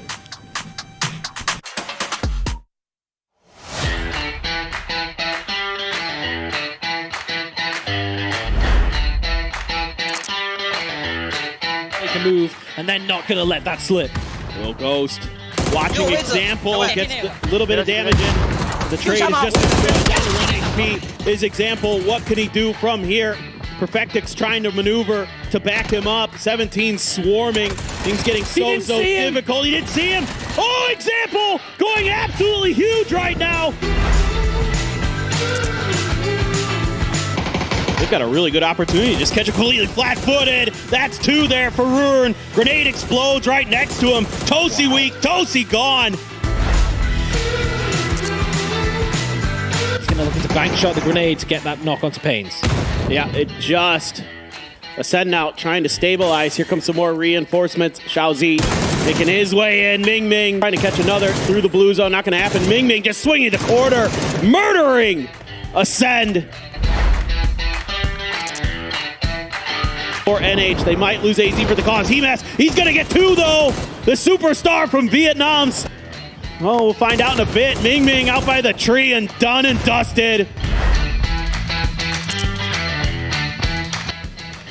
He's one player, but really wasn't quite ready. I'm pretty sure Huang F saw him when he went out the window, but he's got a Saiga. Got 2. Going for the flushes here as well. 3 bullets. That's enough. That's enough.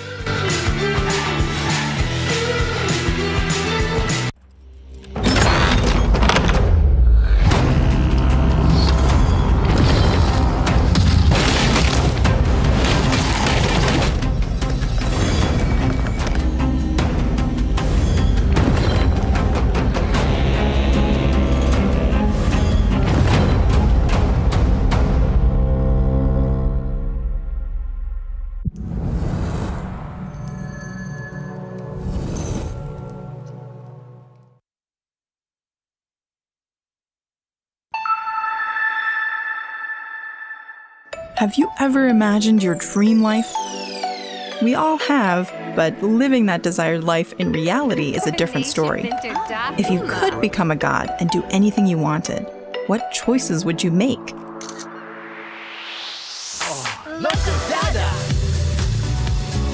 If you've ever entertained fantastical thoughts like these, we want to introduce to you a world where you can create your dream life. Welcome to Inzoi. To out-survive anybody else that's going to be in front of him, and hey, he'll take a couple of shots at whatever. Your 2023 PGC champion! Hey, are you pumped for this year's PGC? Last year was epic. I can't wait to see what they've cooked up for us this time. Totally. PGC 2023 was a blast. Got a Skullbone was new this year? Oh, buckle up. There's a ton to unpack. We have so much to watch this year. So, we have separate regional series in 5 regions where teams can earn PGC points. Then, we have 4 PUBG Global Series this year where teams can gather PGS points. You have to commit to all competitions. Every event matters and is key to entering PGC 2024. Exactly. We've got 15 regional qualifiers from PGC points, 8 PGS points teams, 1 wild card. So, where's the final battleground? It's all happening in Kuala Lumpur, Malaysia. The stage is set with a whopping $1.5 million prize pool, plus more from crowdfunding. The fans, they're incredible. What do you say? We catch the grand finals live. But how's PGC 2024 going to work out? Let me lay it out. PGC 2024 is slicing things up differently. We're looking at 3 circuits based on point rules, each featuring 6 heart-pounding matches over 3 consecutive days. And here's the kicker. Rack up the most PGS points year-round and get to chill on the first or second day of the first circuit. So, every PGS match is critical. The better you perform there, the bigger your advantage at PGC 2024. Bingo! Each circuit reshuffles based on the last. So if you nail it in the first, you're sitting pretty for the second. After all 3 circuits, the top 16 teams brawl it out in the grand finals. Speaking of the grand finals, they are running as usual, right? Not even close. To grab the trophy, you gotta clinch it with a win. Once a team hits the point threshold, their next chicken dinner could crown them champion. But if they miss that shot, the game rolls on. More teams reach the threshold, and any of them could snatch victory with just 1 win. So every match matters in the grand finals. PGC is taking the Battle Royale esports back to its root to be the last team standing. Welcome to Smash Room. Smash 'em all!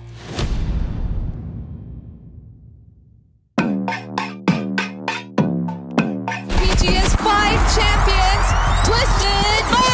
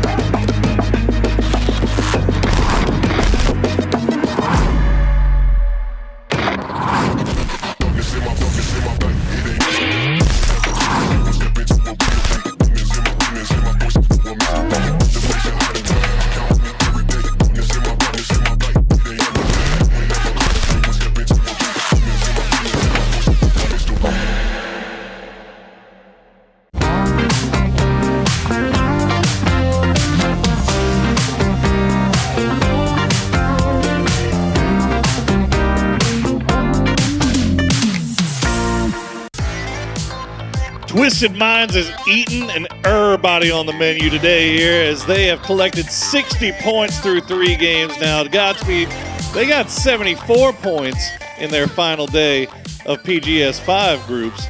Can they tie that or beat that record here today with 2 games remaining? Yes. Yes. I ain't betting against them. Yeah. So realistically, they're smashing them all. They just can't be stopped. Then I mean, yeah. I think James and Matt kind of hit the nail on the head. Yes, previously in the past they were slow starters. It's no secret, but I just don't think that matters anymore. I mean, they're just dominating at this point. Back-to-back group stages. We'll see. I mean, at this point, yeah, they're going to qualify for the grand finals. Just have to wait and see how it plays out for them there. But currently, as Matt was saying, they are sponging up these points, man, which does make the cutoff so much more tight. Indeed it will. And I mean, this is just their first day, right? They still got another day to play. And I forgot about that.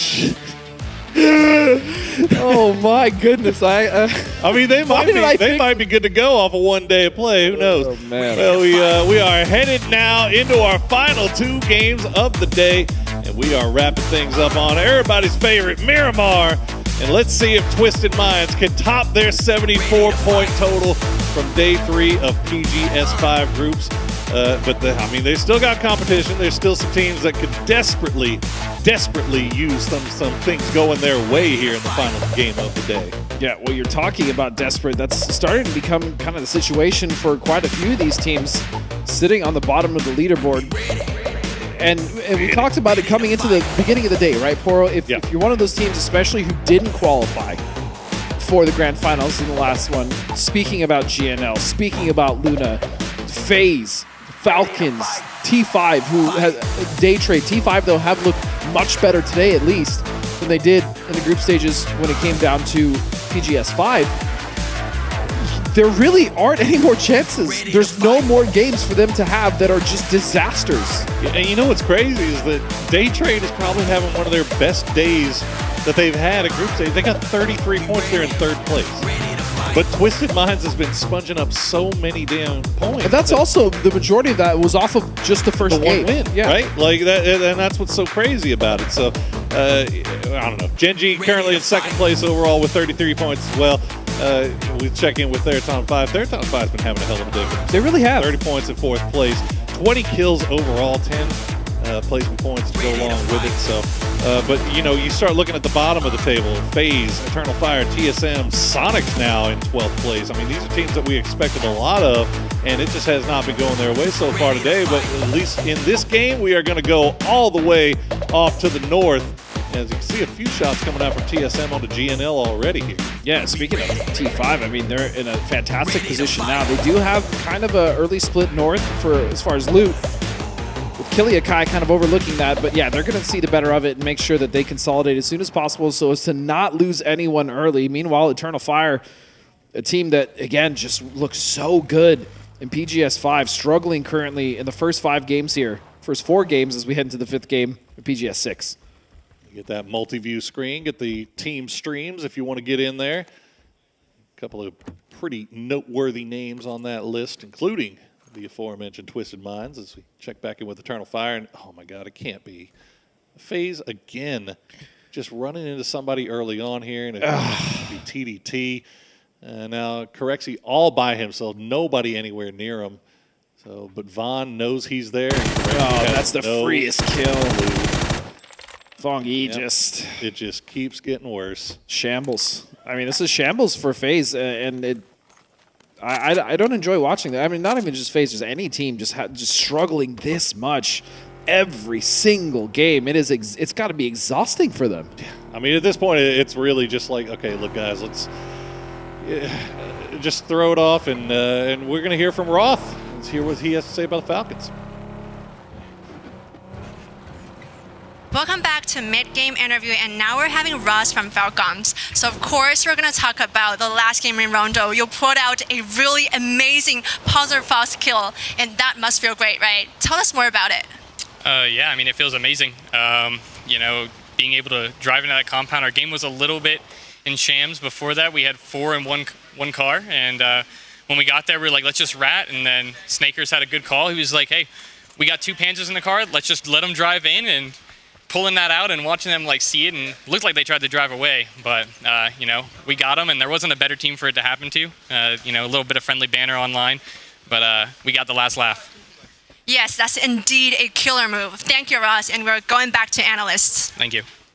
Thank you very much, Roth, and thank you very much, Lisa, for getting us a nice little insight. Little quip. Yeah, a little quip there, a little bants coming from the Falcons boys. Decent day so far here for them today, so far sitting in 6th place. But again, you know, it's so hard to say that anybody's having a good day because Twisted's just soaking up so many points. So, I mean, 26 points is good enough to keep you in 6th right now, but, you know, is that going to be enough at the end whenever you combine it with whatever you were able to pull together in day 2? I mean, all that being said, though, still, Falcons, good day so far today. Can't take anything away from them there, as now TSM going to find themselves in the same position that FaZe was just in.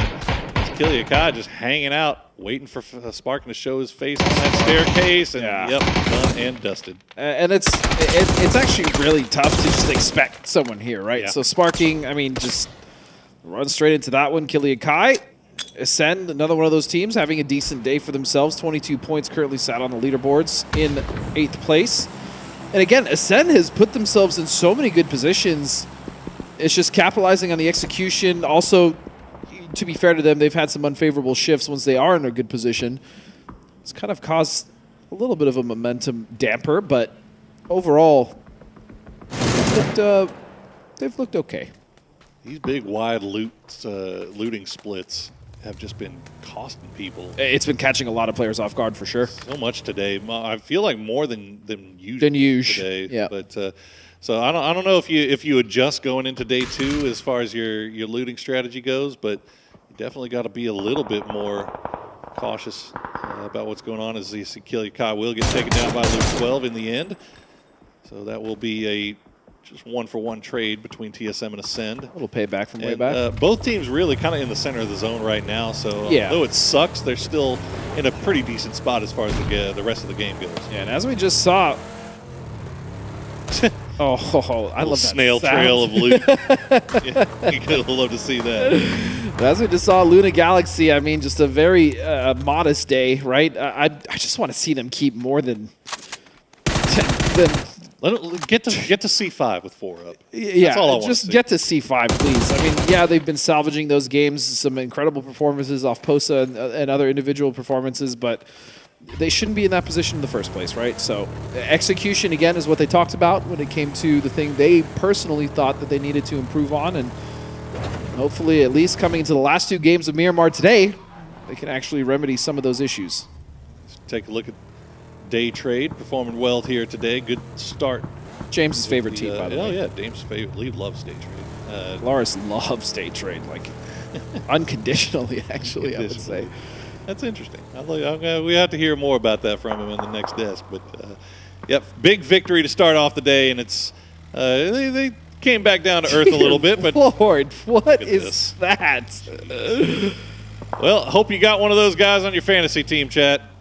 That's paying off right now. And Twisted Minds once again in a fairly decent position here, and a lot of teams kind of already up there, kind of playing towards center. Once again, the edge is pretty empty as far as things are concerned here. We've got the west side has Day Trade and GNL, but they're still rotating a little bit closer towards center. You still got a few teams out in the zone. New Happy, Sonic's way down to the south. They're going to come in with the blue, and the Expendables and Gen G off to the east. But the north, the south, very, very free and clear right here. So, of course, you have to anticipate the hard shift to the north, right? Yeah, I mean, did we do this before earlier? I feel like I've seen this episode. I've been here before.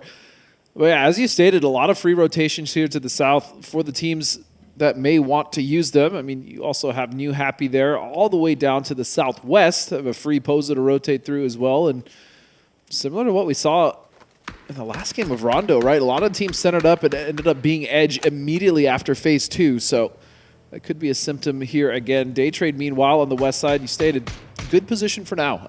Realistically, they can even stay in Crater Fields and then just kind of use that as a pivot point, rotate north or south if they so choose. 17 hanging out on that high ground just to the east of Crater Fields. Take a shot back in return from Twisted Minds. Day Trade gonna eat a little bit of sand. So gritty. I hate sand. Everybody gets everywhere. It gets everywhere. Well, so they're gonna push right into it. They are not afraid of the sand at all, but they might be a little bit nervous once they come out of that sand cloud and they see Day Trade just sitting there waiting, pointing guns at them. Want to collect at least one more vehicle for the inevitable rotation. And I'm even looking at Gen G as well, who have had a good day. I mean, they've been making really great decisions as well, playing quite proactive. Can't really take anything away from them in that last game where just Twisted just had all the control, plus they were a member up on them. And their rotation so far, they've been taking their time. Again, Tosi being their new IGL, they've really been taking their time and effectively making their way into circle, keeping at least 3 to 4 members alive. And their team fights have been much more clean. So I've really been liking what I've been seeing from Gen G, not only in PGS 5, but here's PGS 6 as well. Yeah, it's unfortunate that Adder hit that eject button. Ejectocito. Put him a little bit behind the 8 ball in that final 4v4 with Twisted. But they have the whole north side to play with right now as we wait for that circle pop. It is going to center up. Center shift, yeah. We take those. We take those. It could have been a lot worse. As looks like I think we might be giving possible paths here for Sonics and New Happy going around El Pozo. And yeah, that might end up being the case here. Is Sonics still pretty split up here. Tickleton going to come out of the blue and run right into a full 4-man squad of New Happy pushing in. Yeah, he hears it, he sees it, he's going to dip on out as New Happy, they heard the engine and they immediately pull up to see if they can maybe take advantage. But Tig had his ears on. Yep. Good for him. He did. And meanwhile, in the center of the circle, T5 has run very close to Ascend as they both rotated at the same time, but looks like they weren't going to get they didn't get punished for it, as Ascend now is going to stop down in the center of the circle just to the north of where T5 currently sat with a split of their own, high ground and low ground, as we have seen multiple teams now taking that option. It's always good, especially on Miramar, right, with all the ridges and hills. So, oh yeah, good spot for them. TDT, meanwhile, this is on the far eastern edge, and they're just sandwiched now. How does this right next to always FaZe, who have already lost a member early. Don't forget. To TDT. How does this always happen? It could be on the complete opposite side of the map, and of course they're going to run into each other again. And I think the most tilting thing for FaZe about these kills is there's just no indicator, right? Yeah. TDT is always ready in these kind of... Like they didn't do anything wrong. Yeah. It's just they're just getting taken by surprise.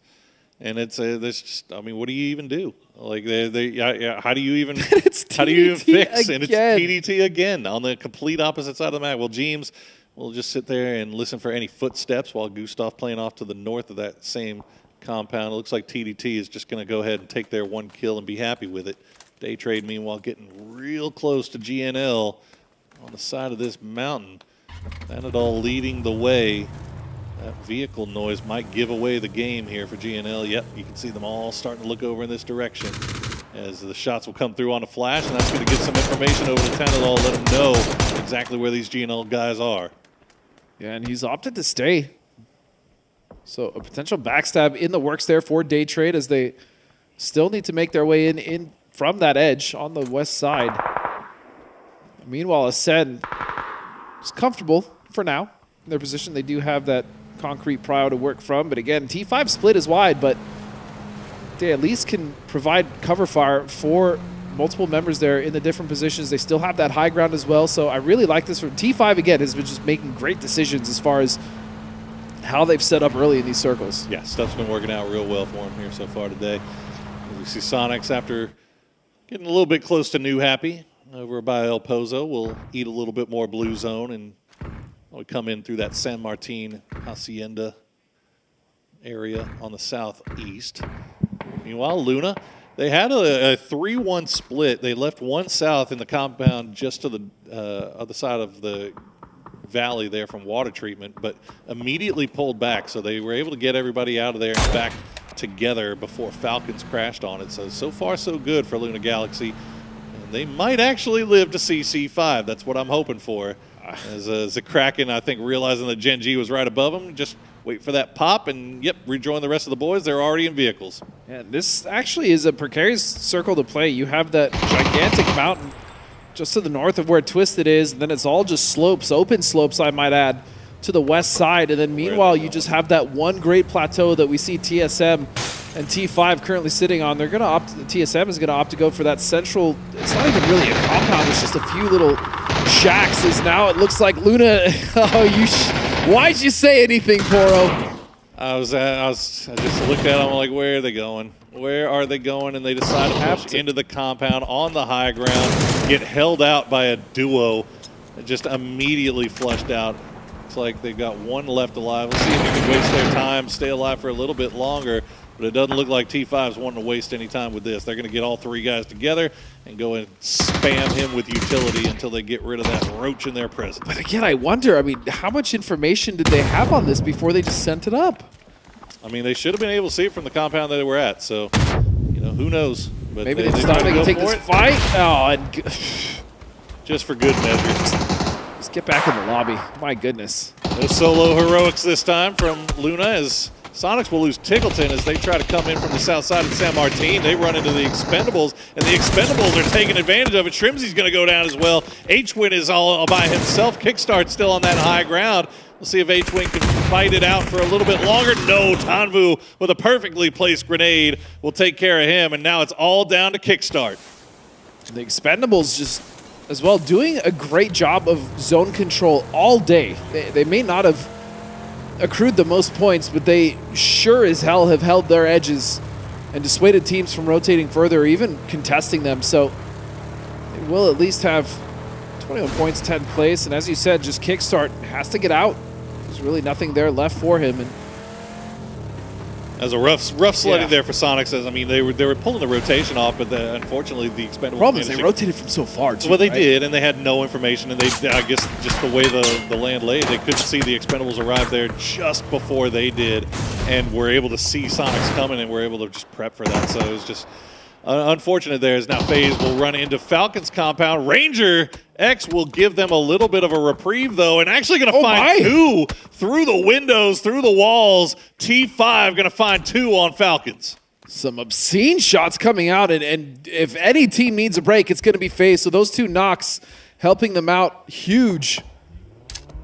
It's the nade now being primed and prepped. Two members 2-on-2, about an even as fight as they're going to get. James is going to step out and find Relo. It's just down to Roth, and he's going to get out of dodge. There you go for James. Or actually, no. He's going to come back in and try to get those reses. But FaZe realizes this now, especially after that knock on Relo. Got to do what you got to do. And unfortunately, it looked like TE was trying to push right into him, but Clory's going to get taken down. The rest of the boys still on the hill on their way up. Meanwhile, 17 Gaming trying to fight their way through New Happy. They don't have Suju, though. Suju's still way off to the west in a compound. So it's all down to Lil Ghost and Xiaobei. And how much do they want this, really? New Happy, they're not wasting any time. They're going to be the aggressors here. And meanwhile, TSM actually just ripped two members of Twisted out of their vehicle. So Twisted down to just a duo. And the southwest side, New Happy, though, still trying to fight on the southern edge. I mean, this isn't even in. 17 and New Happy almost mutually assured destruction at this point. Well played there by AZ, just making sure that he had that off angle in case that push came. Coach Xiaobei is going to go down. Lil Ghost's going to go ahead and just dip on off of this, try to rejoin with Suju. Twisted Minds, you said. Example, Batulin's the last one up, but they're still active. Taking shots over towards Day Trade. They have them free and clear on the side of that hill as Day Trade trying to find somewhere to play inside this zone, but Twisted not making them, letting them be comfortable at all. And I say mutually assured of destruction, but really that was just all New Happy. They just took that fight and got rid of two members, 17 quickly. And again, the unfortunate thing here for FaZe is that Falcons recovered. They're now back up to 3. And that's going to be a trade back and forth. Roth will find James. Gustav will find Roth. Well, wouldn't you know it, Eternal Fire coming over at the perfect time to take advantage here. Patapon going to actually steal James away from Falcons. Roth, you can see, still bleeding out. We'll see if Falcons can get back up there. They spot out the push from EF, though, so that might slow them down a little bit. They're getting help. Flood, nice knock onto the Mad, and that might put brakes on Eternal Fire's push. Just go ahead and send the Smokes send the flashbangs, try to prevent his man from getting flushed out here, but Flood desperately wants that point. Yeah, but the side effect from this is that they did not have time to get Roth, so now they're stuck down to just a duo here, holding this compound against this assault from Eternal Fire. Norins, meanwhile, will take care of the rest of 17.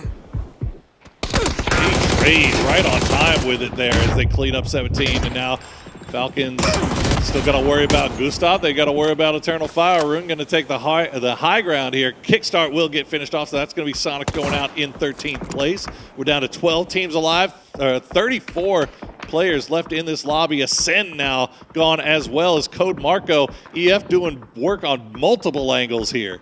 Yeah, and the beautiful thing about Eternal Fire here is they don't necessarily need to commit to this compound, right? They have a few members like Rorn sitting up at the top, and they have the other two members of Quetpa and Code Marco just kind of hanging out on the ridges outside. So realistically, they're just holding the cage down until those teams have to rotate out, and sure enough, there it is. So now they can shift Quetpa and Code Marco towards that eastern edge and just hold out FaZe and Falcons at the same time. So this should work out well for them as long as they execute properly.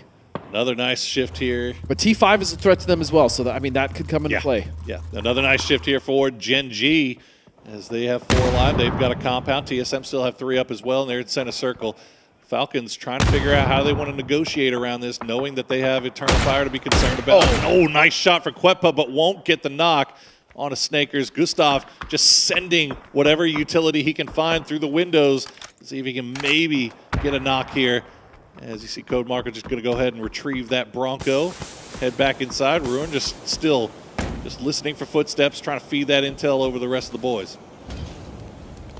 Again, if you're Falcons, I mean, you know there's still at least a member of FaZe on the other set of buildings, and there's really no way for them to know how Eternal Fire is set up. They have no idea if Roran is actually backed off or not, so they still have to be cautious, and that is a problem because time is a factor with the blue now starting to close in. And as I said, Quetpa and Code Marco are just easily going to float towards the north side of this and try to hold them out. But as this T5 and they hear that fighting, and they've been so good at making those decisions, and Code Marco, Ranger is on fire. Yeah, picking these kills from every angle. I mean, you mentioned it, T5. If the longer this took, the more it was going to open things up for T5. And they send 2 out. They keep 2 back in the compound. This slow things down here just a little bit. GNL, we get to see them late game. It feels like it's been forever. They've still got 4 up. They've got good position just above on the hill, above the Gen G compound on the hills. They are taking shots from Example. FaZe still alive here. They're going to find Snakers, actually. FaZe getting involved in that fight. Gustav, yeah, the solo player, does manage to get that knock and the flush. Flood now eating blue zone as TDT trying to stay alive as well as Ranger X. He's just hitting everything right now. Yeah, I mean, he's just a bullseye. He has not missed. He's knocked so many members of the teams, multiple teams, Falcons, FaZe. Eternal Fire just, yeah. AZ now stepping over though as we move over to the south side. It's going to be Day Trade starting to take more and more casualties as they did get rid of 17 earlier, but now the final 2 members here of New Happy, AZ and Non pushing forward. But Tulin still, they've been set down to a duo for quite a while. Still fighting off GNL, as you said, they had 4, but now down to 3. They have to make something of this Poro. They absolutely do. This is desperation time. You got that many guys up here in the late game, but unfortunately for them, Twisted Minds down to a duo is still Twisted Minds, and it's still scary as hell. So they are doing work right now as Day Trade in a kind of funky position. They've got 2 off to the north, but they've left Flash way off to the south. And you've got New Happy down there, and you've got the solo Snake, Avong, and there you go. He's going to get spotted out by Belmont. So another point picked up for Day Trade. That's going to bring him up to 3. New Circle pops. Gen G are going to have to get back on the move. And on the move, I mean, where do they go, though? That's an open slope. TSM, full angles on that one as Quetpa will find Pathum Pong. So finally a member from T5 goes down as they've been really dictating this eastern side the entirety of this game. Another member will go down as well. So now just down to a duo. Everybody on Snake cleanup duty right now. Probably back to 4. They do manage to finish off Quetpa. They do manage to finish off Gustav from FaZe. So that's another 2 teams down to just 21 alive and 7 teams remaining at 23 minutes. Day Trade Oh, somebody's got the mortars on. Not finding any success just yet. But you know what the stupid thing is here, Godspeed? Tell me. Given that circle shift, Twisted Minds is still very much in this. They need it. Yeah. Because they need it. I do like this push out, though. I mean, I did like... Okay, they're fine. I like that Day Trade was trying to get aggressive and get those points off the east edge, knowing that there's been multiple teams involved in fights there. But Luke 12 will find Belmoth. That's... Yeah, I did like it up until that point. Yeah, it was a lot to like up until that point. Well, T5, they're on a murderous freaking rampage right now. 12 kills. 5 each for Patapong and Ranger X as they turned their attention towards Thanadol and Flash from Day Trade, and they want it. They're hungry, and they are ready to eat, but they don't know about New Happy. They've got to be careful about how they approach this. New Happy, look at them. They have enough left alive, but yeah, T5 not even going to waste their time looking over in that direction, and that might be their downfall. Yeah, it's very hard for them to know about New Happy. They absolutely know about Day Trade, and so if they're overzealous here, they could pay for it. I do hope they at least watch that southern angle because that ridge is strong. Oh, New Happy now they just now got on the move. You can see them slowly creeping. Look at this. Twisted Minds will clean out GNL. 2 players, 4 players, doesn't matter. Twisted Minds is getting theirs regardless. As now look at New Happy. They're sneaking up. They're going to catch them lacking here. Rosted not even looking in that direction. AZ is just waiting for the time to strike. Gen Z at least will dispatch of Twisted Minds, but here we go! AZ, we talked about his angle, him and not at least get 2, but that opens the door for Day Trade. Oh, that was so fortunate there for T5. They should be able to get them back on their feet. I think they were able to break line of sight from TSM. And Day Trade not really interested in pushing over there, but Purdy will get another flush with that mortar. As, Gen G will lose 1, and the blue is creeping. Oh, he's tickling his ankles, but they'll get him back on their feet.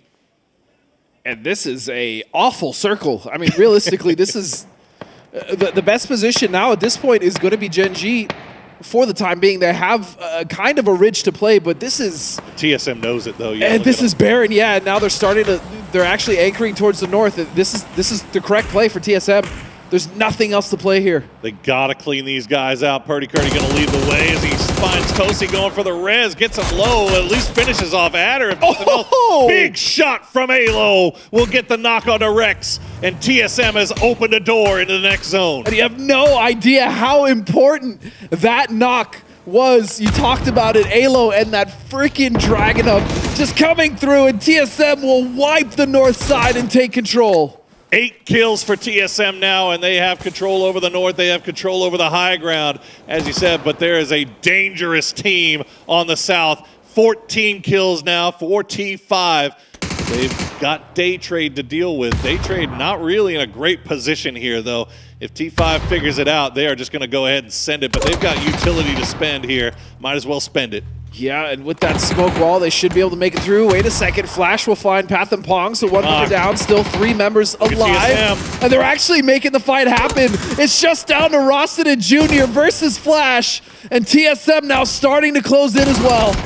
Day Trade just ruining the game for T5 here. Rosted will have to do his best to stay alive. He goes down, and TSM will get the win. They are in perfect spot to take that victory. And I will admit, I thought Day Trade made a mistake by not pushing when they had 2 members down of T5. But man, what a heroic hold against them. But TSM ultimately taking that northern ridge away from Gen G, take that game victory, a much needed victory for them. How the heck Day Trade was able to pull that off against T5, who looked like they were absolute world beaters up until that point. But 3 quick knocks putting Rosted all by himself, and they held so strong. But big victory for TSM. Yeah. That is desperately needed points for them. Desperately needed for them. Day Trade finally finding some consistency, and T5 having over 10 kills. Either way, we have to set up for the final game of the day as we head to James and Matt.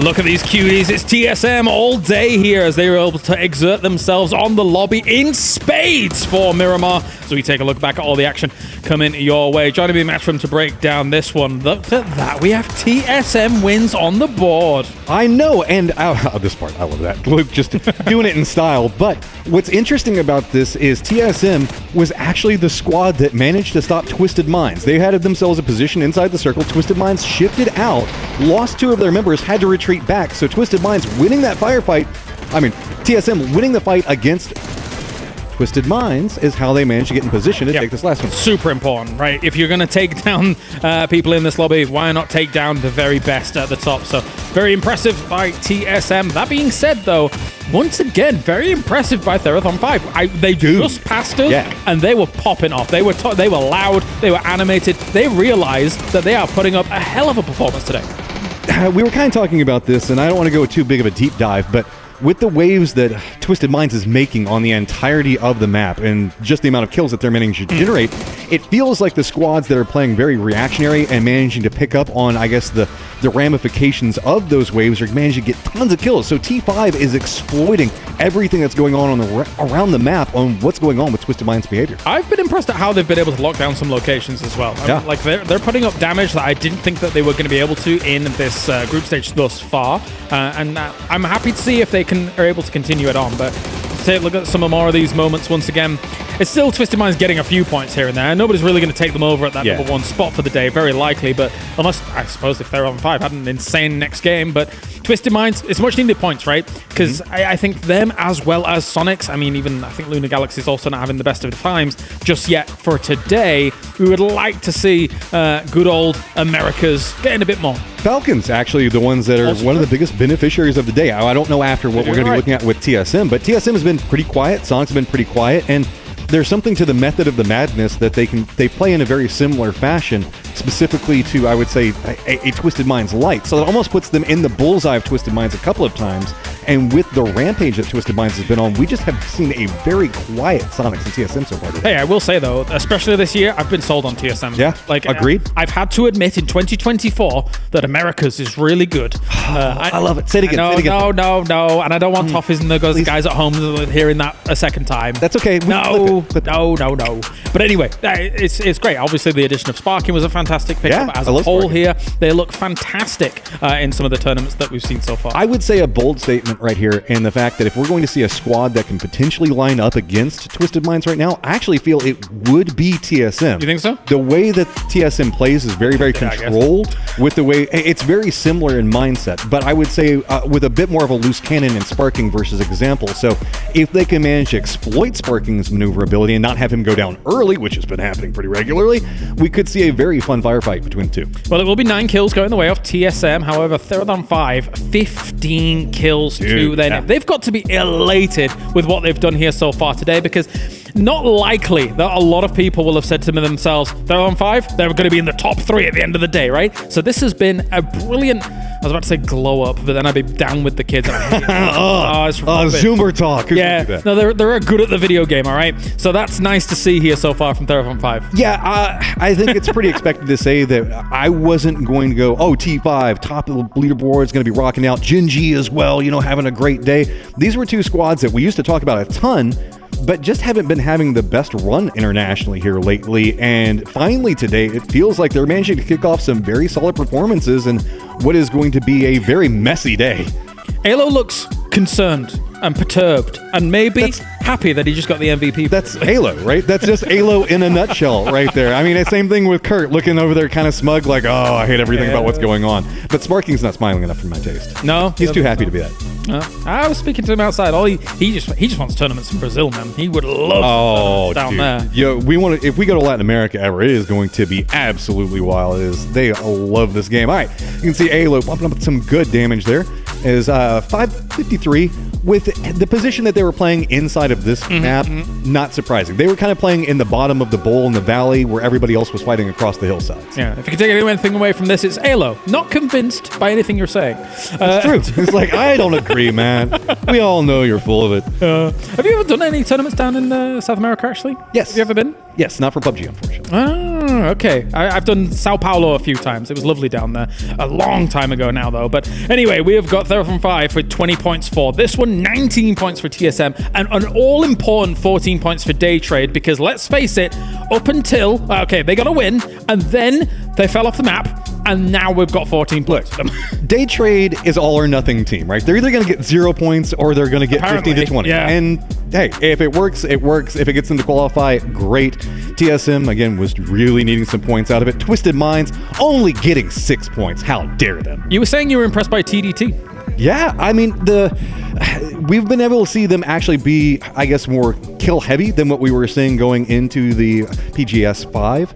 And so it's really nice to kind of feel like they innovated. They managed to come in a bit more comfortable in this event, and they're playing it in a play style that is highly aggressive and very, it's almost like a hit and run style in a firefight that we haven't seen coming out from PUBG on a regular basis. Usually you commit into the firefight, they're jumping in, trying to get a kill or two, flush out, step back away from it, get back into cover, prep for the next firefight, and it's kind of a leapfrogging position that is very fun to watch. Hasn't worked all the time, but when it works, it's cool. Well, it reflects in the point distribution, right? 25 kills against the 5 placement points, so they are very aggressive with it. So getting 30 points, not too bad here for TDT, who are currently looking at the leaderboard off camera and seeing exactly where they are. So yeah, no, you can see all the players walking back behind us right now. They're all just checking out the leaderboard. Of course, Example is going to smile, get a look in on it.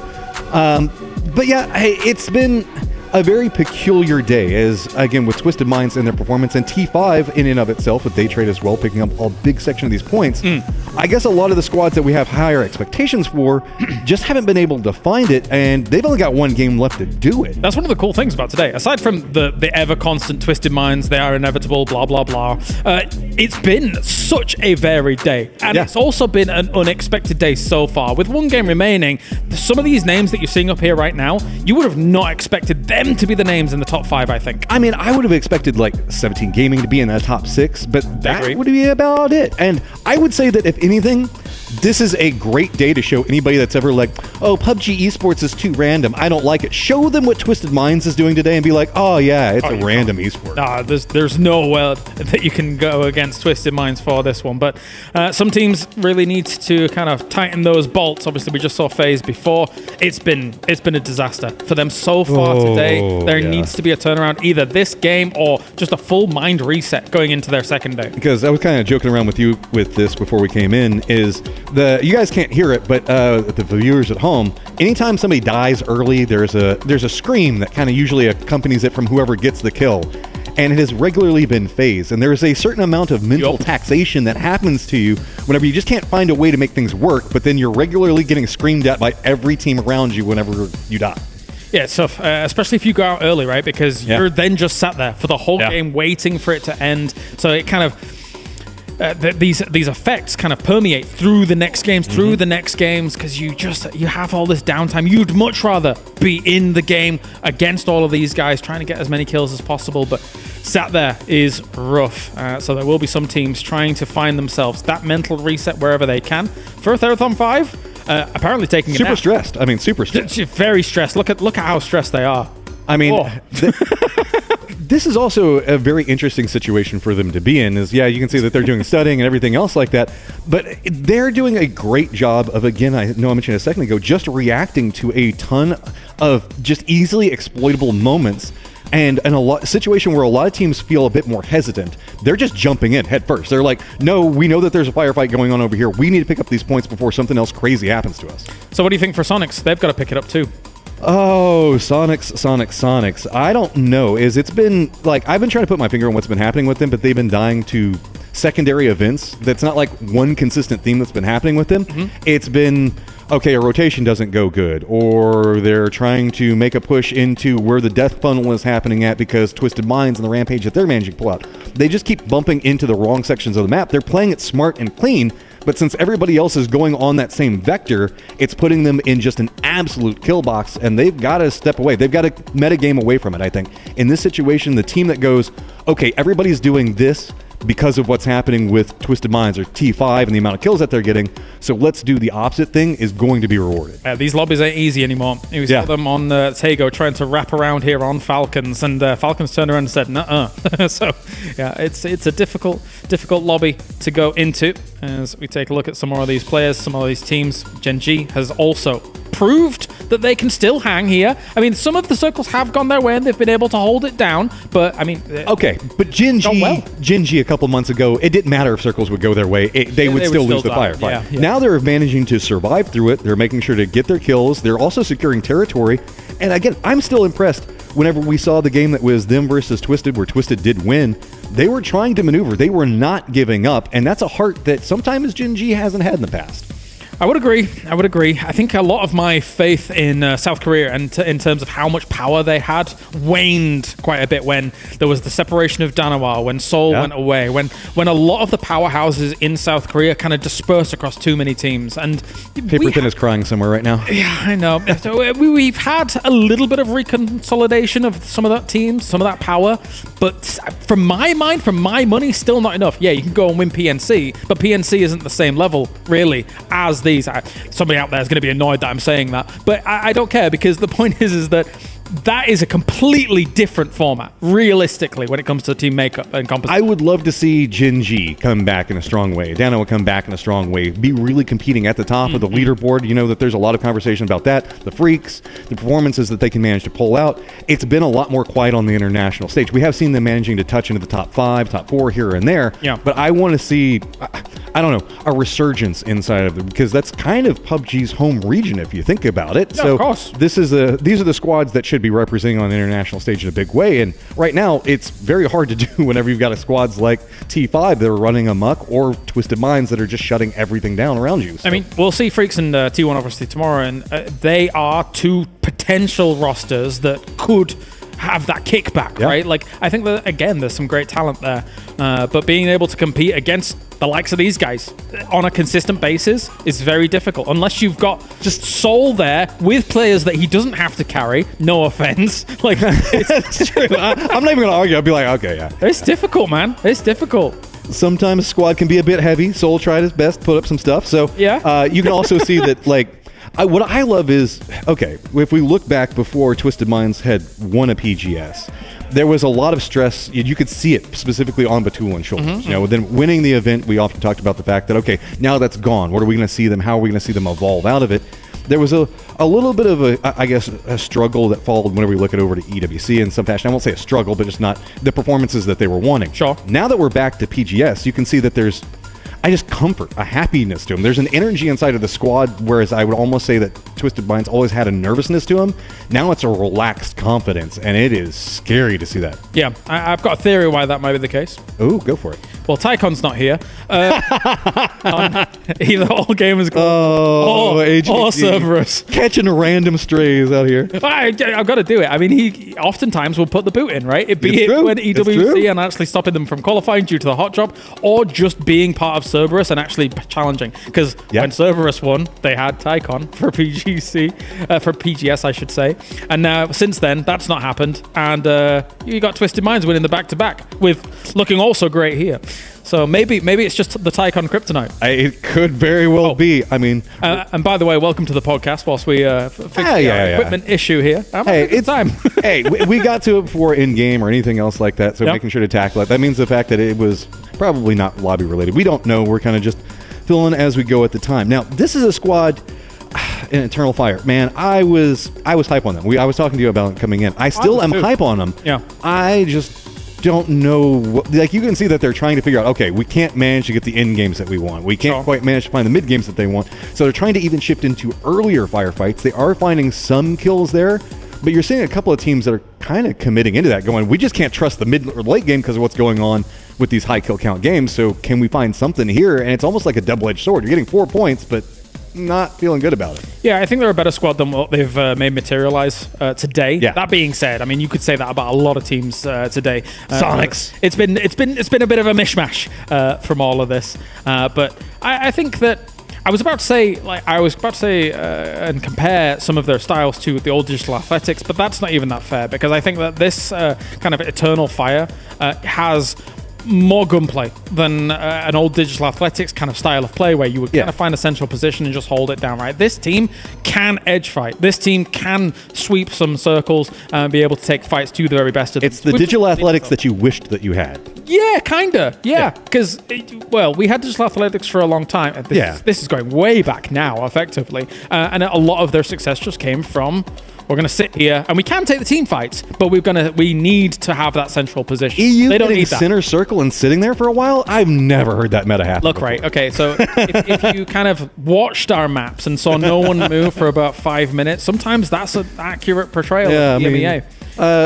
Not quite as wild as we get in America every once in a while, where it's just like, oh, there's a guy shooting over there. I bet you I can kill him. That's because you've got too many feeder teams. But acting like you don't have any. Well, not as many. Let's put it that way. You can't even argue that. Yeah. Maybe. But whenever we're looking at like a difference of 1 or 2 spots in a lobby this size, I'll grant it. All right. I'll give it to you. Looking out across everything looks like most of the teams are starting to get a bit more settled in. No headsets on actually a couple of headsets. Well, I was getting word earlier when we had a small tech issue and we just kind of needed to fix that the chat was enjoying the vibe, like the music, the beats. But we don't have the salsa music. See, they had the salsa music last time. Didn't we just have it before? Is it still going? It was before. Yeah, it's the same thing, no? I don't know. Let's say we should just get the camera and start doing a salsa dance. No. Oh, you don't want to do that? No. Pop it out for it? I'm not a dancer, really. I'm not a dancer. But all these other teams are going to have to dance around Twisted Mind. Now who made the Toffees joke? That wasn't even a Toffees joke. That was just a great segue. Oh, okay. It's great whenever you do it. I see how it works.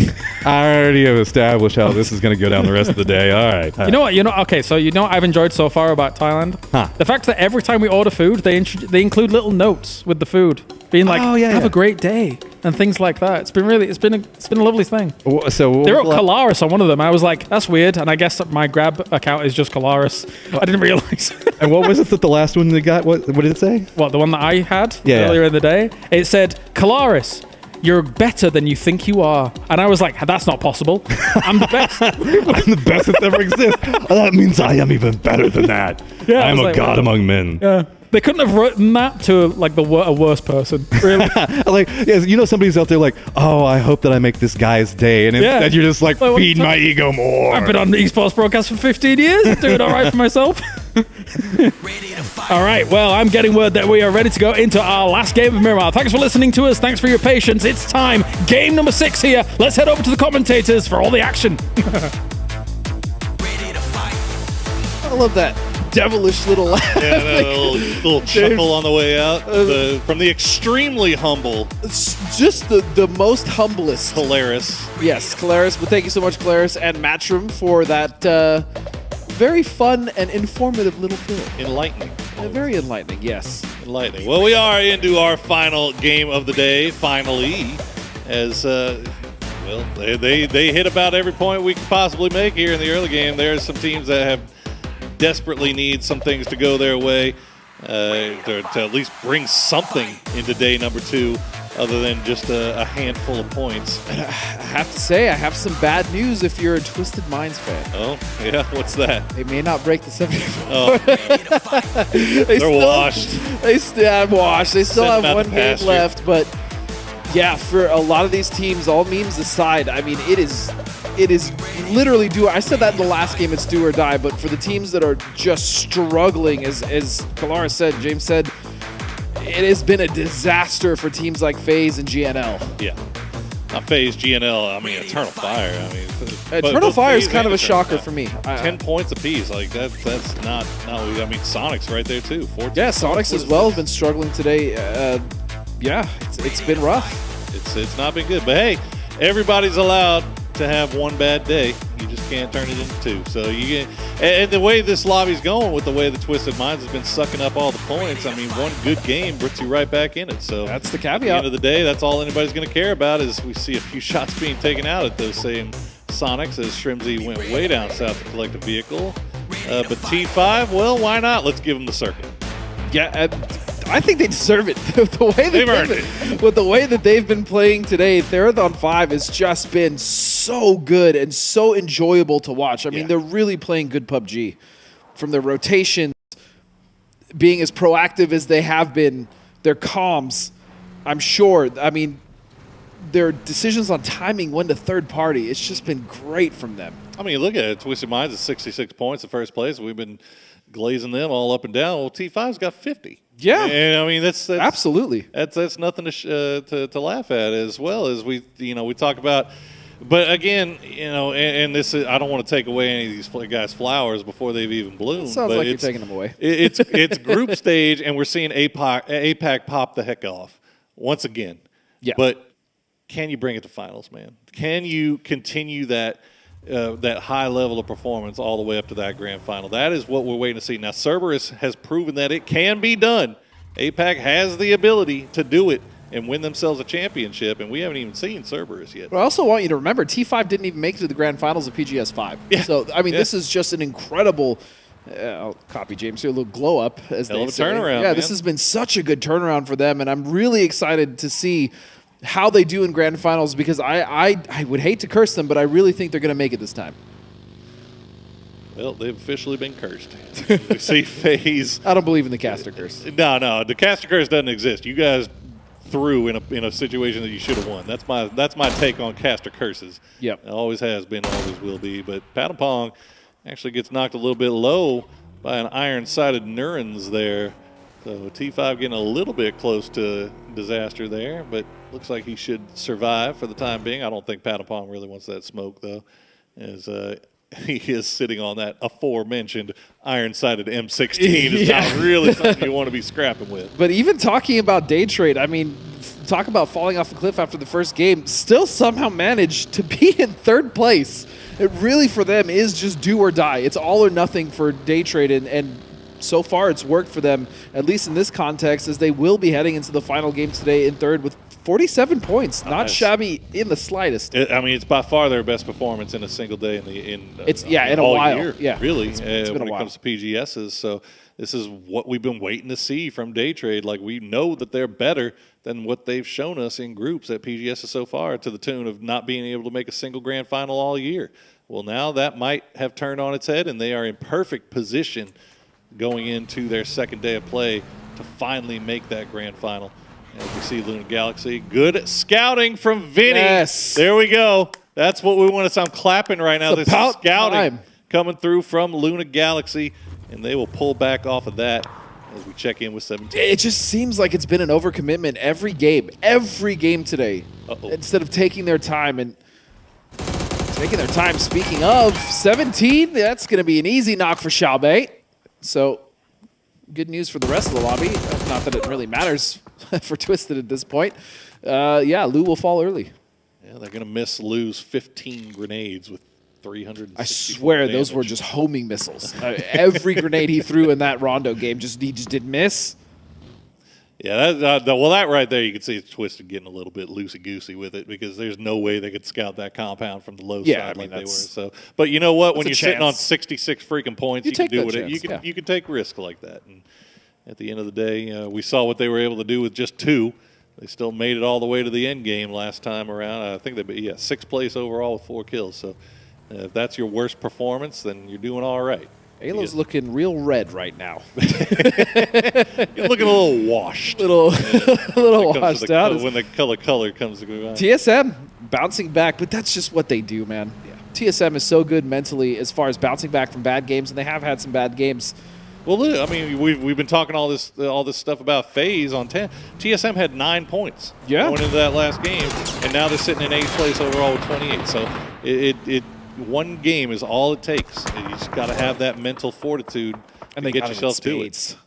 What's that? They got it in spades. Oh, yeah. I mean, Kurt is a very difficult man to break mentally, I promise you. We've tried. We have tried. So desperately. And that's exactly what you need in a leader, and Kurt is an excellent leader. So, seeing TSM bounce back, not surprising at all. Therathon 5. Coming from a disappointing PGS 5 to now sitting in 2nd place, 50 points, only 16 behind Twisted, who have had a phenomenal day, is exactly what you need to see from the teams to adjust from a major week to week, right? Yeah, no, absolutely. Shout out to Ranger X as well for finding all that damage here so far. And you can see, I mean, you saw the breakdown. I mean, it's pretty much equal between everybody. Ranger X is top, but not by a whole lot. So everybody on that T5 side is contributing in a big way. Check in with Young James, going to scout ahead for the FaZe boys. Rest of the gang on the road already, so they're taking their time with this one. They know they've got one game left. They'd like to try to get a little bit more of something off of this one. And TSM just showed one good game is all it takes to turn around an entire bad day. Well, I mean, look at the leaderboard. They're only 12, 13 points behind being in 10th place, right? Yeah. It's not over. It's absolutely not over, but they cannot afford another bad game. They just cannot. And so I would love to see FaZe at least find something in this final game of the day. Team's too good, man. They are. They really are. But again, same goes for everybody in this lobby that's on the low side. Everybody is allowed to have a bad day. It happens. It's going to happen. It doesn't matter.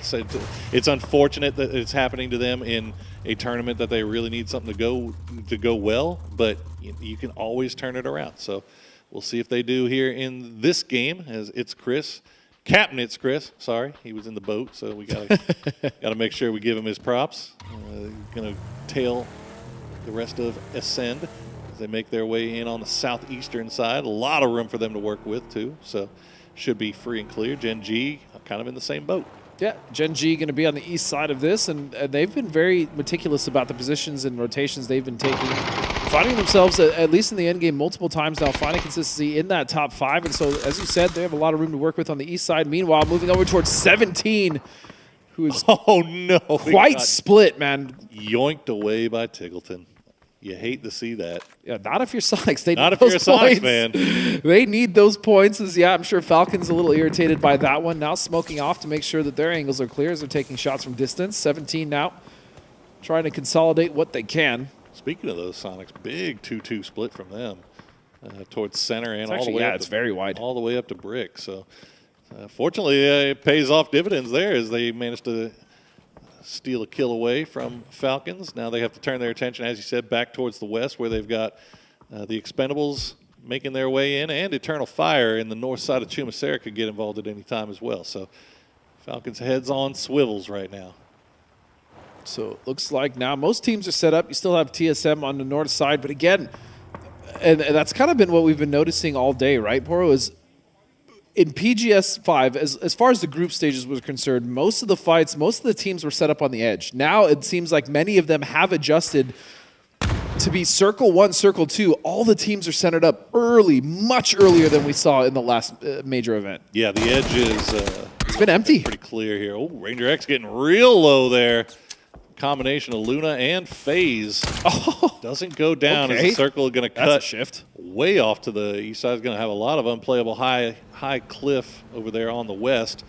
As we will check in, you can see the TSM rotation. They got a lot of space to play with on the north here. It's about what I'd expect. So very nice prediction there from our observers. That's going to be a free north side as well. That's the crazy thing. That's going to be super free for TSM as they're coming in, and I'm sure they're going to scout that one out. Meanwhile, for the teams on the east, we're looking at New Happy, looking at Eternal Fire. Falcons as well now stranded on that east side. Going to have to go through multiple teams if they want to find any sort of reprieve there and safety in the circle. Luna Galaxy just ahead of FaZe. Getting a little bit close here. FaZe is going to hear those vehicles, and if they're in the right spot at the right time, they might be able to catch these guys slipping. But it doesn't look like they're going to be there. So Luna Galaxy dodging a bullet here early on, which is something that they really needed. Please scout, boys. Don't overcommit. It's not necessary.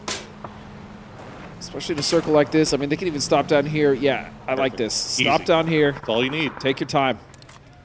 Oh, FaZe is kind of backfilling them though, so they better be on their job here, ready to fight as soon as they're good, as soon as they pull up. So Fex will take a few shots. That's going to give away the position. So yeah, FaZe is going to pull off of that now, knowing that Luna is 4-man in the compound. That fight looks suddenly a lot less easy, and they also have Gen G kind of rotating below them on the coast through Valdemar. So FaZe has to make sure that they don't overextend, don't take a fight that they're not ready to take here. As Eternal Fire finds a little spot to play. Yeah, and a lot of these teams actually anchoring on the south side of this circle, as we stated. I mean, TSM, like we saw, I mean, that was a free rotation to the north, so they're actually going to have so much control on this high ground just behind one of the splits. And the duos there of Twisted Minds. Meanwhile, Eternal Fire on the south side going to find a knock on a Corexi. It's going to be Quetpa. That's going to be an easy flush. And another member lost for FaZe early in one of these games. They still got ways to fight around it here. It's unfortunate the south side got so packed so quick. But yeah, FaZe kind of getting pulled in a couple of different directions there. Didn't want to fully commit to the Luna Galaxy fight, but by the time they pulled off of it, it was almost too late. You had Eternal Fire, you had Gen G, you got Luna all set up in a good position to kind of take advantage of their position. So you see a burned out husk of a Bronco, and you see a burnt out husk of a player as James gets that was rude. I was playing. I toyed with it, Chet. I toyed with it. That is not what I meant. James is a phenomenal player. But yeah, it doesn't change the fact that he's dead. Yeah, he's dead as hell. But Fex is all the way off to the north. Gustav still in Vitamar, so FaZe in survival mode, just recovery mode at this point. See what they can get off of this one. I'm also looking at the map near Fex. You have a split between T5 on both the east and west side of the road. And this is one of those very tricky circles to play, especially if it does hard shift to the west or east. Crossing that road, that kind of ravine, that valley, it's very hard if you're caught on the wrong side of it, Poro. I mean, it causes so many issues. It's open on either side, especially on the west. You don't have a clear path up. And fortunately, I guess for now, for the team set up in the center, they don't have to make that decision just yet. Yeah, TSM, they see them giving them the arrows here, but they're in a pretty tough spot here. They got Twisted Minds right on the edge, and they've got the Expendables right behind them. And you know the Expendables, they don't play. They don't care. Like if they see you, they'll fight you. It doesn't matter where you are. So they got to figure out what the play is here pretty darn quick, as the Expendables have already spotted them out. You see the shots coming in from Clories from range, and fortunately enough, Twisted Minds is a little bit preoccupied with GNL. So. But you can still see Example looking off in that direction, making sure that nobody's going to backfill them. So Twisted Minds not fighting off more than they can chew. As FaZe try to take the E pickup, or at least Gustav going to take the E pickup to try to rejoin his comrade. He will get spotted by Vinny, though. He goes down and should be flushed as well. So it's all down to Mr. Fex. It's a lonely boy right there, but one thing I've been really impressed about when you're talking about the Expendables, they've had really wide, like 1-1-1, like just single-person splits, and they've yet to really be punished for it. They've been playing them to the point where they're not risking too much by risking a lot and having these really wide splits. So kudos to the Expendables. And then they always consolidate at a good time, right? Play together as a team. Whether they win the fights afterwards or not, they've been really impressing me with their positions, especially in these wide 1-1-1-1 splits. They got their work cut out for them here as they're pushing right into Ascend. They were already getting shot at from Ascend, so they are Ascend fully aware that they're coming. But it's Chris in a perfect position. Will find the first knock on the Delwyn, gets the next man very low as Clories is going to go down as well. TSM contributing to this fight. Killia Kai, though, is going to get spotted out by Clories, so the trade coming through, but the Expendables. Of course, as soon as you talk about I had to open my big, stupid mouth. they just run into a bad way here, and it's down to one player through the Broncos. The Kraken going to go down from Luna there, so Fex actually still alive, so getting involved here for FaZe, getting points.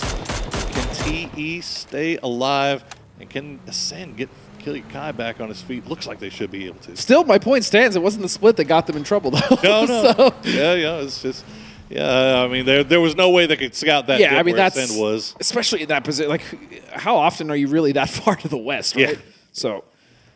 Well, I mean, hey, they took shots. I mean, Ascend did shoot at them, so they knew that there was a team there, and they said, fair. You know what, screw it, we're going to push you in. But that's what the Expendables does, and that's why we love them so much. Is Tanvu will get spotted out, and the Expendables will go down in 16th place. So their day is done, with 22 points to speak for it. Still just waiting to see what this circle does. You have essentially 3 high points and then 2 valleys in between all 3. So a lot of these teams are about to be very unhappy with this shift. Oh my goodness! Valley still in play, and T5 in probably the best position they could be in, as they don't have any high ground, but they're not going to have to worry about leaving it, as they got 2 compounds on the low side. You see Luna Galaxy. They've got to make a decision here, how they want to push into Eternal Fire or into where Fex is.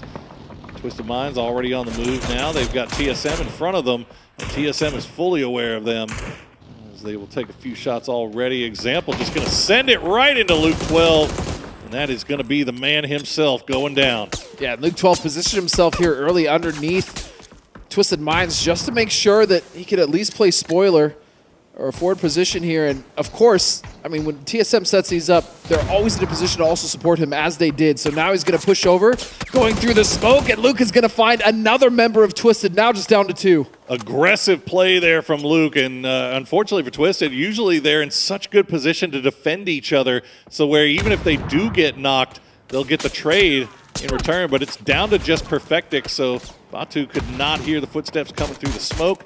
He goes down, and the raid boss is going out early. Washed. Completely washed. Couldn't even get 74. It's still just, what an incredible day from Twisted, man.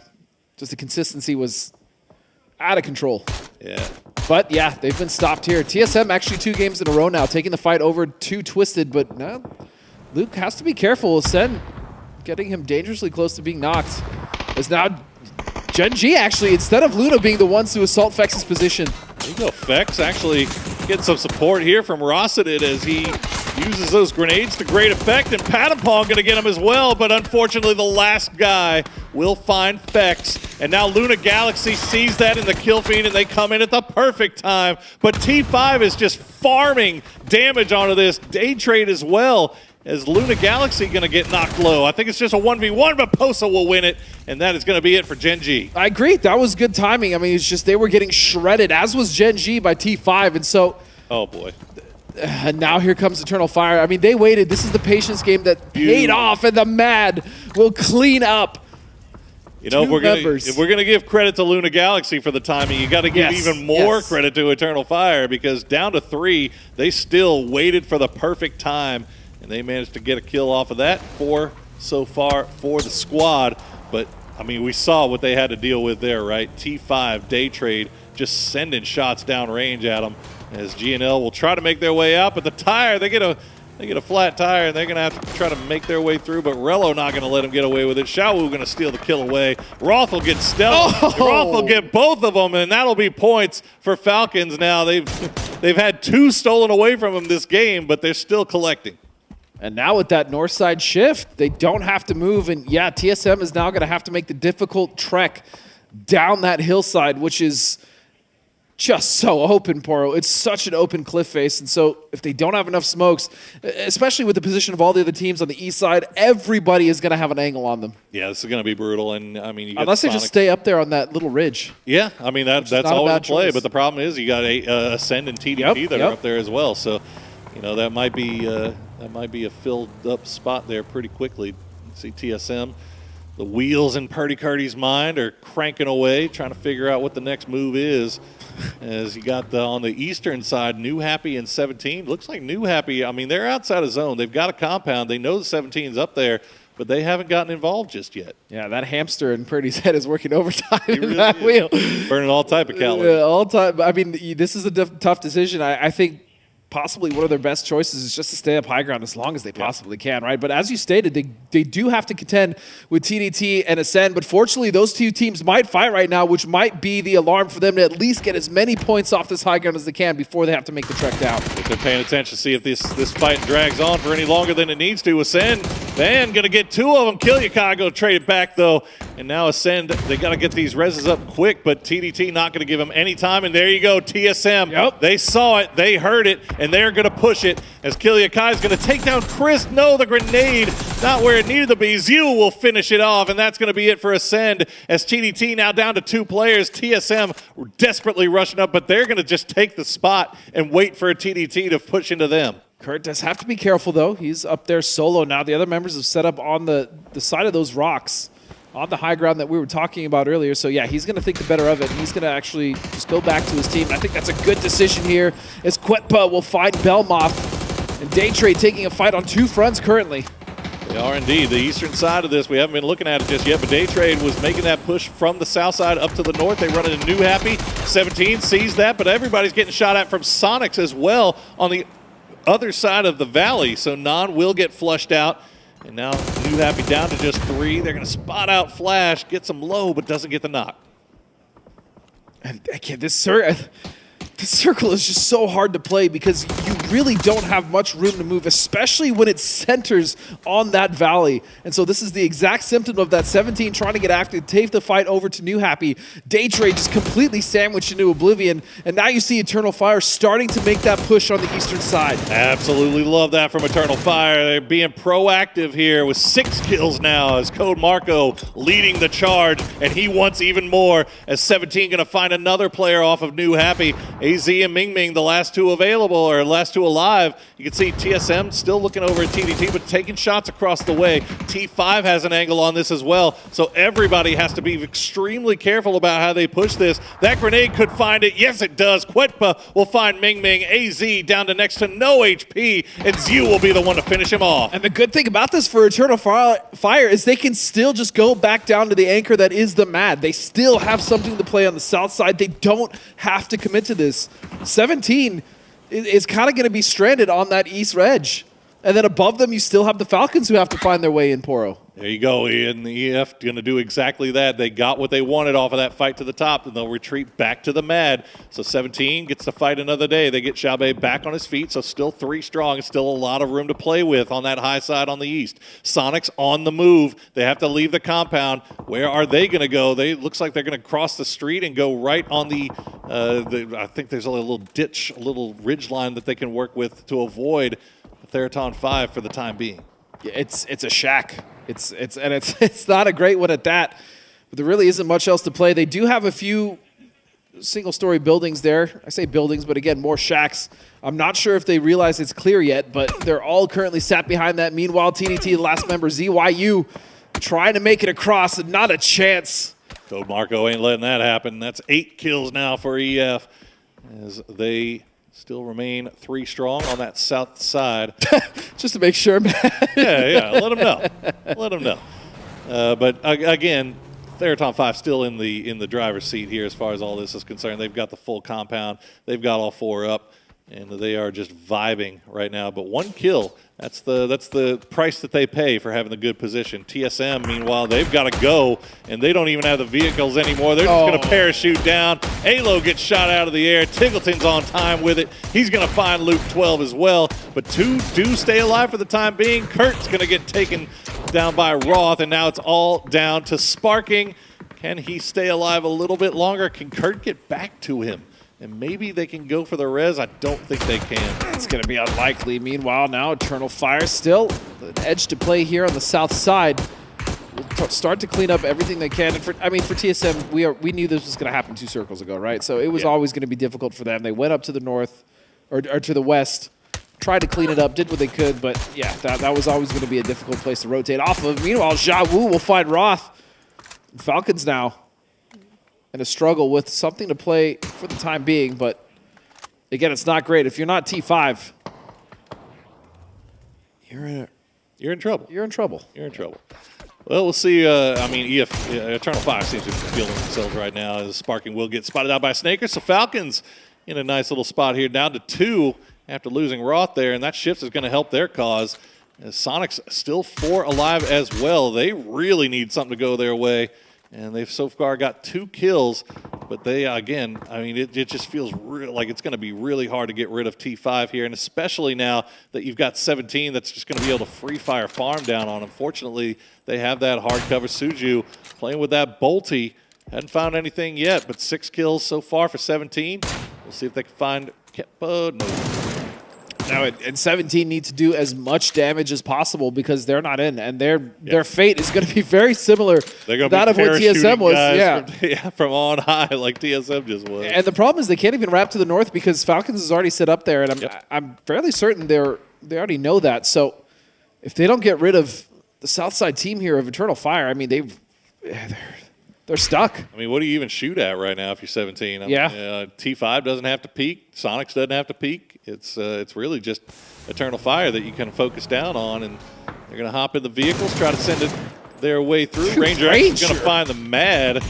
Again, Ranger just having a hell of a day for himself here. Keppa going to get down to the rock. No, Panampong will take him out, and we are down to our top 4. Sonics, Falcons, 17, and T5 yet again. T5 just finding all the consistency here, making all the right plays and splits. They held that split for a while where many teams were trying to push onto the position. So again, wonderful stuff from them all day. The adjustments they have made have just been incredible. And I talked about it. I mean, this is realistically the only option 17 has, and it is a terrible option for them. Theraton 5, if they're on their if they're on their marks right now, they might mess around and pass by Twisted Minds, and just as we all predicted, right? So you're gonna get knocked a little bit low. Try to say, yeah, or just just gonna donate that over to the blue. Yeah, why not? As now Theraton 5 can turn their full attention onto Sonics. They know exactly where everybody is. Falcons, well, they are just that is just a rough spot there to be had. There's not really much they can do, and Sonics. They've got some decision-making here. As soon as Falcons are done, then they can start thinking about how to approach this Theraton 5 issue. But there's just, I mean, what do you even do? They need a lot of smokes. So bad. I thought that was the the triple stack single stories just below them, but it's not. It's actually just a truck trailer. So they really don't have anything to play. The only good thing for them right now is that Circle did not completely cut them out. In fact, it's actually putting T5 more on the edge, but they're just so pinned down, and they can't really put that much damage onto the team of T5 currently. But again, the opportunity has been given to them as far as what the Circle has provided. The only thing Sonics kind of has going in their way right now is that if they can survive till the next zone shift, Theraton 5 is going to have to leave that compound before. Oh, that's a big knock from Rello. Big stuff coming out. He will get traded back by Ranger X because, of course, who else? Of course. As Ranger X is just vibing right now. And they're going to find Snakers as well. So they managed to get both of those points that I'm sure Falcons was thinking about denying. And Sonics, they see that knock, but they're not really in a position to do anything about it. So he's trying to desperately vault onto the top of that shack, but the Murado or the Bronco just not providing enough height. Well, I mean, if you look at it this way, the center of the zone for the next zone, for the final zone. I think it favors Sonics. I think it favors Sonics. I don't think they have to leave their compound. I think Theraton 5 is going to have to be the first one that leaves. So you can see them already trying to sneak away. And yes, Sonics already has the utility, but I don't know how many grenades they have left. And yeah, Theraton 5, as soon as they break away from that smoke, they are getting roasted here. So, but they have the smallest bit of a ridge line to work with here. That might be enough to get them into grenade range. As Rosseted on time will find Tiggleton. That's a big knock to come through. And as you stated earlier, it's all 5 members of T5 coming to the plate, but Shrimsy will find the trade. Fluky now will find the trade back with the grenade onto Kickstart. So now it's just down to a 3-on-2. Sonic still backs against the wall. And it's only got 12 rounds left in the Oh, look at Fluky. Bullets here. Fluky going to go ahead and push it aggressively. Rosseted, he doesn't need more than 12. He's going to find Trimsy. Fluky will get the flush. It's all down to H-Win. He's got the shotty in hand. He's waiting for it. He wants him to come push him through the smoke. But Fluky not having it just yet. There it is. Big victory for Theraton 5. Was that enough to get them past Twisted Minds on the day? I don't know. It's crazy because we've been talking about Twisted this entire time, but T5... what a turnaround from PGS, but not even qualifying for Grand Finals. Now essentially punching their ticket after just the first day. Absolutely unconscious stuff from Theraton 5 and Ranger X. Boy, if you're looking for a player to pick up for your fantasy squad next time, you might want to look at that man, as he was on fire today. Well, that is going to do it for day 1 here, as we will cut in tomorrow. We will see groups A and C, and now we'll throw it over the desk to wrap up day 1.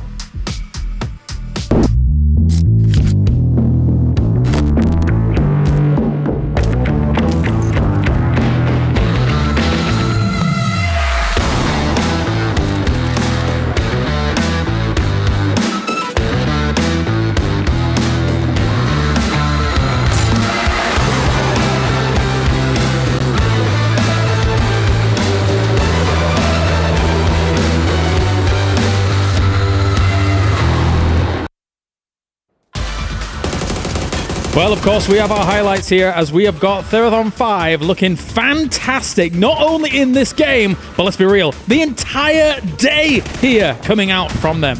Yeah, it's kind of an unexpected situation. I don't know how to say it other than that, but I mean, they were playing extremely well. The casters are talking about it. Ranger X, phenomenal. Path and Pong doing a good job. Good 1-2 punch combined together and just kind of exploiting what feels to be a bit of a reactionary lobby and just trying to be a catalyst and really putting in some work on it. I mean, as if they already didn't do enough, right? Then the circles come their way in this game and they're able to capitalize on that in spades. Not too much surprise considering the compound that they had available to them. The only potential threat to them was Sonics towards the end, but Sonics looked pigeonholed in. There was nothing going their way here. Fluky moving out, egoing that challenge as well. Just looking fantastic throughout the That's the story of the two different teams, right? Sonic's kind of a bit more afraid, hunkering down inside the shack. Well, you just have T5 strolling across the road, no cover to be had. Like, nah, I'm going to kill you all. That's fine. Yeah. Very good point. Very good point. As we take a look at how... Why, thank you. I appreciate it. That's no problem. But I think one thing that is the major surprise, aside from their excellent performance, number one on the day. Winning out against Twisted Minds, who haphazardly get a 30-point game, a 30-point win. Just better. Just the best team in the world. I wish we had the cameras on whenever I said that. You can see James's face and be like, what did you just say? What did you just say about EMEA? Huh? What did you just say? No, it's what an amazing result for them. And at the behest of some of these other teams, right, who again we kind of expected to have a little bit of a better time. Yeah. Of course, if you look at TSM, right, they were just stuck. All of them parachuting off of the high ground. The entire server, apart from Suju, shooting at them. So it's a valiant attempt, but for a TSM, it was going to be difficult in that game. Once the circle shifted away, TSM's position was just done. You're just Lemmings walking off the cliff at that point, and they kind of knew that. Falcons were also in a similar situation, just kind of trapped up there. Although I do wish that we had managed to see 17 use the Panzerfaust down on the Falcons, but oh well, dreams can happen again someday. All right, well, interviews ready. Let's hear from Therathon 5 themselves here, number one on the day.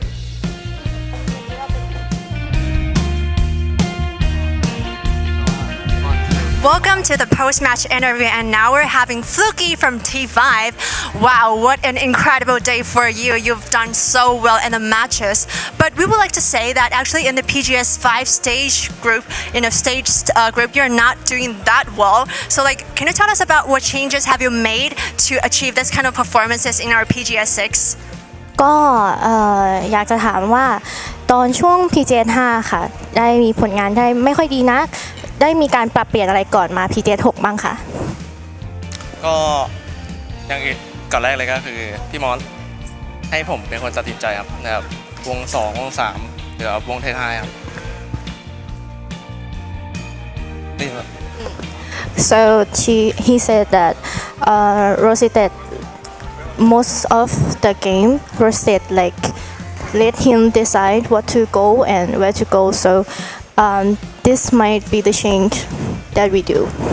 Okay, sure, of course. I believe good teamwork and strategy are our winning points. So also, you and Range X perform very good today. You know, you all have very good individual play. So we're wondering that, what kind of changes in the teams or how teams had made you in this kind of performances?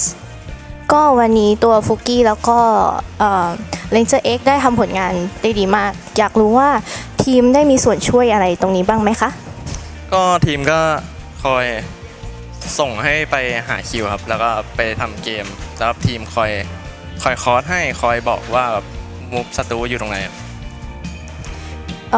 So he said that our team member helped us a lot and he called for to get some kills and to move around.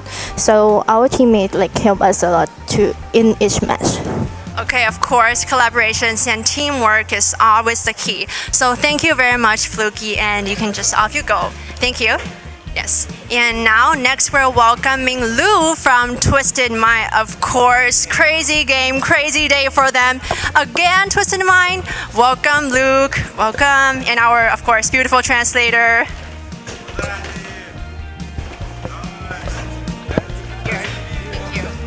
And this is such a crazy day for you. 20 kills in single game. Who can believe it? And just you're dominating our games, I would like to say. And just talk about your matches to us. Сегодня был потрясающий день для вас. 20 килов в одном матче. И, пожалуйста, расскажи о ваших методах для победы. Хорошо поспать, хорошо поесть, хорошо отдохнуть. So just practice well, eat good food, and rest well. Okay, great. Food always should be another factor to consider. Yeah, of course. And talking about this, we actually back to the PGS 5 interview. Some of your teammates has mentioned that you're the one always thinking about where to play, where to eat. So can you share with us about during our 7 days of game break, what did you do? What did you eat? Where did you go to have fun? То есть то, что на прошлых играх сказали, то, что ты являешься самым активным из участников, который разрабатывает, так сказать, план для того, куда пойти во время отдыха. Расскажи, пожалуйста, как вы отдыхали во время отдыха? Самый лучший отдых — это ничего не делать. Вот мы ничего не делали. We did nothing. I think it's the best way you can spend the break. Did nothing, really? Didn't eat anything good? Didn't go to any place fun? То есть вы ничего такого не ели хорошего, не ходили в какие-то интересные места? Нет. Okay. Yeah, that might also make sense. That brings them this brilliant performances for just practicing very hard. Of course, thank you very much, Luke, and I hope that you can have better performance in the following days. So this is pretty much our interview, and we're getting back to our analyst.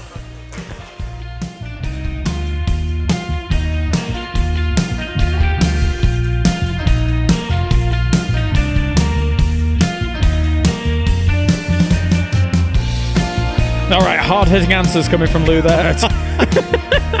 Nothing happened in 7 days. They hibernated and they were ready afterwards. That is the most Twisted Minds answer ever. What did you guys do for fun? Nothing. We just prepared and we were going to go ahead. Coming out, we're going to win. Nothing else. No distraction. I'm going to ask Patulins right after this. He's going to be like, oh yeah, we totally went out and had fun. There was a theme park. We went to see Bootang, everyone loves Bootang. Oh, here's this bar that we went to. It was super great. No. But regardless of that fact here, we have ourselves Therazon 5 being able to win out the final game of the day after having a blinder of a day. I don't think anybody predicted this. The 5 people that may have picked Therazon 5 members for their fantasy team are probably elated right now. Yeah. However, it was maybe a little bit of a wild card, an outsider pick coming into our group stage. Yeah, I mean, picking T5 was probably an outsider pick, I will grant you that, but can we have a moment of silence for everybody that didn't make example their captain?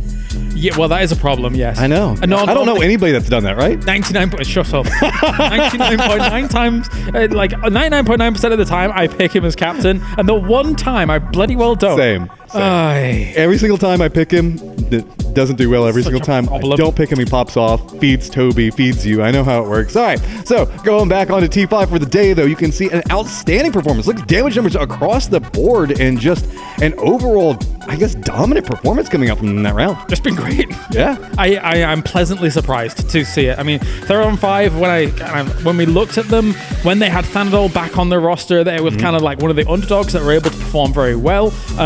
Surprisingly well compared to kind of like their peers at the time, but then they fell off for a little bit. But now it feels like, with this roster, maybe there is some potential there, or it's just kind of a fortunate day for them regardless. I mean, this last circle, it kind of comes their way, but they make the most of it. They make the best of it. And that's the thing is, it's not like they had a tremendous amount of luck. They managed to exploit the luck today. I'm not arguing that at all. Yeah. But that's what squads need to do to be able to win. And so with that T5, you can see just racking up a ton of kills and just a great performance. Now, the question is, whenever the circles do come your way, whenever there's situations going on with Twisted Minds, all that other stuff we were talking about, T5 kind of riding the waves of what's going on, is it replicatable is always going to be my question. And that's where I get a bit concerned, because I'm not trying to take anything away from their day today, but one day is one day. Give it to me the rest of the event. Yeah, and it feels like only Twisted Minds oftentimes is the one to be able to do it. I mean, we saw there 9,500 damage from Twisted Minds over the day, meaning they had huge impact on the lobby, despite if they were getting the kills on these people or not. So that's terrifying. Likewise, they're on 5 with the 20 points here across the day. It looked like they had about 7,500 damage, which was significantly ahead of third place. So likewise, they've also had big impact. I mean, Eternal Fire also getting a ton of points inside of that 70 game. Points? Yeah. Brilliant. I mean, congrats, you're qualified to the final. Yeah. One day. I guess that is so. You can kind of take the next day off. We were talking about the fact that we want to see them do it again tomorrow, but it doesn't matter. We want to see them perform as we move forward. So coming out, anything. It's a statement to be ahead of Twisted Minds at the end of the day. Then the drop-off, though, into day trade, being tied up with Gen G. I feel like it's still going to be spicy. My big factors, though, looking over the right side of the screen. You can see Eternal Fire. Well, Sonics. Oh, hey, Batulins. What's your thoughts on the end of the day? Theraton 5, 3 points ahead. Theraton 5 is the best team? You heard it. Team. Best team. Best team here. Fact. Yeah. You're fine? Sonics are very bad. Sonics are very bad. Agreed. Let's go. Maybe a bit better than FaZe Clan. Are Sonics at least twice as good as FaZe Clan, given the points? Yeah, but they're lucky. All right, well, thank you very much for this impromptu interview, Batulins. We appreciate you. We'll see you later. All right, well, that was Batulins joining us for a third interview for the night. I mean, if we've got them coming past. Dude, we have to. How can we not? Yeah, absolutely. Fantastic. All right, well, tomorrow we are getting things rolling for the group stage. Once again, we've got Miramar to start things off. We've got Rondo and Tego, and then double Erangel. So for some of these teams, it will be their last day, whereas, of course, we now greet in our next players. Sometimes some teams like to be the ones kind of setting the pace to get things going. Sometimes some teams like to be coming in a little later on. But one thing's for sure is that I'm expecting in the next day or two, maybe a bit more spice, a bit more hot drops occurring. Maybe when we get to that. And we also have Petrichor Road making a reappearance with Aches left. Yes. I'm excited about that one. Always an Aches fan. So. Yeah, no, absolutely. I think that it's great to have him back. Obviously, Petrichor Road didn't quite do as much as they may wanted to have done yesterday, well, in PGS 5, but they need to shore up that spot when it comes to the PGS points, I think. Yeah, especially whenever we're looking to talk about, in general, those top 4 positions and how important that they could be. A lot still going on the table. It's been spicy. I mean, we kind of were thinking that this could be done with the way that Twisted Minds were shutting everything down, but T5 comes up, still makes it competitive, and we still got 2 more days of groups left, man. What a crazy day to start things off for PGS 6. Thank you very much, Matron, for joining me here. First time ever, I think we've done this little... Yes, first time ever. I'm having fun. Are you? With me? Yeah, sometimes. Yeah, nobody has fun with me.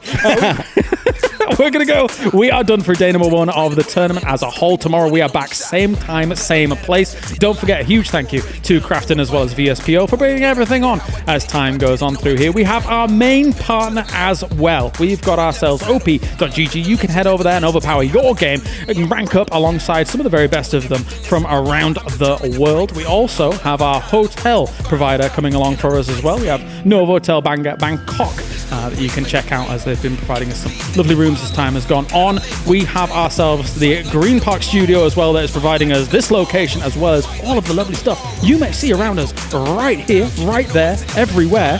And finally, we have TT Racing as well, providing us with the lovely chairs that everybody is supporting for the tournament as a whole. So, final thoughts, Matron? Anything cool? Yeah, we already talked about Petrichor Road, Twisted Minds. T5 is awesome. Best team in the world. Apparently, according to Batulins. We'll see if that continues. Bye for now for day number 1 of PGS 6.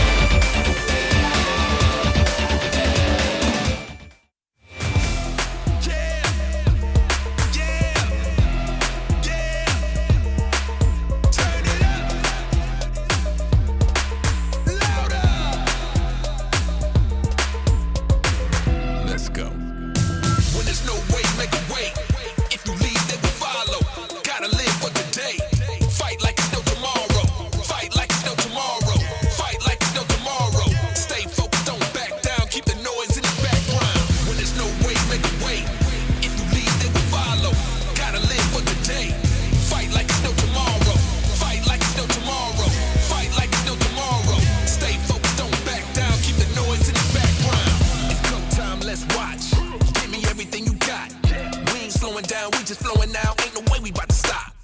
Rose up like stock, from the bottom to the top. Do not take for granted where I landed. This could be my one and only shot. Never matter.